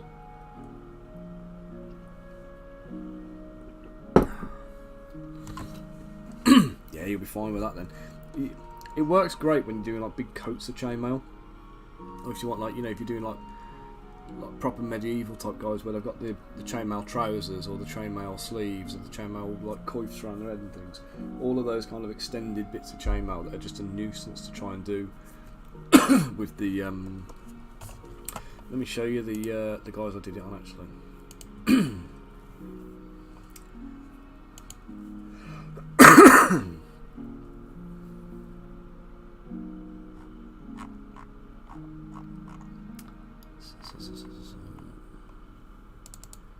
Here we go. So that was the first guy.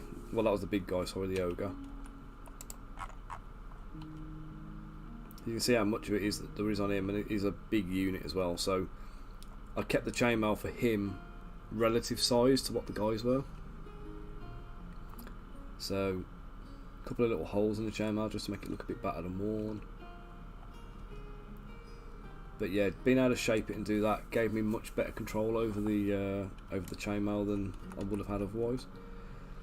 Because in previous ones, I've ended up trying to like fill, you know, when you use like a nano mesh or an insert mesh, and you sit it over the top of the other mesh, and then when you got to 3D print it, you've got all these like little voids between the rings and the the actual form. which obviously when you 3D print you don't want any of that, because you end up having to put like supports in there and whatever else, and you get these little weak breakage points. And it's not very easy to paint. So yeah, like I say, this worked. It worked great for that. And so if you've only got to do a few little bits between, you know, bits of armour between bits of chainmail, sorry, between plate mail, then you quids in. It's going to save you tons of time. All right, let's just call that Imp 4.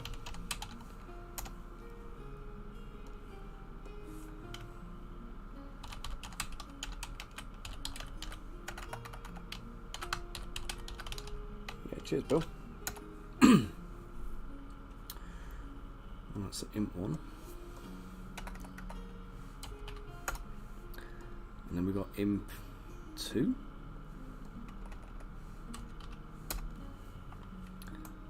And then that's Griblet.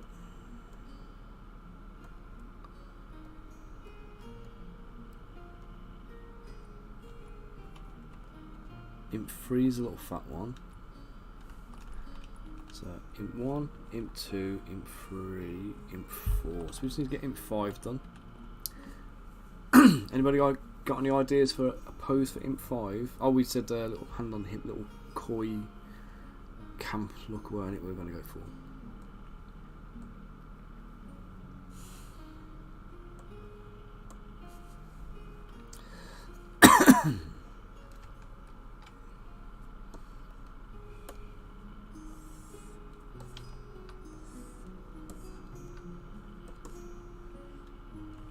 The nice thing with these guys is they can be a bit irregular as well in the sizing, so they don't all need to be uniform. Kind of makes it a little bit more interesting if they're not.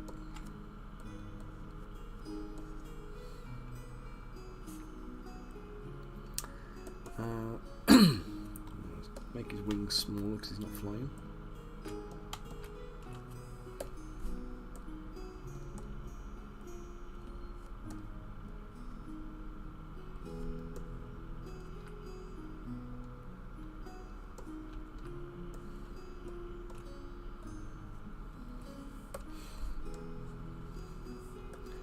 Also good to start with. Save so I don't lose my progress. Right,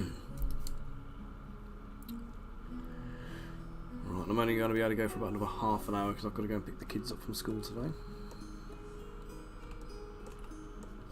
So let's see if in half an hour I can get this imp finished up. Ah, yes, you're right, Bill. Correct, mate.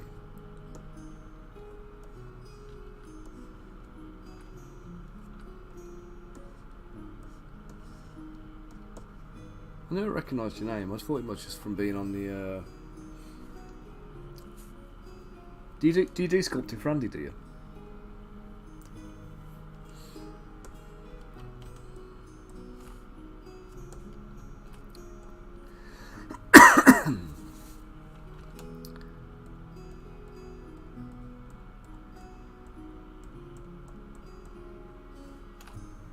So this chainmail technique is great if you're doing like Andy's style of let's say Dark Ages knights. Let me get both of these arms isolated so we can turn them off.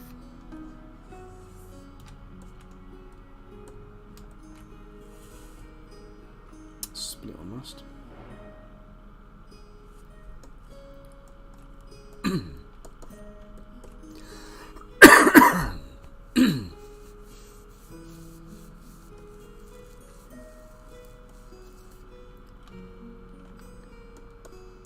Apologies about the coughing as well, just in case you missed the message. I've had a proper nasty chest infection for like the last 2 weeks.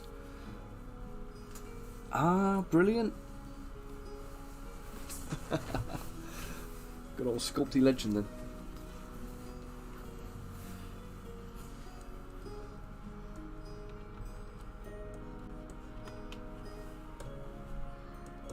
Who are you working for now then, Bill?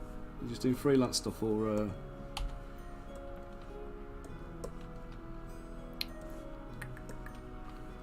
I'm going to give him a little.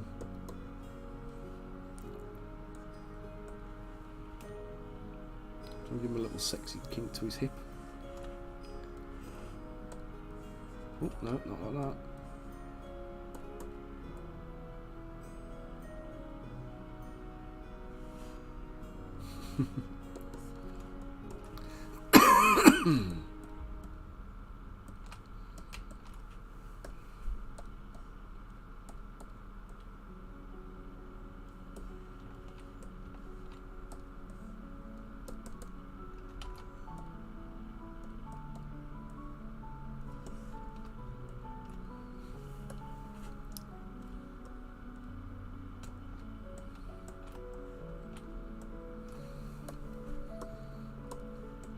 Oh, so I'm so tempted to keep that look now, because it looks like he's cocking his leg for a fart, doesn't he? Do you know, let's do that instead.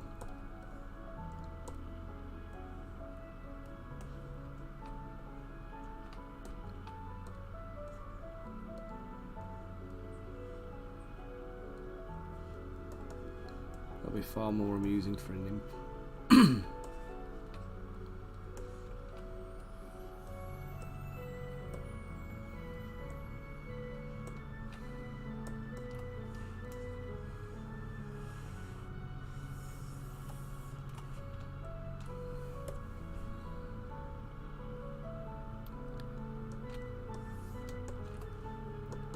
Very cool, very cool. Yeah, I've always loved the fantasy stuff myself. Well, I've been doing a little bit of sci-fi stuff fairly recently, but that's still kind of uncharted territory a little bit.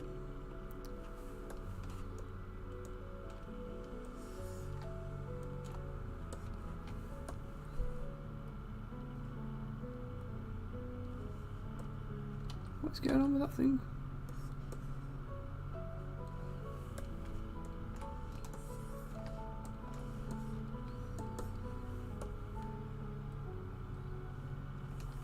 Oh, it's not even on there, is it? It's on this thing.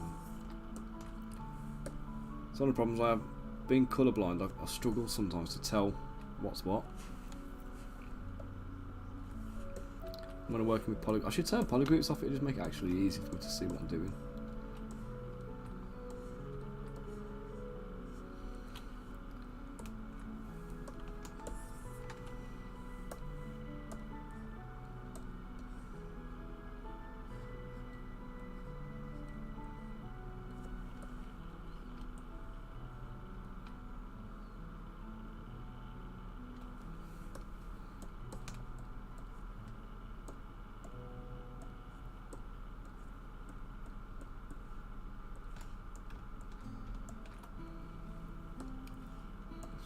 To there. Let's just bend it, rotate forwards a little bit.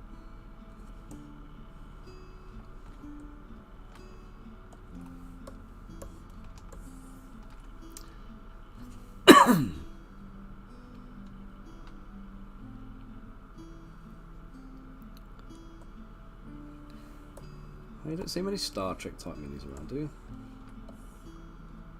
Is that for like people using them for Stargrave and things, or?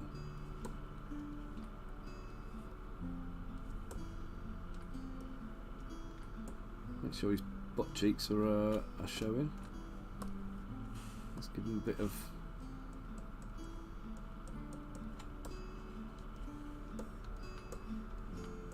There we go. He needs to have like a little fist pump kind of. Look going, doesn't he? And Bill, they're all online, mate. If you want to, if you're sitting and want to watch any of them, then go for it. There was a couple of streams I did. If you look at the Cursed Empire ones, a couple of the Cursed Empire streams, I actually sculpted entire figures in about about a 3 to 4 hour stream. And they're probably quite useful to watch in terms of the shortcuts I take and the kind of getting some of those kind of like tips in. If you've still got my email, mate, hit me up anytime you want, or drop me a line on Facebook Messenger or WhatsApp or anything else, you know. Always happy to chat shop. Give you some help if you need it.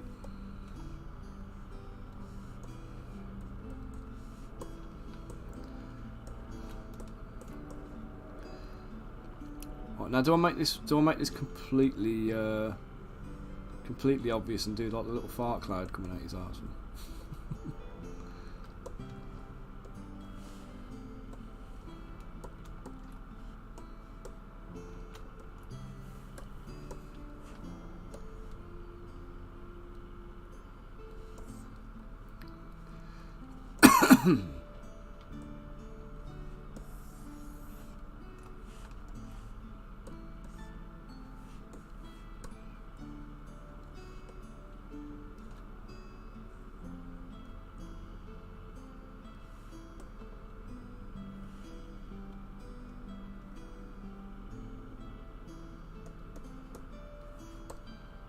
Yeah, so I recommend the Cursed Empire ones, all the Saracens.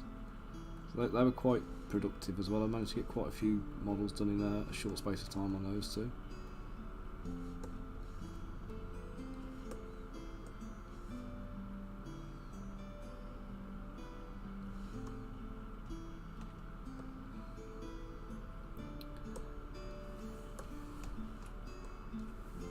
You know what, he needs to have his arm down like that, doesn't he? Down, and we'll do a bicep curl.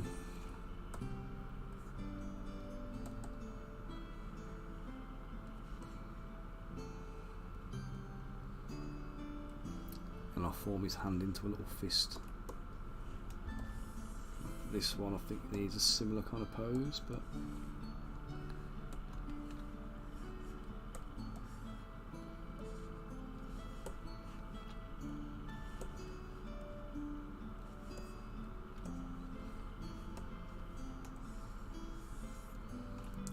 how much do you want to bet this is the one that people print and use?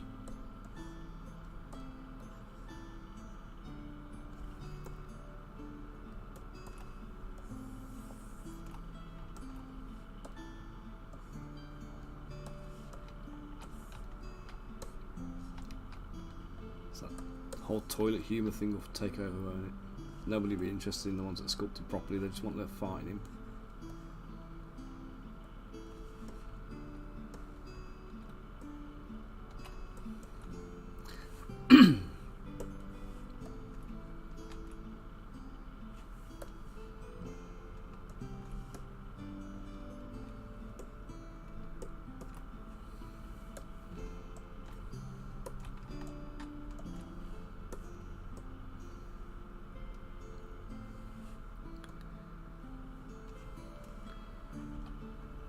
Right, this will be an interesting one.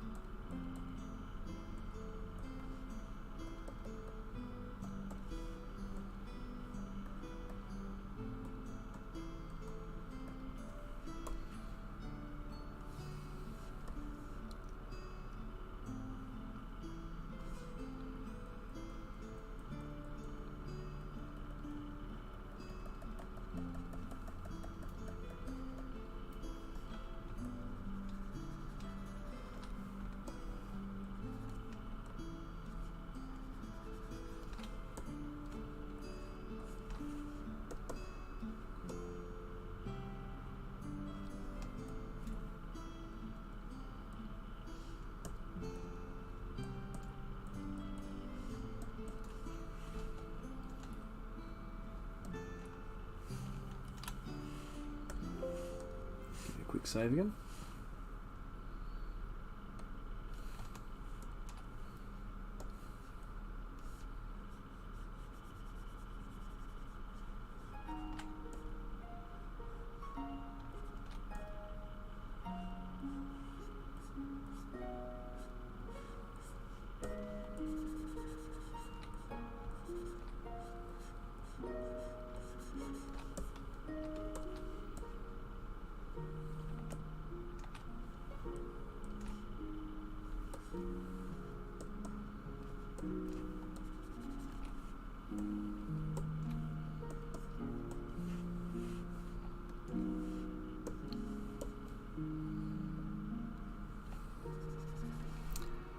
See, as I'm doing this now, I'm just picturing my son.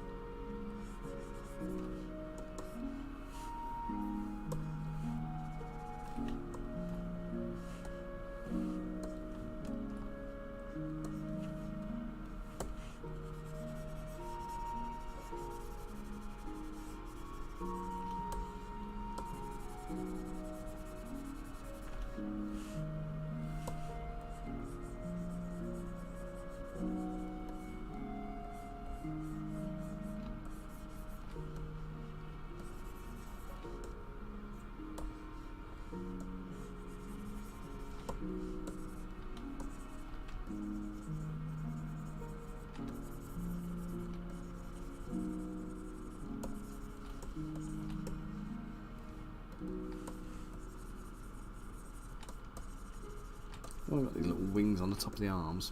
What that's about.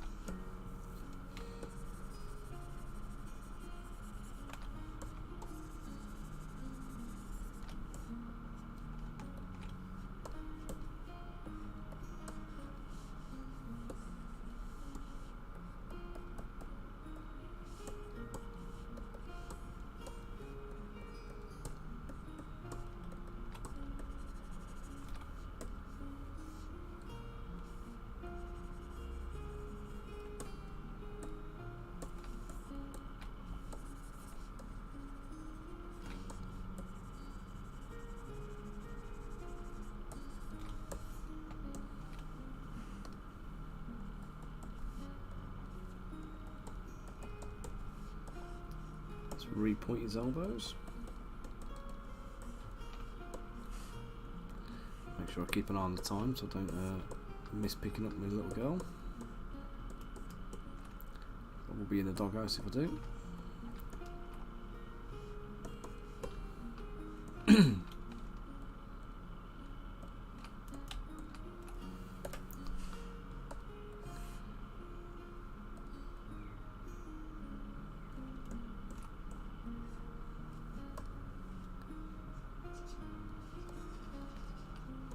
I'm fighting him. Let's get you finished quick.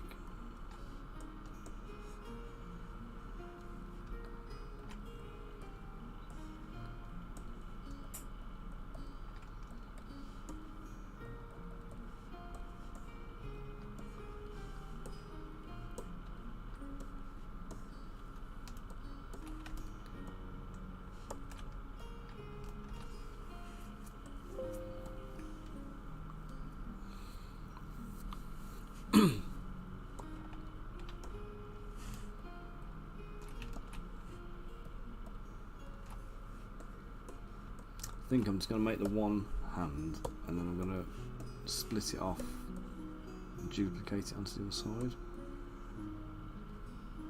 Minimise the effort.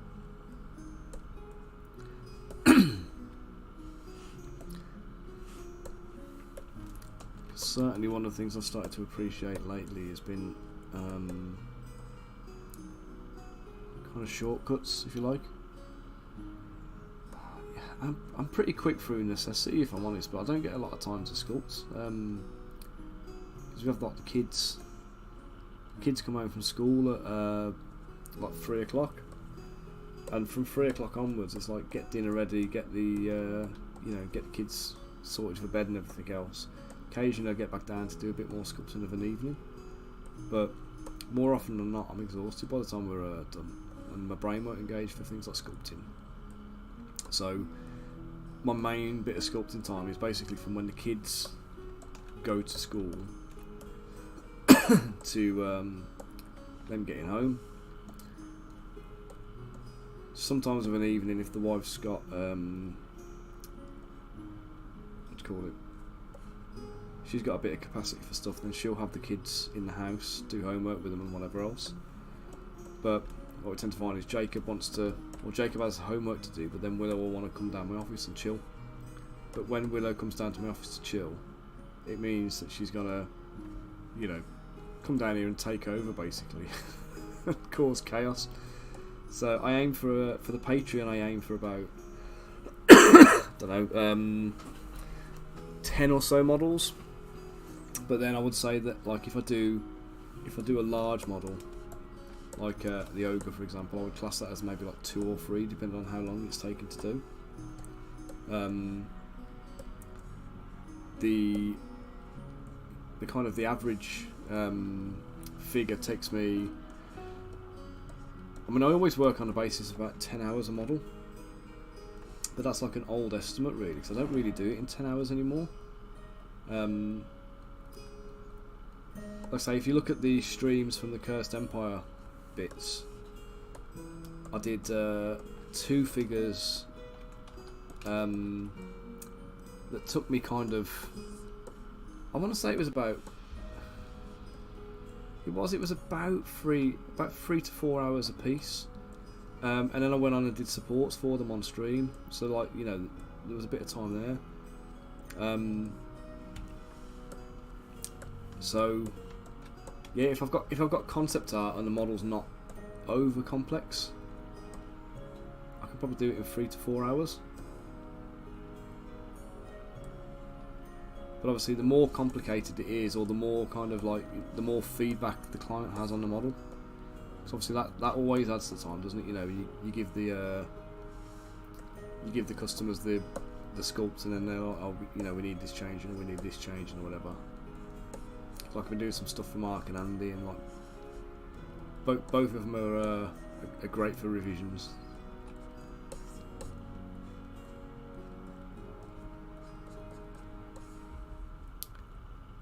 Yeah, so if you look at like my sculpts from like when I first started doing digital, though, it was it took a real long time for me to kind of get my speed up, and it's only since I've been doing it full time really that I can do it as fast as I can. And part of it is down to, like, rather than I spent a lot of time trying to do things properly, you know, properly in inverted commas, and I've kind of realised it's not really necessary. But it took me a long time to come to that. You know what I mean? It's like you've got to find your own technique, get your own style and everything, and kind of do what works for you. But now that I've got like my workflow sorted, and I know I can just sculpt just like I would in green stuff, I can just sculpt, you know, in the same way, and not have to worry about topology or anything else. And as silly as it sounds, coming and doing this stuff on stream has really helped me with that, because I'd have done a lot of stuff before, and you feel like you're cheating or like you're going to get judged. But actually, I'm not cheating. I'm just doing what I need to do to get a production model made. You know what I mean? It's as long as it looks like the concept at the end of it. Does it really matter how I've got there? The fact is, I've delivered what the client wants. You know, and I might have used my pre-made base meshes and all those kind of things, but none of that's relevant. That's just my time-saving measures that I've put in for me. You know, that I use to kind of help my workflow. So, and it's like I've said loads of times, and I'm sure you're well versed with, like, you know, sculpting anatomy and stuff like that. But once you've got it down and you understand anatomy and you know how to sculpt it, how it deforms and how it moves with the model, or, you know, with how your body moves and whatever else, you can then cheat the anatomy step out. You know what I mean? You do the step, you do the anatomy once, and then you kind of reuse it over and over again. Where it falls down is when you get people who don't understand all of that kind of stuff, and I see loads of it online. I do see tons of it on like Kickstarters and on things like that. But you know, you see these projects where somebody's clearly got like a base mesh from something like DAZ 3D, posed it up and tried to sculpt it, and then the minute they have to do any actual re-sculpting of the anatomy, which is like what I've spent most of my time doing on this stream, if I'm completely honest, any time they try to do that, everything just goes wrong, and it looks like a train crash. And that's the, oh, you turd. You can always trust Zbrush to crash on you, can't you?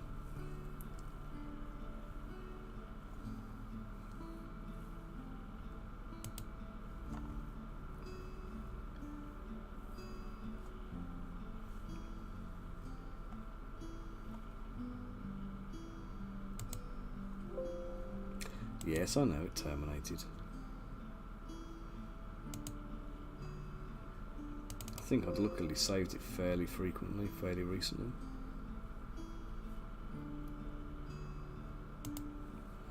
Yeah, it's just the fist that was missing. Yeah, so it's like, say, it's like doing it in real time. What I've kind of come to the conclusion of is just showing you, like, when I'm sculpting, I'm not showing you how I'm doing things properly. I'm showing you how I'm doing stuff from a production workflow where I've got to get, you know, 10 models out the door or something like that, you know. And actually, like I say, it doesn't matter if it's technically cheating, because I feel like I've earned the right to cheat. Do you know what I mean? You know, all the effort and all the hard work I've put in to get to the stage I'm at now. That is why I'm allowed to cheat.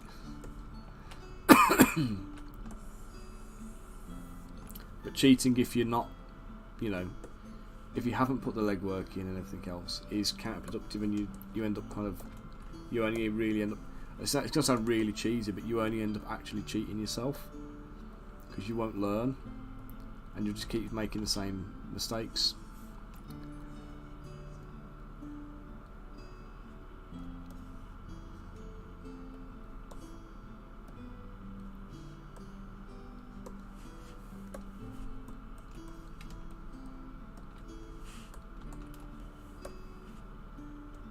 Yeah, Zbrush is.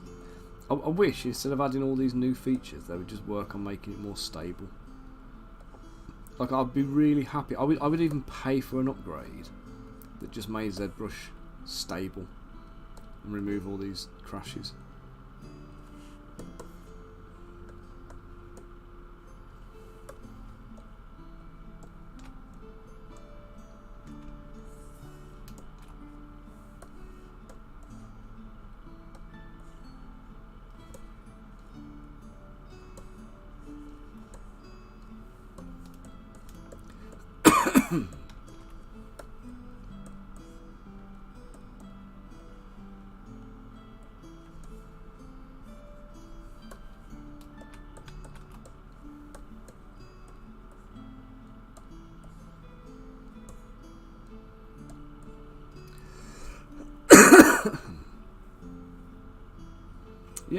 Yeah. Sorry, Bill. I missed your point there about base meshes and. Yeah, exactly. Cheating equals working efficiently. And I say it's all about having a good workflow that enables you to be able to kind of do things at speed. And I say, unfortunately, I mean, part of it is having a good, a good computer to work on. You can't deny that, a decent PC is an absolute boon when it comes to these things, but it is about your technique and your, having the confidence in yourself. I think one of the big things I learned doing this over the years is, like, early doors I would get so hung up about a particular piece or a particular item I was working on, and you end up kind of stressing about it, and then when you come to pose the model, it doesn't fit, or it changes, or you have to do a load of rework on it, and I get really, like, wound up by it, because it's like I've spent ages doing that, and now it's kind of like, well, I know I'm going to spend ages doing these things, but I also know I've got a big, like, repose pass to do at the end. So what's the point in spending loads of time and effort now, at the front end, detailing it up and making it look lovely in a T-pose, when I know full well I'm going to have to do a full sculpting pass on this thing when it's fully posed. So it's like, it's having the confidence to know that actually my sculpting process is quite destructive, and familiarising myself with the way I work and kind of getting a kind of a routine for how I do things. It means that I can kind of say, right, well, actually, I know I'm going to destroy half my work, so let's not get too attached to it. Let's just get stuck in and get cracking, and what will be will be. And as long as I'm happy with the end product, I don't care about any of the individual components. If I make something I really like, I save it in my component library and I can come back and use it again later. But, for the most part, all I need to do is deliver a good finished product. Oh, let me just save this now before it crashes again. Turd of a thing.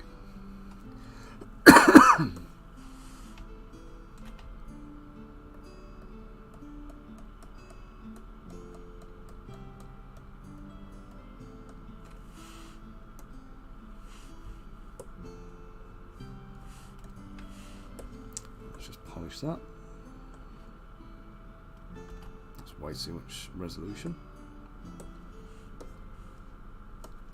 just clean it up.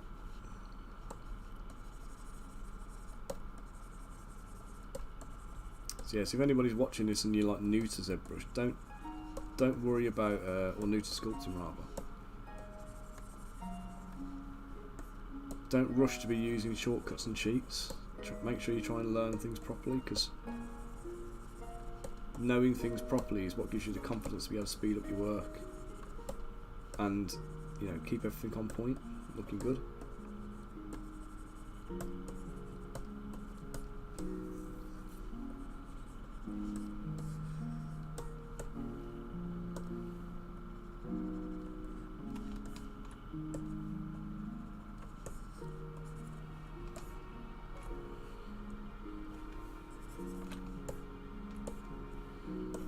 Just reduce the mesh. What is going on there? Oh, I've got groups on this one. Let's take that off. There we go. Groups gone. I just need to make sure I haven't got any little holes in there. So I think all right there. Okay. Yeah, that looks solid. Save again. 15 minutes before I need to be out of the house, so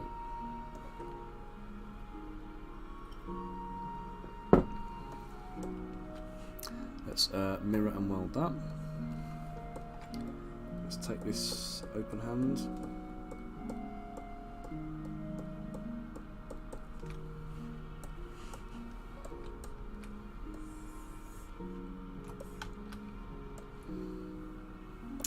Yeah, it's a philosophy I apply to everything as well, Bill. Like, if I'm painting models, I used to do the same thing again. You know, you paint a face and you'd be like, oh my god, I've painted a fantastic face, it's brilliant, I really want to keep it.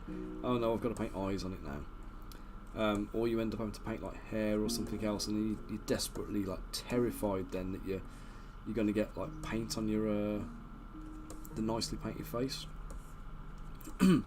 Now I kind of take the attitude of, well, I've painted it once, I'll just paint it again. And, you know, generally speaking, I'm happier and more confident for that. Just because I know I can, you know, whatever I manage to do, I know I can always go back and do it again.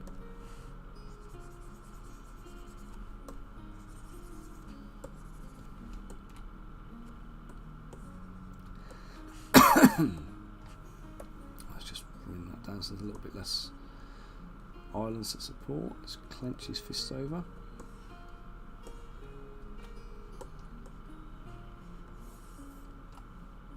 Same on that one, let's just roll it over so it looks like he's really struggling.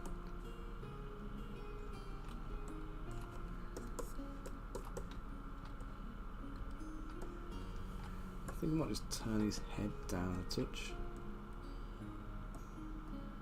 Oh.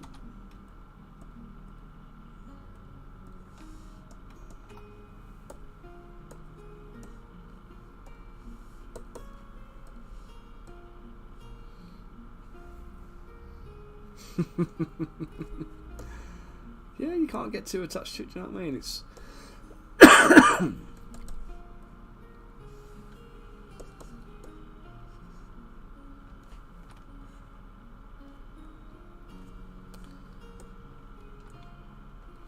should I have him looking up or down, do you reckon?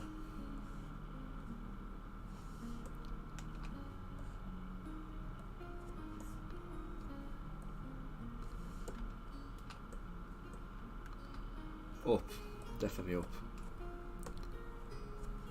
It looks like he's really struggling now. He's like trying to squeeze that far out.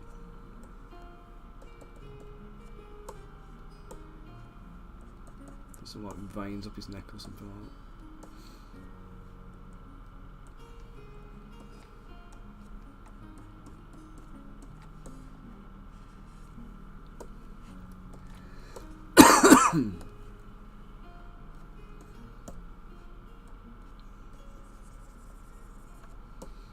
Yeah, and I do think that what I've just said about the, you know, don't get attached, be prepared to do it over and over again. Honestly, best advice for any artist, I think. It's like if you're painting in Photoshop, you know, when you're painting in layers and you're preserving all your work and stuff, you're kind of still clinging to it. If you can paint your stuff in Photoshop in a single layer,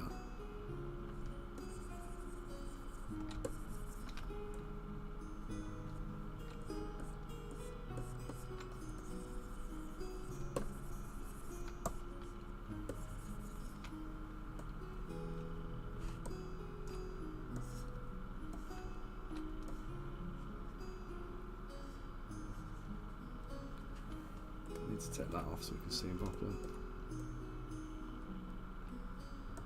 So what do you think? There, or do we angle it downwards so he's looking at it, like looking towards his so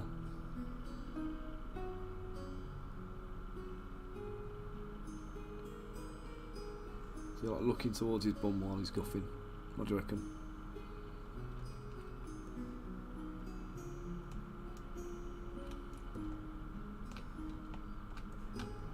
It does kind of look like he's having a strop, doesn't he? Let's try it down again.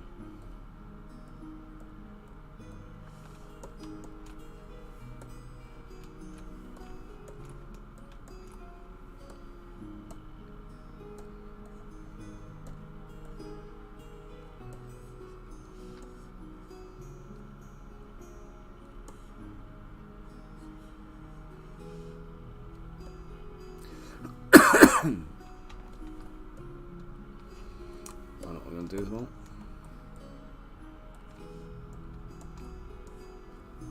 Let's just slightly tweak.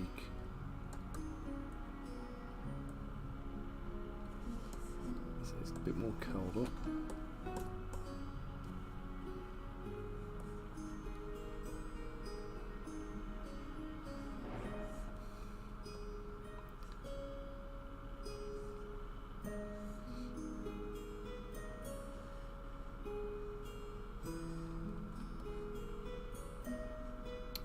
I kind of almost want to have one hand like pulling a bum cheek apart, but I think that might be a bit.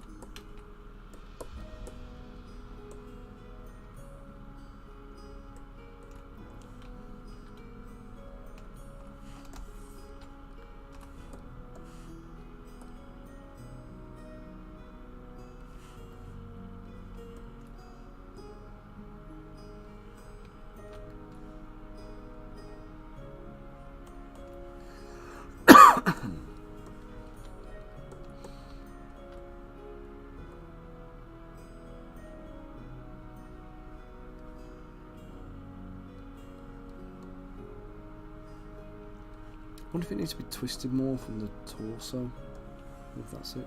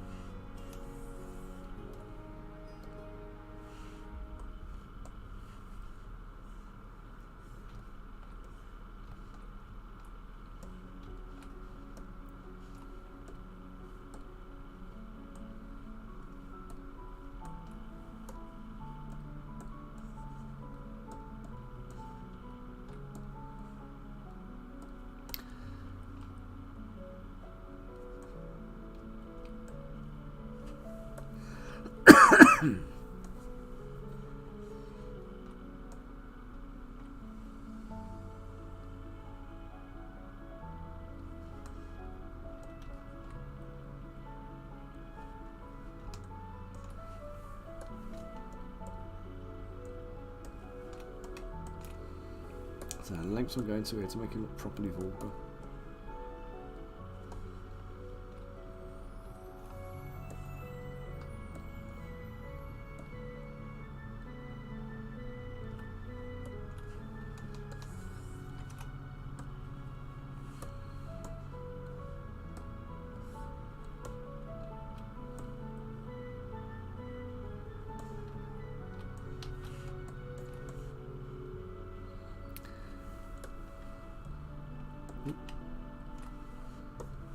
Just do my geometry destroying again. Right, now that is because that little piece there is happening because I've got a single poly that is either missing or is not part of this poly group.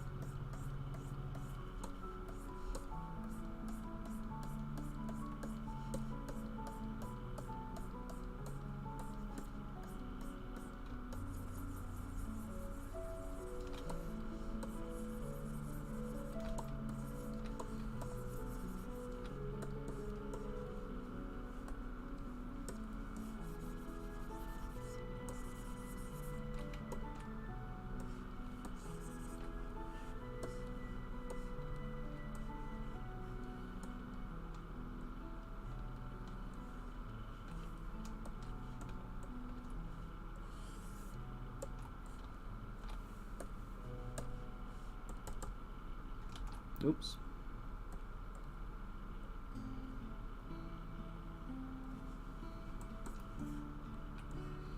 Right, there we go.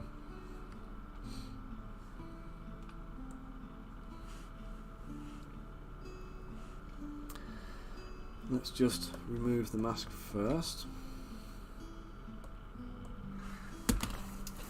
Oh. Just pause this, mute the microphone a second.